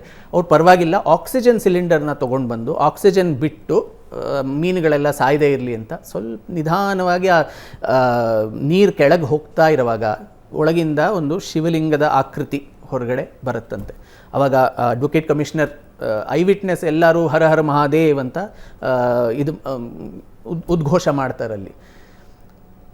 ಆ ಪಕ್ಷಕ್ಕೆ ಗೊತ್ತಿತ್ತು ಒಳಗಡೆ ನಮ್ಮ our own brothers and sisters, ಅವ್ರಿಗೆ ಬೇಕಾದ ಒಂದು ಶ್ರದ್ಧೆಯ ವಸ್ತು ಇಲ್ಲಿದೆ ಅಂತ ಗೊತ್ತಿದ್ದು ಕೂಡ ಪ್ರತಿನಿತ್ಯ ಅದರ ಮೇಲೆ ಹೋಗಿ ನೀವು ಕೈಕಾಲು ತೊಳ್ಕೊಂಡು ಅದ್ರ ಮೇಲೆ ಬಾಯಿ ಮುಕ್ಕಳಿಸ್ಕೊಳ್ತಾ ಇದ್ದರೆ ಯಾವ ತರಹದ ಒಂದು ಭ್ರಾತೃತ್ವ ಮತ್ತು ರಾಷ್ಟ್ರೀಯ ಐಕ್ಯತೆ ಸಾಧ್ಯ ಹೇಳಿ? ಸೆಕ್ಯುಲರಿಸಮ್ ಆಗಲಿ, ಭ್ರಾತೃತ್ವ ಅದು ಒನ್ ವೇ ಸ್ಟ್ರೀಟ್ ಅಲ್ಲ. ನಾನು ಮಾತ್ರ ನಿನಗೆ ಒಳ್ಳೇದು ಮಾಡ್ತಾ ಇರ್ತೀನಿ, ನೀವು ನನ್ನ ಬಗ್ಗೆ ಈ ಥರ ಒಂದು ವಿಷಯ ಇಟ್ಕೊಂಡ್ರೆ ನಮ್ಮ ಮಧ್ಯೆ ಪರಸ್ಪರ ಪ್ರೇಮ ಬರೋಕ್ಕೆ ಸಾಧ್ಯನಾ? ಸೊ ಧಾರ್ಮಿಕ ಭಾವನೆಗಳು ಇದಾಗುತ್ತೆ, ಅದಕ್ಕೆ ಆಗುತ್ತೆ ಅಂತ ನೀವು ಹೇಳಿದ್ದು, ಅದು ಎರಡೂ ಪಕ್ಷಕ್ಕೆ ಸೇರಿದ್ದಲ್ವ? ಅಲ್ಲಿ ಗೊತ್ತಿದ್ದು ನೀವು ಆ ಥರ ಮಾಡಿ, ಆಮೇಲೆ ಅದು ಶಿವಲಿಂಗವೇ ಅಲ್ಲ, ಅದರ ಮೇಲೊಂದು ಡ್ರಿಲ್ ಮಾಡಿ ಅದು ಫೌಂಟನ್ ಅಂತ ಪ್ರಚಾರ ಮಾಡಲಾಯಿತು ದೇಶಾದ್ಯಂತ. ಇದು ಸರಿಯೇ? ಅಷ್ಟೇ ನನಗೆ ಇರೋ ಪ್ರಶ್ನೆ. ಸರ್ ಮಂಜುನಾಥ್ ಅಂತ ಸರ್, ನೀವೇನು ಈಗ ಶಿವನಿಗಾಗಿ ಕಾಯ್ತು ಅಂತ ಒಂದು ಸಂಶೋಧನೆ ಮಾಡೋ ಒಂದು ಪುಸ್ತಕ ಬರೆದಿದ್ದೀರಿ. ಈಗ ಇದು ಹಿಂದೆ ನಾವು ಓದಿರೋದು ಹೆಚ್ಚು ಭಾಗ ತಿರುಚಿದ ಇತಿಹಾಸ ಅನ್ನೋದು ನಾವು ಒಂದು ವರ್ಗದ ವಾದ, ಮತ್ತು ಈ ಇತಿಹಾಸ ಬಿಟ್ಟು ಬೇರೆ ಒಂದು ಇತಿಹಾಸ ಇದೆ ಅಂತ ಹೇಳೋದು ಇನ್ನೊಂದು ವರ್ಗ ಇದೆ. ಈಗ ನಮ್ಮ ಸ್ನೇಹಿತರು ಹೇಳಿದ್ರು, ಹಿಂದೆ ಇರೋದೆಲ್ಲ ತಿರುಚಿದೆ ಅಂತ ನೀವು ಹೇಗೆ ಹೇಳ್ತೀರಾ ಅಂತ ಹೇಳಿದ್ರು. ಆದರೆ ನಾನು ಹೇಳೋದೇನಂತಂದರೆ, ನೀವೀಗ ಏನು ಬರೆದಿದ್ದೀರಿ ಪುಸ್ತಕ, ಇದನ್ನು ಎಲ್ಲ ವರ್ಗದ, ಈಗ ಎರಡೂ ವರ್ಗದ ಜನರಿಗೆ ತಲುಪಿಸಿ ಇದರಲ್ಲಿ ಏನು ನಿಜ ಇದೆ ಇದನ್ನು ಒಪ್ಪಿಸುವಂಥ ಕೆಲಸ ಯಾವ ಥರ ಮಾಡೋಕ್ಕಾಗತ್ತೆ ಅಂತ ನೋಡಿ. ಇತಿಹಾಸದಲ್ಲಿ ನಾವು ಏನು ವಾದ ಮಾಡ್ತೀವೋ, ಏನು ಪಕ್ಷ ಇಡ್ತೀವೋ, ಅದು ನಾನು ಮುಂಚೆನೇ ಹೇಳ್ದಂಗೆ ಪ್ರತಿಯೊಂದು ಮಾತಿಗೂ ನಾನು ಸುಮ್ಮನೆ ಒಂದು ಸೃಷ್ಟಿ ಮಾಡೋಕ್ಕಾಗೋದಿಲ್ಲ. ನಾನು ಒಂದೊಂದು ಮಾತಿಗೂ ದಾಖಲೆ ತೋರಿಸ್ತೀನಿ, ಸೋರ್ಸ್ ಸೈಟೇಷನ್ ಇರಬೇಕು. ನೀವು ಪುಸ್ತಕದಲ್ಲೂ ನೋಡಿದ್ರೆ, ನಾನು ಬೇರೆ ಪುಸ್ತಕದಲ್ಲೂ ಆಲ್ಮೋಸ್ಟ್ 50-60 ಪೇಜ್ ಬರೀ ಫುಟ್ ನೋಟ್ಸ್ ಇರುತ್ತೆ, ಸೈಟೇಷನ್, ಇದು ಆ ಪುಸ್ತಕದಲ್ಲಿ ಸಿಕ್ಕಿದ್ದು ಈ ಪೇಜ್ ನಂಬರ್ನಲ್ಲಿ. ನೀವು ಕ್ರಾಸ್ ವೆರಿಫೈ ಮಾಡ್ಬೋದು. ನನ್ನ ಮಾತಿನ ನಿಮ್ಮ ನಂಬಿಕೆ ಇಲ್ಲ ಅಂದರೆ ಆ ಒರಿಜಿನಲ್ ಸೋರ್ಸ್ ನೀವು ಹೋಗ್ಬೋದು, ಪರಿಶೀಲನೆ ಮಾಡಿ ನಾನು ಹೇಳಿದ್ದಕ್ಕೂ ಅಲ್ಲಿ ಒರಿಜಿನಲ್ ಇರೋದಕ್ಕೂ ಏನಾದರೂ ವ್ಯತ್ಯಾಸ ಇದೆಯಾ, ನಾನು ಅದನ್ನು ಬೇರೆ ಥರ ತಿರ್ಚಿ ಹಾಕಿದ್ದೀನ, ಅದು ನಿಮಗೆ ಗೊತ್ತಾದಾಗ. ಅವ್ರು ಹೇಳಿದ್ರು ಎಲ್ಲರೂ ತಿರ್ಚಿದ್ರು ಅಂತ ನಾನು ಇವತ್ತು ಹೇಳಲಿಲ್ಲ, ಬಟ್ ಕೆಲವು ತಿರ್ಚಿದ್ದಾರೆ ಅನ್ನೋದನ್ನ ಪ್ರೂವ್ ಮಾಡೋದಕ್ಕೆ ಸಾಧ್ಯ ಆಗುತ್ತೆ. ಈ ಬಿಶಂಬರ್ನಾಥ್ ಪಾಂಡೆ ಕಥೆ ನಾನು ಏನು ಹೇಳಿದೆ ಅದು ಸುಳ್ಳು ಅಂತ ಒಂದು ಚಿಕ್ಕ ಮಗುಗೂ ಗೊತ್ತಾಗತ್ತೆ ಅಲ್ವೇ. ಸೊ ಯಾವುದೇ ಐತಿಹಾಸಿಕ ಒಂದು ವಕ್ತವ್ಯ ನೀವು ಕೊಟ್ಟರೆ ಅದಕ್ಕೆ ಪರಿಶೀಲನೆ ಮಾಡೋದಕ್ಕೆ you have to go to the sources ಇದ್ದರೆ, ಸೈಟೇಷನ್ ಇದ್ದರೆ, ಬೇರೆ ಒಂದು ಸೋರ್ಸ್ ಬರೋವರೆಗೂ ನೀವು ಬೇರೆ ಏನೋ ಒಂದು ಡಿಸ್ಕವರಿ ಮಾಡಿ ನಾನು ಹೇಳಿದ್ದೆಲ್ಲ ತಪ್ಪು ಅಂತಲೂ ಆಗಬಹುದು. ಅದೇ ಇತಿಹಾಸದ ಒಂದು ಇಂಟೆಲೆಕ್ಚುಯಲ್ ಕ್ಯೂರಿಯಾಸಿಟಿ. ಎಲ್ಲ ಇತಿಹಾಸದ ಬಗ್ಗೆ ನಮಗೆಲ್ಲ ಗೊತ್ತಿದ್ದರೆ ಹೊಸ ಹೊಸ ಪುಸ್ತಕ, ಹೊಸ ಒಂದು ನಿರೂಪಣೆ ಬರುವ ಒಂದು ಪಾಸಿಬಿಲಿಟಿನೇ ಇರೋದಿಲ್ಲ. ನಾನು ಯಾವಾಗಲೂ ಹೇಳೋದೇನೆಂದರೆ, ಅದು ಇಂಗ್ಲೀಷ್ನಲ್ಲಿ ಒಂದು ಪೋಯಮ್ ಇರ್ತಾ ಇತ್ತು, blind men and the elephant. ಒಂದು ರೂಮ್ನಲ್ಲಿ ಒಂದು ದೊಡ್ಡ ಆನೆ ಬರುತ್ತೆ, ಒಂದು 4 ಜನ 5 ಜನ ಕುರುಡರು ಹೋಗಿ ಆನೆನ ಮುಟ್ಬಿಟ್ಟು ಆನೆ ಹೇಗಿದೆ ಅಂತ ಹೇಳಪ್ಪ ಅಂತ ಯಾರೋ ಕೇಳ್ತಾರೆ. ಒಬ್ಬ ಆನೆ ಸೊಂಡ್ಲು ಮುಟ್ತಾನೆ, ಒಬ್ಬ ಬಾಲ ಮುಟ್ತಾನೆ, ಒಬ್ಬ ಹಲ್ಲುಗಳನ್ನ ಮುಟ್ತಾನೆ, ಆನೆ ಹೀಗಿದೆ ಅಂತ ಅವನು ಹೇಳ್ತಾನೆ. ಇನ್ನೊಬ್ಬ ಆನೆ ವಿಶಾಲವಾಗಿದೆ ಅಂತ ಅವನು ಹೇಳ್ತಾನೆ, ಆನೆ ತುಂಬ ಸಣ್ಣಕ್ಕಿದೆ ಅಂತ ಬಾಲ ಮುಟ್ಟಿದವನು ಹೇಳ್ತಾನೆ, ಆನೆ ವೆರಿ ಶಾರ್ಪ್ ಆಗಿದೆ ಅವನು ಇದನ್ನು ಮುಟ್ಟಿ ಹಲ್ಲು ಮುಟ್ಟಿ ಹೇಳ್ತಾನೆ. ಅವ್ರು ಎಲ್ಲರೂ ಹೇಳಿದ ಸತ್ಯ ತಾನೆ, ಆನೆಗೆ ಆ ಎಲ್ಲ ಸ್ವರೂಪ ಇದೆ, but it is a sum of the parts. ಎಲ್ಲ ಕುರುಡರು ಹೇಳಿದ್ದು. ಇಲ್ಲಿ ಎಲಿಫೆಂಟ್ ಇನ್ ದ ರೂಮ್ ಇರೋದು ಇತಿಹಾಸದ ಸಂಶೋಧನೆ ಮಾಡೋರೆಲ್ಲ ಕುರುಡರು. ನಮಗೆಲ್ಲ ಗೊತ್ತು ಅನ್ನೋದು ಬರೀ ದೇವ್ರಿಗೊಬ್ಬನಿಗೆ ಗೊತ್ತು, ಅದೆಲ್ಲ ನೋಡಿರೋರಿಗೆ ದೇವರಿದ್ದರೆ. ನಾವು ಏನೇನು ನಮಗೆ ಕಾಣಿಸುತ್ತೋ, ಏನೇನು ದಾಖಲೆಗಳು ನಮ್ಮ ರಿಸರ್ಚ್ನಲ್ಲಿ ಕಾಣಬರುತ್ತೋ ಅದರಿಂದ ನಾವು ಒಂದು ಪಾಸ್ಟ್ನ ರೀಕನ್ಸ್ಟ್ರಕ್ಟ್ ಮಾಡೋದು ಸಾಧ್ಯ. ಅದು it's not the perfect gospel truth. ಅದಕ್ಕೆ ಸಂಶೋಧನೆ, ಪುನರಾವೃತ್ತಿ ಅದಕ್ಕೆ ಆಗ್ತಾನೇ ಇರಬೇಕು. ನಮ್ಮ ಭಾರತ ದೇಶದ ಏನೊಂದು ದುರಾದೃಷ್ಟ ಅಂದರೆ, ಸ್ವಾತಂತ್ರ್ಯದ ನಂತರ ಇತಿಹಾಸಕ್ಕೆ ದೇರ್ ಆರ್ ಮಲ್ಟಿಪಲ್ ವರ್ಷನ್ಸ್. ಒಂದೇ ವರ್ಷನ್ನ ಪ್ರಮೋಟ್ ಮಾಡಿ ಬೇರೆ ಎಲ್ಲ ವರ್ಷನ್ಗಳನ್ನು ಸಪ್ರೆಸ್ ಮಾಡಿ, ಇದೆಲ್ಲ ಆಗಲೇ ಇಲ್ಲ, ನೀವೆಲ್ಲ ಮಾತಾಡಬೇಡಿ, ಇದೊಂದೇ ನಾವು ಹೇಳಿದ್ದೇ ಸರಿ ಅಂತ ಹೇಳುವ ಒಂದು ಏನು ಧಾಟಿ ನಡೀತೋ ಇತಿಹಾಸ ಲೇಖನದಲ್ಲಿ, ಅದು ತಪ್ಪು. ಸೊ ಬೇರೆ ಬೇರೆ ಇದಕ್ಕೆ ಕೌಂಟರ್ ಆಗಿರೋ ಇನ್ನೊಂದು ಪುಸ್ತಕ ಬರೆದ್ರೆ ನನಗೇನು I have no problem with that. ಅಲ್ಲ, you will be happy also. I will be very happy. ಅಯ್ಯೋ ನನಗೆ ಗೊತ್ತೇ ಇರಲಿಲ್ಲ ವಿಕ್ರಮ್ ಸಂಪತ್ ಅವರು ಸಂಶೋಧನೆಯಲ್ಲಿ ಮಾಡಿರುವ ತಪ್ಪುಗಳು ಇನ್ಯಾರು ದೊಡ್ಡ ಸಂಶೋಧಕರು ಬಂದು ಖಂಡಿತ ಮಾಡಿದ್ವಿ. ನನಗೂ ಒಳ್ಳೇದಾಗತ್ತೆ, ನನಗೂ ನನ್ನ ಜ್ಞಾನವರ್ಧನ ಮೋರ್ ಅಥೆಂಟಿಕ್. ಅದೇ ನ್ಯೂ ರಿಸರ್ಚ್, ಸೈಂಟಿಸ್ಟ್ ರಿಸರ್ಚ್ ಮಾಡಿ ಒಬ್ಬ ಏನೋ ಡಿಸ್ಕವರ್ ಮಾಡಿದ್ದನ್ನ ಇನ್ನೊಬ್ಬ ಅದನ್ನ he can overthrow it. That is the. ಆದರೆ ಇತಿಹಾಸಕಾರನಿಗೆ ಯಾವಾಗಲೂ ಬರ್ಡನ್ ಆಫ್ ಪ್ರೂಫ್ ಇರಬೇಕು. ಹೌದು, ಇತಿಹಾಸಕಾರ ಒಂದು ವಾಕ್ಯವನ್ನು ಬರೀತಾನೆ ಅಂದರೆ ಅದರ ಸೋರ್ಸ್ ಏನು ಅಂತ ಹೇಳಬೇಕು ಅವನು. ಎಸ್. ಹಾಂ, ನೀವು 1000 ದೇವಸ್ಥಾನಗಳು ಒಡೆದಾಕಿದ್ರು ಅಂದರೆ 1000 ದೇವಸ್ಥಾನಗಳು ಒಂದೇ ಕಡೆ ಕಾಶಿನಲ್ಲಿ ಇರೋಕ್ಕೆ ಸಾಧ್ಯನಾ? ಆವಾಗ ಆ ಪಾಪ್ಯುಲೇಷನ್ ತುಂಬ ಕಡಿಮೆ ಇತ್ತು, ಆವಾಗ ಡಿಸಾಸ್ಟರ್ಸು ತುಂಬ ಆಗಿತ್ತು, ಮಲೇರಿಯಾ ಇರ್ಬೋದು, ಕಾಲ್ರಾ ಇರ್ಬೋದು. ಇವೆಲ್ಲ ನಾವು ಹೇಳೋದಕ್ಕೆ ಸರಿ ಇರ್ಬೋದು, ಬಟ್ ಕಾಣೋದಕ್ಕೆ ಆಗಲ್ಲ.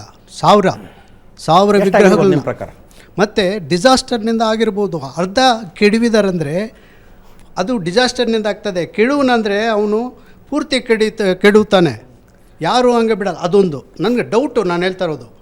ಇದು ರಾಮಾಯಣ ನೋಡಿದ್ದೀವಿ, ಭೀಮನಿಗೆ 1000 ಆನೆ ಬಲ ಇದೆ ಅಂತ. ಅಲ್ಲಿರೋರು ಜನರಿಗೆ ಅಟ್ಲೀಸ್ಟು 10 ಆನೆ ಬಲ ಆದರೂ ಇರಬೇಕಾಗಿತ್ತು. ಇನ್ನೊಂದು, ಇಷ್ಟೊಂದು ಸೈನ್ಸು ನಾವು ಫಾರ್ವರ್ಡ್ ಆಗಿದ್ದೀವಿ. 30 ವರ್ಷದ ಹಿಂದೆ ಹೆಂಗಿತ್ತು? ಕಾಲೇಜುಗಳೇ ಇರಲಿಲ್ಲ, ಎಜುಕೇಷನ್ ಇರಲಿಲ್ಲ, ಬಡತನ ಇತ್ತು. ಇವಾಗ ಪ್ರೈವೇಟ್ ಕಾಲೇಜುಗಳು, ಇಂಜಿನಿಯರಿಂಗ್ ಕಾಲೇಜುಗಳು ಕೇವಲ 5-4 ಇತ್ತು ಬೆಂಗಳೂರಿನಲ್ಲಿ. ಇವತ್ತು 48 ಇದೆ. ಈವಾಗ ಈ ಇತಿಹಾಸ ತಗೊಂಡು ನಮ್ಮ ದೇಶ ಜಾತ್ಯತೀತ ರಾಷ್ಟ್ರ ಮತ್ತು ಬಡತನದಲ್ಲಿ ಇದೆ. ನಮ್ಮ ಯೂತ್ಸ್ಗೆ ನೆಕ್ಸ್ಟ್ ಏನು ಬೇಕು ಅಂತ ಅಂದ್ಬಿಟ್ಟು ಇದರಲ್ಲಿ ಏನಾದರೂ ಮಾರಲ್ ಕಾಣಿಸ್ತದ? ಕೋರ್ಟಲ್ಲಿ ಆರ್ಡ್ರ್ ಬಂದರೆ ಅದು ಸಪ್ರೇಟಾಗಿ ಸನಾತನ ಧರ್ಮ ನಾವು ವೆಲ್ಕಮ್ ಮಾಡ್ತೀವಿ. ನಮ್ಮೂರಲ್ಲಿ ಕೂಡ ದೇವಸ್ಥಾನ ಇದೆ. ನಾನು ಒಬ್ಬ ಧರ್ಮದರ್ಶಿ, ಚೌಡೇಶ್ವರಿ ದೇವಸ್ಥಾನ. ಕ್ವಶನ್ ಏನಂದರೆ, ಈ ಪುಸ್ತಕ ಬರೆದಿದ್ದರಿಂದ ನಮ್ಮ ದೇಶಕ್ಕೆ ಏನು ನೀವು ಕೊಡುಗೆ ಕೊಟ್ಟಂಗೆ ಆಗ್ತದೆ? ಇದರಿಂದ ಕೋಮುಗಲಭೆ ಪ್ರತಿಯೊಂದು ಎರಡು ಪಾರ್ಟ್ಗಳನ್ನಾಗಿ ತಗೊಳ್ತೀನಿ ನಾನು. ಒಂದು, ನಂಬರ್ಸ್ ಹೇಳ್ತಾರಲ್ಲ, ದೇವಸ್ಥಾನಗಳನ್ನು ಹೊಡೀರಿ ಅಂತ ಮಾಸಿರಿ ಆಲಮಗಿರಿಯಲ್ಲಿ ಉಲ್ಲೇಖ ಇದೆ. ಔರಂಗಜೇಬ ಪತ್ರ ಬರೆದ, ಅಲ್ಲಿಂದ ವಾಪಸ್ ಪತ್ರ ಬಂತು, ನಾವು 1000 ದೇವಸ್ಥಾನ ಹೊಡೆದಿದ್ದೀವಿ ಅಂತ. ಆಗಿನ ಕಾಲದ ಕಾಶಿ ಸಣ್ಣ ಊರು, 1000 ದೇವಸ್ಥಾನ ಆದರೂ ಇರೋದಕ್ಕೆ ಸಾಧ್ಯ ಇತ್ತಾ ಅಂತ. ಈಗ ಟೋಟಲ್ ಆ ಮಧ್ಯಕಾಲದಲ್ಲಿ ಭಾರತದಲ್ಲಿ ನಡೆದಂಥ ಮಾರಣ ಹೋಮದ ಬಗ್ಗೆ ಎಕ್ಸಾಜರೇಟೆಡ್ ನಂಬರ್ಗಳೇನಾದ್ರು ಬರ್ತವೆ? ಎಕ್ಸಾಜುರೇಷನ್ ಇದೆಲ್ಲದರ ಅತಿಶೋಕ್ತಿ ಇರುತ್ತೆ. ಬಟ್ ದ ಮೇನ್ ಪಾಯಿಂಟ್ ಏನಂದರೆ, ಇದು ಮಾಡಿದ್ದಕ್ಕೆ ಅವ್ರು ಯಾರೂ ಬೇಜಾರು ಪಟ್ಕೊಂಡು ಬರೀಲಿಲ್ಲ, ಹೆಮ್ಮೆಯಿಂದ ಬರೆದ್ರು ಅವರ ಇತಿಹಾಸಕಾರರು. ಮಿನ್ಹಾಜೆ ಸಿರಾಜ್ ಆಗಲಿ, ಅಲ್ಬರೂನಿ ಆಗಲಿ, ಫರಿಷ್ತಾ ಆಗಲಿ, ಮಾಸರಿ ಆಲಮ್ಗಿರಿ ಆಗಲಿ, ಇದೆಲ್ಲದರಲ್ಲೂ ಈ ಥರ ಮಾಡಿದ್ವಿ ಅನ್ನೋದಕ್ಕೆ it was almost a matter of pride. ನಾವು ಈ ಥರ ಮಾಡಿದ್ವಿ ಅನ್ನೋದು ಒಂದು ಹೆಮ್ಮೆಯ ವಿಷಯ. ಅಷ್ಟು ದೂರ ಬೇಡ. ಇವಾಗ ಬಾಮಿಯಾನ್ ಬುದ್ಧಗಳು ಅಫ್ಘಾನಿಸ್ತಾನ್ನಲ್ಲಿ ಕೆಡವಿದಾಗ ಅವಾಗ ಯಾವ ಔರಂಗಜೇಬ್ ಇದ್ದ? ಅದು ಯಾವ ಮನೋಭಾವ ಬೇರೆ ಒಂದು ಮತವನ್ನು ಪಾಲಿಸೋರು ಅವರ ಪೂಜಾ ಸ್ಥಳಗಳಾಗಲಿ ಅವರ ಜಾಗಗಳನ್ನ ಕೆಡವಬೇಕು ಅನ್ನೋ ಒಂದು ಮನೋಭಾವ ಏನಿದೆ, ದಟ್ ಈಸ್ ದ ಪ್ರಾಬ್ಲಮ್. ಇವತ್ತು ಬಾಂಗ್ಲಾದೇಶ್ನಲ್ಲಿ ಏನು ನಡೀತಾ ಇರ್ಬೋದು, ಅಥವಾ ಅಫ್ಘಾನಿಸ್ತಾನ್ನಲ್ಲಿ ಏನು ನಡೀತಾ ಇರ್ಬೋದು, ಪಾಕಿಸ್ತಾನ್ನಲ್ಲಿ, ಇಲ್ಲಿ ನಾವು ಜಾತ್ಯತೀತ ದೇಶ, ನಮ್ಮ ಇದರಲ್ಲಿ ಅಲ್ಪಸಂಖ್ಯಾತರ ಪಾಪ್ಯುಲೇಷನ್ ಅದು it has been increasing. But ಅಲ್ಲಿ 1947 ಮುಂಚೆ ಇದ್ದ ಹಿಂದೂ ಪಾಪ್ಯುಲೇಷನ್ ಪಾಕಿಸ್ತಾನ್ನಲ್ಲಿ ಏನಿತ್ತು, ಬಾಂಗ್ಲಾದೇಶ್ನಲ್ಲಿ ಏನಿತ್ತು, ಇವಾಗ ಏನು ಆಗ್ತಾ ಇದೆ. ನಿನ್ನೆ ನೋಡಿದ್ವಿ, ಒಬ್ಬ 15 ವರ್ಷದ ಯುವಕ ಅಲ್ಲಿ ಅವನನ್ನು ಪೊಲೀಸ್ ಸ್ಟೇಷನ್ನಲ್ಲಿ ಅವನ ಹತ್ಯೆ ಆಗುತ್ತೆ. ಸೊ ಯಾವ ಆ ಮನೋಭಾವ, only my way are the highway, ಇದೊಂದೇ. ನಮ್ಮ ಇದರಲ್ಲಿ ಏಕಂ ಸತ್ ವಿಪ್ರಾಹ ಬಹುಧಾ ವದಂತಿ ಅಂತ ಹೇಳ್ತಾರೆ. ಸತ್ಯ ಒಂದೇ, ಅದಕ್ಕೆ ಬುದ್ಧಿವಂತರು ಬೇರೆ ಬೇರೆ ಮಾರ್ಗಗಳು ಇದೆ ಆ ಸತ್ಯಕ್ಕೆ ತಲುಪೋದಕ್ಕೆ ಅಂತ. ಎಲ್ಲ ಧರ್ಮಗಳು ಆ ಒಂದು ವಿಶ್ವಾಸ ಇಟ್ಕೊಂಡಿದೆಯಾ? ನನ್ನದೇ ಒಂದು ಧರ್ಮ, ಬೇರೆಯವರು ಅದನ್ನು ಪಾಲಿಸದೇ ಇರೋರು ಅವರ ಧರ್ಮಸ್ಥಳಗಳನ್ನು ಕೆಡವಬೇಕು, ಅವರನ್ನು ಸಾಯಿಸಬೇಕು ಅನ್ನೋ ಮನೋಭಾವ ಎಲ್ಲಿವರೆಗೂ ಇರುತ್ತೆ, ದ ನಂಬರ್ ಡಸಂಟ್ ಮ್ಯಾಟರ್. 1000 ಇರ್ಬೋದು, 100 ಇರ್ಬೋದು, 10 ಲಕ್ಷ ಇರ್ಬೋದು. ಇವತ್ತಿಗೂ ಆ ಬೇರೆ ನಮಗಿಂತ ಭಿನ್ನಾಭಿಪ್ರಾಯ ಇಟ್ಕೊಂಡಿರೋ ವ್ಯಕ್ತಿಯನ್ನು ನಾಶ ಮಾಡಬೇಕು, ಅವನ ಪೂಜಾ ಸ್ಥಳವನ್ನು ಕೆಡವಬೇಕು ಅನ್ನುವ ಮನೋಭಾವ ಎಲ್ಲಿವರೆಗೂ ಇರುತ್ತೆ, ಅಲ್ಲಿವರೆಗೂ ಜಾತ್ಯತೀತತೆ, ಭ್ರಾತೃತ್ವ ಇದೆಲ್ಲ ತುಂಬ ಕಷ್ಟ.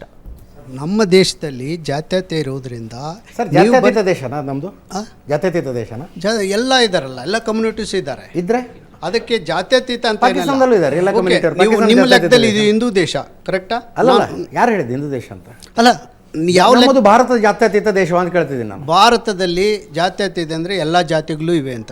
ಎಲ್ಲ ಜಾತಿಗಳು ಇರುವ ಕಾರಣಕ್ಕಾಗಿ ಜಾತ್ಯತೀತ ಅಂತೀರ ಅನ್ನೋದಾದ್ರೆ ಪಾಕಿಸ್ತಾನವೂ ಜಾತ್ಯತೀತನೇ. ಅಲ್ಲೂ ಒಂದು 4-5% ಭಾರತ ದೇಶ ಅನ್ಕೊಳ್ಳೋಣ. ಇವಾಗ ಜಾತ್ಯತೀತನ ಅಷ್ಟು ಹೇಳಿ ನಂಗೆ ಫಸ್ಟ್. ಜಾತ್ಯತೀತ ಅಲ್ಲ, ನಾನು ಹೇಳ್ತಾ ಇರೋದು ಜಾತ್ಯತೀತ ಜಾತಿಗಳಿವೆ. ಇನ್ನೊಂದು ಈ ಥರ ಇತಿಹಾಸ ತಿಳ್ಕೊಳ್ಳೋದ್ರಿಂದ ನಮ್ಮದು ಬಡತನ ಕಡಿಮೆ ಆಗಲ್ಲ, ಮತ್ತು ಫ್ರೀಡಮ್ ಆಫ್ ಸ್ಪೀಚ್ ಇನ್ಕ್ರೀಸ್ ಆಗ್ತಾ ಇದೆ. ನೀವು ಇಂಟರ್ನ್ಯಾಷನಲ್ ಇದು ತಗೊಂಡ್ರೆ ಏನಾಗ್ತಿದೆ, ಇಂಟರ್ನ್ಯಾಷನಲ್ ಪಟ್ಟಿನಲ್ಲಿ ನಮ್ಮ ರ್ಯಾಂಕಿಂಗ್ ತಗೋಬೇಕಾದ್ರೆ. ನಿಮಿಷ 70 ವರ್ಷದಿಂದ ಈ ಥರದ ಪುಸ್ತಕಗಳು ಇರಲಿಲ್ಲ ಸರ್. ಆವಾಗ ಭಾರತ ಸಮೃದ್ಧ ದೇಶ ಆಗಿತ್ತಾ? ಯಾವುದು ಭಾರತ ಸಮೃದ್ಧ ದೇಶ ಆಗಿತ್ತಾ? 70 ವರ್ಷದ ಹಿಂದೆ ಈ ಥರದ ಪುಸ್ತಕಗಳಿರಲಿಲ್ಲ, ಈ ಥರದ ಸಂಶೋಧಕರು ಇರಲಿಲ್ಲ ಸರ್. ಕೆಲವರು ಕುತ್ಕೊಂಡು ಏನೋ ಒಂದು ಇತಿಹಾಸ ಹೇಳ್ತಿದ್ರು, ಅದೇ ಫೈನಲ್. 70 ವರ್ಷದ ಭಾರತ ಸಮೃದ್ಧ ದೇಶ ಆಗಿತ್ತ ಅಂತ? ಸಮೃದ್ಧ ದೇಶ ಆಗಿತ್ತು. ಜನಗಳು ನಿಶ್ಚಿಂತವಾಗಿ ಫ್ರೀಯಾಗಿ ಓಡಾಡ್ತಾ ಇದ್ರು, ಫ್ರೀಯಾಗಿ ಅವ್ರು ಕೆಲಸ ಮಾಡಿಕೊಂಡು ಅವ್ರು ಸಂತೋಷವಾಗಿರ್ತಾ ಇದ್ರು. 70 ವರ್ಷದಿಂದ ಸಂತೋಷವಾಗಿರ್ತಾ ಇದ್ರು. ಭಾರತ ಪಾಕಿಸ್ತಾನ ವಿಭಜನೆ ಆಗಿ 10 ಲಕ್ಷ ಜನ ಯಾಕೆ ಮರ್ಡರ್ ಆದ್ರು? ಅಲ್ಲ, ಮರ್ಡರ್ ಆದಂದ್ರೆ ಅವಾಗ ಅದು ಬೇರೆ, ಇದು ಅದು ನಾವು ಅದಲ್ಲ. ಸಿ, ನಾನು ಹೇಳ್ತಾ ಇರೋದು ಏನಂದ್ರೆ, ಒಂದು ನಿಮಿಷ ಸರ್. ಈಗ ಬ್ರಿಟಿಷ್ ಒಂದು ನಿಮಿಷ last 2 questions sir. Sukruth Bharadwaj ಅಂತ, ಕಾಶಿಯಲ್ಲಿರುವಂಥ ಕಾಶಿ ವಿಶ್ವನಾಥ, ನಾವು ಎಕ್ಸಾಂಪಲ್ ಒಂದು ಲೀಗಲ್ ಎಂಟಿಟಿ ಅಂತ ತಗೊಂಡು ಅವರೇ ಪ್ಲೈಂಟಿಫ್ ಆಗಿರೋದು. 1991ರಲ್ಲಿ ಕೇಸ್ ಫೈಲ್ ಆಗಿರೋದು ಆಫ್ಟರ್ ಇಂಡಿಪೆಂಡೆನ್ಸ್. 22 ಇಯರ್ಸ್ ಯಾವುದೇ ರೀತಿಯಾಗಿ ಏನೂ ಆಗಲಿಲ್ಲ. ಬಟ್ ಇವಾಗ ಶೃಂಗಾರ ಗೌರಿ ಅವರು ಪ್ಲೈಂಟಿಫ್ ಆಗಿರೋದು ರೈಟ್ ನಾವು. ಶೃಂಗಾರ ಗೌರಿ ಪ್ಲೈಂಟಿಫ್ ಆಗಿರೋ 2 ವರ್ಷಕ್ಕೆ ಇಷ್ಟೊಂದೆಲ್ಲ ಏನೋ ಡೆವಲಪ್ಮೆಂಟ್ಸ್ ನೋಡ್ತಾ ಇದೀವಲ್ಲ, ಇದಕ್ಕೆ ಏನಂತ ನೀವೇನು ಇದಕ್ಕೆ ಅಂದ್ರೆ ಪುರುಷರ ಹೋರಾಟಕ್ಕಿಂತ ಸ್ತ್ರೀಯರ ಹೋರಾಟ ಪಾರ್ವತಿ ದೇವಿ ಪೂರ್ವ ಜನ್ಮದಲ್ಲಿ ಸತಿ ಆಗಿದ್ರು. ಅವರ ತಂದೆ ಅವಮಾನ ಮಾಡಿದಾಗ ಶಿವನಿಗೆ ಅವರು ಯಜ್ಞಕುಂಡದಲ್ಲಿ ಧೂಮ್ಕಿ ಸೃಷ್ಟಿಯೇ ನಾಶವಾಗೋ ಒಂದು ಇದು ಬಂತಲ್ವ ಪ್ರಸಂಗ. ಸೊ ಹರಿಶಂಕರ್ ಜೈನ್ ಅವರು ಹಿ ಟೋಲ್ಡ್ ಮಿ ಒಂದು ಜೋಕ್ನಲ್ಲಿ, ಶಿವ ಬಂದು ವೈರಾಗಿ, ಅವ್ನಿಗೆ ಎಲ್ಲಿದ್ದರೂ ಪರವಾಗಿಲ್ಲ, ವಜೂಖಾನಲ್ಲೂ ಕೂತ್ಕೋತಾನೆ, ಇನ್ನೆಲ್ಲೋ ಒಂದು ಸ್ಮಶಾನದಲ್ಲೂ ಕೂತ್ಕೋತಾನೆ, ಕೈಲಾಸದಲ್ಲಿ ಕೂತ್ಕೋತಾನೆ. ಆದರೆ ದೇವಿಗೆ ಇಷ್ಟ ಇಲ್ಲ ಅವಳು ಗಂಡನಿಗೆ ಈ ಥರ ಅವಮಾನ ಆಗಬೇಕು ಅಂತ. ಅದಕ್ಕೋಸ್ಕರ ಅಂತ ಅವರು ಸುಮ್ಮನೆ ಹಾಸ್ಯದಲ್ಲಿ ಹೇಳಿದ್ರು. ಅದನ್ನು ಹಾಕಿದ 2 ವರ್ಷದಲ್ಲಿ ಅಡ್ವೊಕೇಟ್ ಕಮಿಷನರ್ ಸರ್ವೆ ಆಯಿತು. ಆ ಸರ್ವೆಯಿಂದ ವಜೂಖಾನ ಸಿಕ್ತು, ಅದರೆಲ್ಲ ಶಿವಲಿಂಗ ಸಿಕ್ತು. ಆಮೇಲೆ ASI ಸರ್ವೆ ಆಯಿತು. ASI ಸರ್ವೇನೂ ಕೂಡ ಇದು ಹಿಂದುತ್ವ ಪ್ರೇರಿತ ಸರ್ವೆ. ಸೈನ್ಸ್ಗೆ ಏನು ಹಿಂದುತ್ವ ಇಸ್ಲಾಂ ಅದೆಲ್ಲ ಗೊತ್ತಿರೋದಿಲ್ಲ. ನೀವು ರೇಡಾರ್ ಹಾಕಿ ಅದನ್ನು ಕಳಿಸಿದ್ರೆ ಅದು ಏನು ರಿಪೋರ್ಟ್ ಇದೆಯೋ ಪಾಪ ಅದೇ ಕೊಡುತ್ತೆ. ನಿಮ್ಗೆ ಎಕ್ಸ್ರೇ ಮೆಷಿನ್ನಲ್ಲಿ ಹಿಂದೂಗಳಿಗೆ ಬೇರೆ ಎಕ್ಸ್ರೇ, ಮುಸ್ಲಿಮ್ಸ್ಗೆ ಬೇರೆ ಎಕ್ಸ್ರೇ ಬರೋದಿಲ್ಲ. ಸೊ ನೀವು ರೇಡಾರಿಂದ ರಿಪೋರ್ಟ್ ತಂದು 800 ಪೇಜ್ಗಳು, ಅಲ್ಲಿ ಎವಿಡೆನ್ಸ್ ಎಲ್ಲಿದೆ ಅಂತ ಹೇಳಿದವ್ರಿಗೆ 800 ಪೇಜ್ಗಳು ರಿಪೋರ್ಟ್ ಕೊಟ್ಟಿದ್ರೂ ನಮಗಿದು ಸರಿ ಬರೋದಿಲ್ಲ, ನಾವಿದನ್ನು ನಂಬೋದಿಲ್ಲ. ಔರಂಗಜೇಬ್ ಖುದ್ದಾಗಿ ಅವನ ಇದರಿಂದ ಸಮಾಧಿಯಿಂದ ಬಂದು ಹೇಳಬೇಕು, ನಾನೇ ಇದನ್ನು ಕೆಡವದೆ ಕಂಡ್ರು ಅಂತ. ಆಗಲೂ ಅವರು ಇಲ್ಲ ನಿಮಗೆ ಗೊತ್ತಿಲ್ಲ, ನೀವು 300 ವರ್ಷ ಅಲ್ಲಿ ಕೂತಿದ್ರೆ ನಿಮಗೆಲ್ಲ ಜ್ಞಾಪಕ ಶಕ್ತಿ ಹೊಟ್ಟೋಗಿದೆ, ನಾವು ಹೇಳ್ತೀವಿ ನೀನು ಕೆಡವ್ದಿದ್ದಲ್ಲ, ನಾವೇ ನಿಮಗೆ ಪ್ರೇರಿತ ಮಾಡಿ ನಿಮಗೆ ಕೆಡವಕ್ಕೆ ಮಾಡಿದ್ವಿ ಅಂತ. So I think at some point ಕೆಲವನ್ನೆಲ್ಲ ಇಷ್ಟೊಂದು ನಾವು ಶಾಂತಿಯುತವಾಗಿ ನ್ಯಾಯಾಲಯದಲ್ಲಿ ಎಲ್ಲ ದಾಖಲೆಗಳನ್ನು ತೋರಿಸಿ ಹೋರಾಟ ನಡೆಸ್ತಾ ಇದ್ದೀವಿ. ಭ್ರಾತೃತ್ವ ಬರಬೇಕು ಅಂದರೆ ಕೆಲವು ಕ್ಷೇತ್ರಗಳು ನಿಮಗೆ ತುಂಬ ಬೇಕಾದದ್ದು, ಇದನ್ನು ನೀವು ತೊಗೊಂಬಿಡಿ, ನೋ ಬಿಗ್ ಡೀಲ್. ಅದು ನಮಗೇನು ಅಷ್ಟು ಇಂಪಾರ್ಟೆಂಟ್ ಏನಿಲ್ಲ. ಅದು ಪೈಗಂಬರ್ ಮೊಹಮ್ಮದ್ ಪೀಸ್ ಬಿ ಅಂಟು ಹಿಮ್ ಅವ್ರದ್ದು ಹುಟ್ಟಿದ ಜಾಗ ಏನಲ್ಲ, ಆ ಥರ ಏನಿಲ್ಲ. ನಮಗೆ ಬೇರೆ ಎಲ್ಲೋ ಕಡೆ ನಾನು ಹೇಳ್ದಂಗೆ ಮುಸ್ಲಿಂ ರಾಷ್ಟ್ರದಲ್ಲಿ ಒಂದು ರೈಲ್ವೆ ಲೈನ್ ಹಾಕಬೇಕಂದ್ರೆ ಮಸೀದಿಗಳನ್ನು ಇಲ್ಲಿಂದ ಅಲ್ಲಿ ವರ್ಗಾವಣೆ ಮಾಡ್ತಾ ಇರ್ತಾರೆ. ಸೊ ಇಲ್ಲಿ somebody else wants it, let's give and take. ನಿಮಗೆ ಅದಕ್ಕಿಂತ ದೊಡ್ಡದೊಂದು ಜಾಗ ಸಿಗುತ್ತೆ, ಅಲ್ಲಿ ಭವ್ಯವಾಗಿ ಕಟ್ಕೊಳ್ಳಿ. ಸೌಹಾರ್ದತೆ ಅಂದರೆ ಅದು 2 ವೇ ಸ್ಟ್ರೀಟ್ ಅಲ್ವಾ, ಎರಡೂ ಕಡೆಯಿಂದ it has to be. Handshake ಮಾಡೋಕ್ಕೆ 2 ಕೈ ಬೇಕು, ಒಂದೇ ಕೈಯಿಂದ ಹ್ಯಾಂಡ್ಶೇಕ್ ಮಾಡಿದ್ರೆ ಬರೀ ನೀವು ಗಾಳಿನಲ್ಲಿ ಹಿಂಗೆ ಮಾಡ್ತಾ ಇರ್ತೀರ ಅಷ್ಟೇ. ನಮ್ಮ ಭಾರತದ ಸೌಹಾರ್ದ ಶಬ್ದ ಬಂದಿದ್ದಕ್ಕೆ ನನಗೆ ಇದೇ ವಿಷಯದ ಡಿಬೇಟ್ನಲ್ಲಿ ಕೇಳಿ ಬಂದು ಇನ್ನೊಂದು ವಾದ ಭಾಳ ಇಂಟ್ರೆಸ್ಟಿಂಗ್ ಅನ್ನಿಸ್ತು. ಆ ಫೋಟೋ ತೋರಿಸಿ ಏನಾರು ಡೌಟ್ ಬರುತ್ತಾ, ಇದ್ರಲ್ಲಿ ದೇವಸ್ಥಾನನ ಮಸೀದಿನ ಅಂತ ಡೌಟ್ ಬರುತ್ತಾ ಅಂದರೆ, ಭಾತೃತ್ವಕ್ಕಾಗಿ ಹಿಂದೂ ವಾಸ್ತುಶೈಲಿಯಲ್ಲಿ ಮಸೀದಿಗಳನ್ನು ಕಟ್ಟುವ ಅಭ್ಯಾಸ ಬೆಳೆದಿತ್ತವಾಗ ಅಂದ್ಬಿಟ್ರು. ದೇವಸ್ಥಾನದ ಮಾದರಿಯಲ್ಲಿ ಮಸೀದಿಗಳನ್ನು ಕಟ್ಟುವ ಮೂಲಕ ಹಿಂದೂ ಮುಸ್ಲಿಂ ಭಾತೃತ್ವವನ್ನು ಕಾಪಾಡುವ, ಸೌಹಾರ್ದತೆಯನ್ನು ಕಾಪಾಡುವ ಒಂದು ಸಂಪ್ರದಾಯ ಇತ್ತು, ಆದ್ದರಿಂದ ಅದು ಮಸೀದಿ ಅನ್ನೋದು ತಿರುಚಿದ್ದಾರೆ ಅಂತ ಹೇಳಿದ್ರೆ ಕೆಲವರು ಕೋಪ ಬರುತ್ತೆ, ಏನು ಮಾಡೋದು. ಎಸ್, ವಿಶ್ವಾಸ್ ಅಂತ UG ಸ್ಟೂಡೆಂಟ್. ಈ ಘಟನೆಗಳ ಹಿಂದೆ ನಮ್ಮ ಹಿಂದೂಗಳ ಕೈವಾಡ ಪ್ರೋತ್ಸಾಹ ಇರುತ್ತಾ? ಈಗ ಕಾಶಿಯಲ್ಲಿ ಹೇಳೋದ್ರಿಂದ ಹಿಂದೂಗಳು ಈ ಥರ ಮಾಡಿದ್ರು ಅಂತ ಹೇಳ್ತಾರೆ. ಆ ಥರ ರಾಮ ಮಂದಿರ ವಾರಣಾಸಿಯಲ್ಲಿ ಆ ಥರ ಇರ್ಬೋದಾ? ಅಂದರೆ ಹಿಂದೂಗಳು ಕೂಡ ಅಲ್ಲಿ ಕೈ ಜೋಡಿಸಿರ್ಬೋದಾ? ಆ ಸಾಧ್ಯತೆಗಳು. ಇದು ದೊಡ್ಡ ರಾಜ್ಯ ಆಳ್ತಾ ಇದ್ದ, ಅಷ್ಟು ದೊಡ್ಡ ರಾಜನ ಆದೇಶ ಇತ್ತು. ರಾಜನನ್ನು ಓಲೈಸೋದಕ್ಕಾಗಿ ಹಿಂದೂಗಳು ಕೂಡ ಕೈ ಜೋಡಿಸಿರುವ ಸಾಧ್ಯತೆ ಇತ್ತ? ಮುಸ್ಲಿಂ ಸೈನಿಕರು ಆ ಥರ ಕೆಲವು ಜೈಚಂದ್ ಇವರೆಲ್ಲ ಹಾಗೆ ತಾನೆ ಅನೇಕರಿದ್ರು. ಅದೊಂದು ಎಲ್ಲ ಕಾಲಘಟ್ಟದಲ್ಲೂ ಇರ್ತಾರೆ. ಈ ಬ್ರಿಟಿಷ್ ಈಗಲೂ ಇದ್ದಾರೆ, ಆಗಿನಕ್ಕಿಂತ ಈಗ ಜಾಸ್ತಿ ಇದೆ. ಈ ಬ್ರಿಟಿಷ್ ಸೈನ್ಯದಲ್ಲಿ ಭಾರತೀಯ ಸೈನಿಕರೇ ಇದ್ದರು. ಜಲಿಯನ್ ವಾಲಾಬಾಗಲ್ಲಿ ಅಲ್ಲಿ ಸೇರಿದ ಅಮಾಯಕರ ಮೇಲೆ ಗುಂಡು ಹೊಡೆದವ್ರು ಏನು ಬ್ರಿಟಿಷರ? ಭಾರತೀಯರೇ ಹೊಡೆದ್ರು. ಸಂಗೊಳ್ಳಿ ರಾಯಣ್ಣ ಹಿಡಿದು ಕೊಟ್ಟವ್ರು ಯಾರು? ನಮ್ಮವ್ರು ಹಿಡಿದು ಕೊಟ್ಟರು. ಎಸ್ ಸರ್, ನಮಸ್ತೆ. ನನ್ನ ಜಿಲ್ಲೆ ಬಂದುಬಿಟ್ಟು ಯಾದಗಿರಿ ಜಿಲ್ಲೆ, ಬೆಂಗಳೂರು ಯೂನಿವರ್ಸಿಟಿಯಲ್ಲಿ MA political science student sir ನಾನು. ನನ್ನ ಪ್ರಶ್ನೆ ಬಂದುಬಿಟ್ಟು ಸರ್, ಅವರು ಯಾಕೆ ಹಿಂದೂ ದೇವಾಲಯಗಳನ್ನು ಕೆಡವಿ ಯಾಕೆ ಮಸೀದಿಗಳನ್ನು ನಿರ್ಮಾಣ ಮಾಡಿದರು? ಇವಾಗ ನಾವು ಆ ಮಸೀದಿಗಳನ್ನು ಕೆಡವಿ ನಾವು ದೇವಾಲಯಗಳನ್ನು ಮತ್ತೆ ಸೃಷ್ಟಿ ಮಾಡ್ಬೋದಾ ಸರ್? ಅಂದರೆ ಹಿಂಸಾತ್ಮಕವಾಗಿ ಇಲ್ಲ, ಅಂದರೆ ಹಿಂಸಾತ್ಮಕವಾಗಿ ಅಲ್ಲ. ಈಗ we are governed by a rule. ಒಂದು ಸಂವಿಧಾನ ಅಂತಿದೆ ನಮಗೆ, ಒಂದು ನ್ಯಾಯಾಂಗ ವ್ಯವಸ್ಥೆ ಅಂತಿದೆ. ಅದು ಹಂಗೆ ಆಗಕೂಡ್ದು. ಅವರು ಯಾಕೆ ಕೆಡವಿ ಆ ಮನಸ್ಥಿತಿ ಯಾಕೆ ಅಂತ, ಮನಸ್ಥಿತಿ ಯಾಕೆ ಮಸೀದಿಗಳನ್ನು ನಿರ್ಮಾಣ? ನಾನು ಮುಂಚೆನೇ ಹೇಳ್ದಂಗೆ ಏಕಂ ಸತ್ ವಿಪ್ರ ಬಹುಧಾ ವದಂತಿ, ಅದು ಎಲ್ಲರೂ ನಂಬಿದ್ರೆ ಒಂದು ಕ್ಲಬ್ ಅಪ್ಪ, ಅಲ್ಲಿ ಎಲ್ಲರೂ ನಾವೆಲ್ಲ ಕ್ಲಬ್ ರೂಲ್ಸ್ಗೆ ಸೈನ್ ಅಪ್ ಆದರೆ ಒಂದು ಕ್ಲಬ್ ಮೆಂಬರ್ಸ್ ಆಗ್ಬೋದು. ನಾನು ಮಾತ್ರ ಆ ಕ್ಲಬ್ಗೆ ಮೆಂಬರ್, ನೀವು ಅದರಲ್ಲಿ ಮೆಂಬರ್ಶಿಪ್ ತೊಗೊಂಡಿಲ್ಲ ಅಂದರೆ ನಿಮ್ಮ ಜೊತೆ ಹೇಗೆ ಟ್ರಾನ್ಸಾಕ್ಷನ್ ನಡೆಯುತ್ತೆ ನಂದು, ಅಲ್ವಾ? ಸೊ ಸತ್ಯ ಒಂದೇ, ಅದಕ್ಕೆ ಹೋಗುವ ಎಲ್ಲ ಮಾರ್ಗಗಳು ಒಂದೇ ಅಂತ ಹೇಳಿದ್ರೆ, ಧರ್ಮಾಂತರ ಮಾಡೋದು, ಯಾರನ್ನೋ ಕಾಫಿರ್ ಅಂತ ಹೇಳೋದು, ಕಾಫಿರ್ನ ಹೀಗೆ ಟ್ರೀಟ್ ಮಾಡಬೇಕು, ಈ ಪದಗಳಿಗೆ ಭಾರತದಲ್ಲಿ they should be no space for that. ಯಾರೂ ಕಾಫಿರ್ ಇಲ್ಲ, ಎಲ್ಲ ಧರ್ಮಗಳು ಒಂದೇ ಅಂತ ಹೇಳಿದ್ರೆ, ನೀವು ಹಿಂದೂ ಆಗಿರ್ಬೋದು, ನೀವು ಮುಸ್ಲಿಂ ಆಗಿರ್ಬೋದು, ಎಲ್ಲ ಒಂದೇ, ಎಲ್ಲ ಸತ್ಯ. ಈ ಇಂಡೋನೇಷ್ಯಾ ನೋಡಿ, ಅದು ಮುಸ್ಲಿಂ ದೇಶ, ಮೆಜಾರಿಟಿ ಮುಸ್ಲಿಂ ಕಂಟ್ರಿ, ಆದರೂ ಅಲ್ಲಿ ರಾಮಲೀಲಾ ಅಲ್ಲಿನ ಮುಖ್ಯವಾದ ಒಂದು ಕಲಾ ಪ್ರದರ್ಶನ, ನೃತ್ಯ.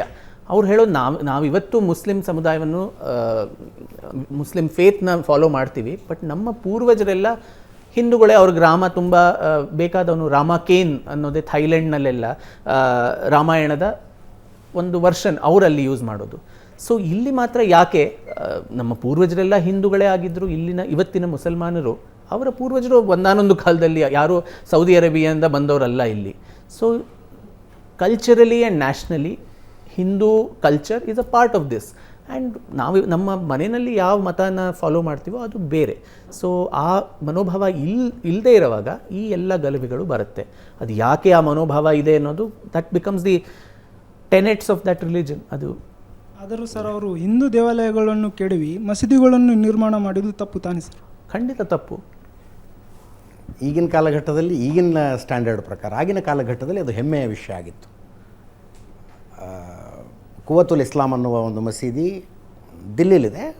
ಅವು ಕುತುಬುದ್ದೀನ್ ಐಬಕ್ ಬರ್ಸಕೋತಾನಲ್ಲಿ ಈ ಮಸೀದಿಯನ್ನು ಕಟ್ಟೋದಕ್ಕೆ 26 ಹಿಂದೂ ಮತ್ತು ಜೈನ ದೇವಸ್ಥಾನಗಳನ್ನು ನಾನು ಓಡಿಸಿದ್ದೀನಿ ಅಂತ ಹೆಮ್ಮೆಯಿಂದ ಬರ್ಸಿ. ಅವತ್ತಿನ ಕಾಲಕ್ಕೆ ಹೆಮ್ಮೆ. ಇವತ್ತು ಗಂಗಾವತಿ ಪಟ್ಟಣದಲ್ಲಿ ಡಿವೈಡರ್ ಮಧ್ಯದಲ್ಲಿರುವ ಸ್ಟ್ರೀಟ್ ಲೈಟ್ಗೆ ಹನುಮನ ಗದೆ ಹಾಕಲಾಗಿದೆ ಅನ್ನೋದಕ್ಕೆ ಕಂಪ್ಲೇಂಟ್ ಬರುತ್ತೆ. ಗಂಗಾವತಿ ಹನುಮನ ಜನ್ಮಸ್ಥಾನ, ಅದು ಅಲ್ಲಿನ ಸ್ಟ್ರೀಟ್ ಲೈಟ್ಗೆ ಹನುಮನ ಗದೆ ಹಾಕಲಾಗಿದೆ, ಅದು ಹಿಂದೂ ಧರ್ಮವನ್ನು ಪ್ರತಿನಿಧಿಸ್ತಾ ಇದೆ, ನನ್ನ ಧಾರ್ಮಿಕ ಭಾವನೆಗೆ ಧಕ್ಕೆ ಆಗುತ್ತೆ ಅಂತ ಕಂಪ್ಲೇಂಟ್ ಕೊಟ್ಟಿರೋದು. ಇಲ್ಲಿಗೆ ಬಂದು ದೇಶ ನಿಂತ್ಕೊಂಡಿದೆ.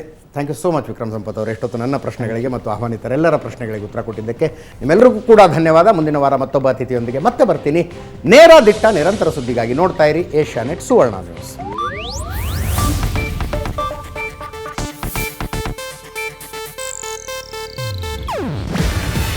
ಇದು ಏಷ್ಯಾನೆಟ್ ನ್ಯೂಸ್ ನೆಟ್ವರ್ಕ್ ಪ್ರಸ್ತುತಿ. ನೀವು ನೋಡ್ತಿದ್ದೀರಾ ಏಷ್ಯಾನೆಟ್ ಸುವರ್ಣ ನ್ಯೂಸ್.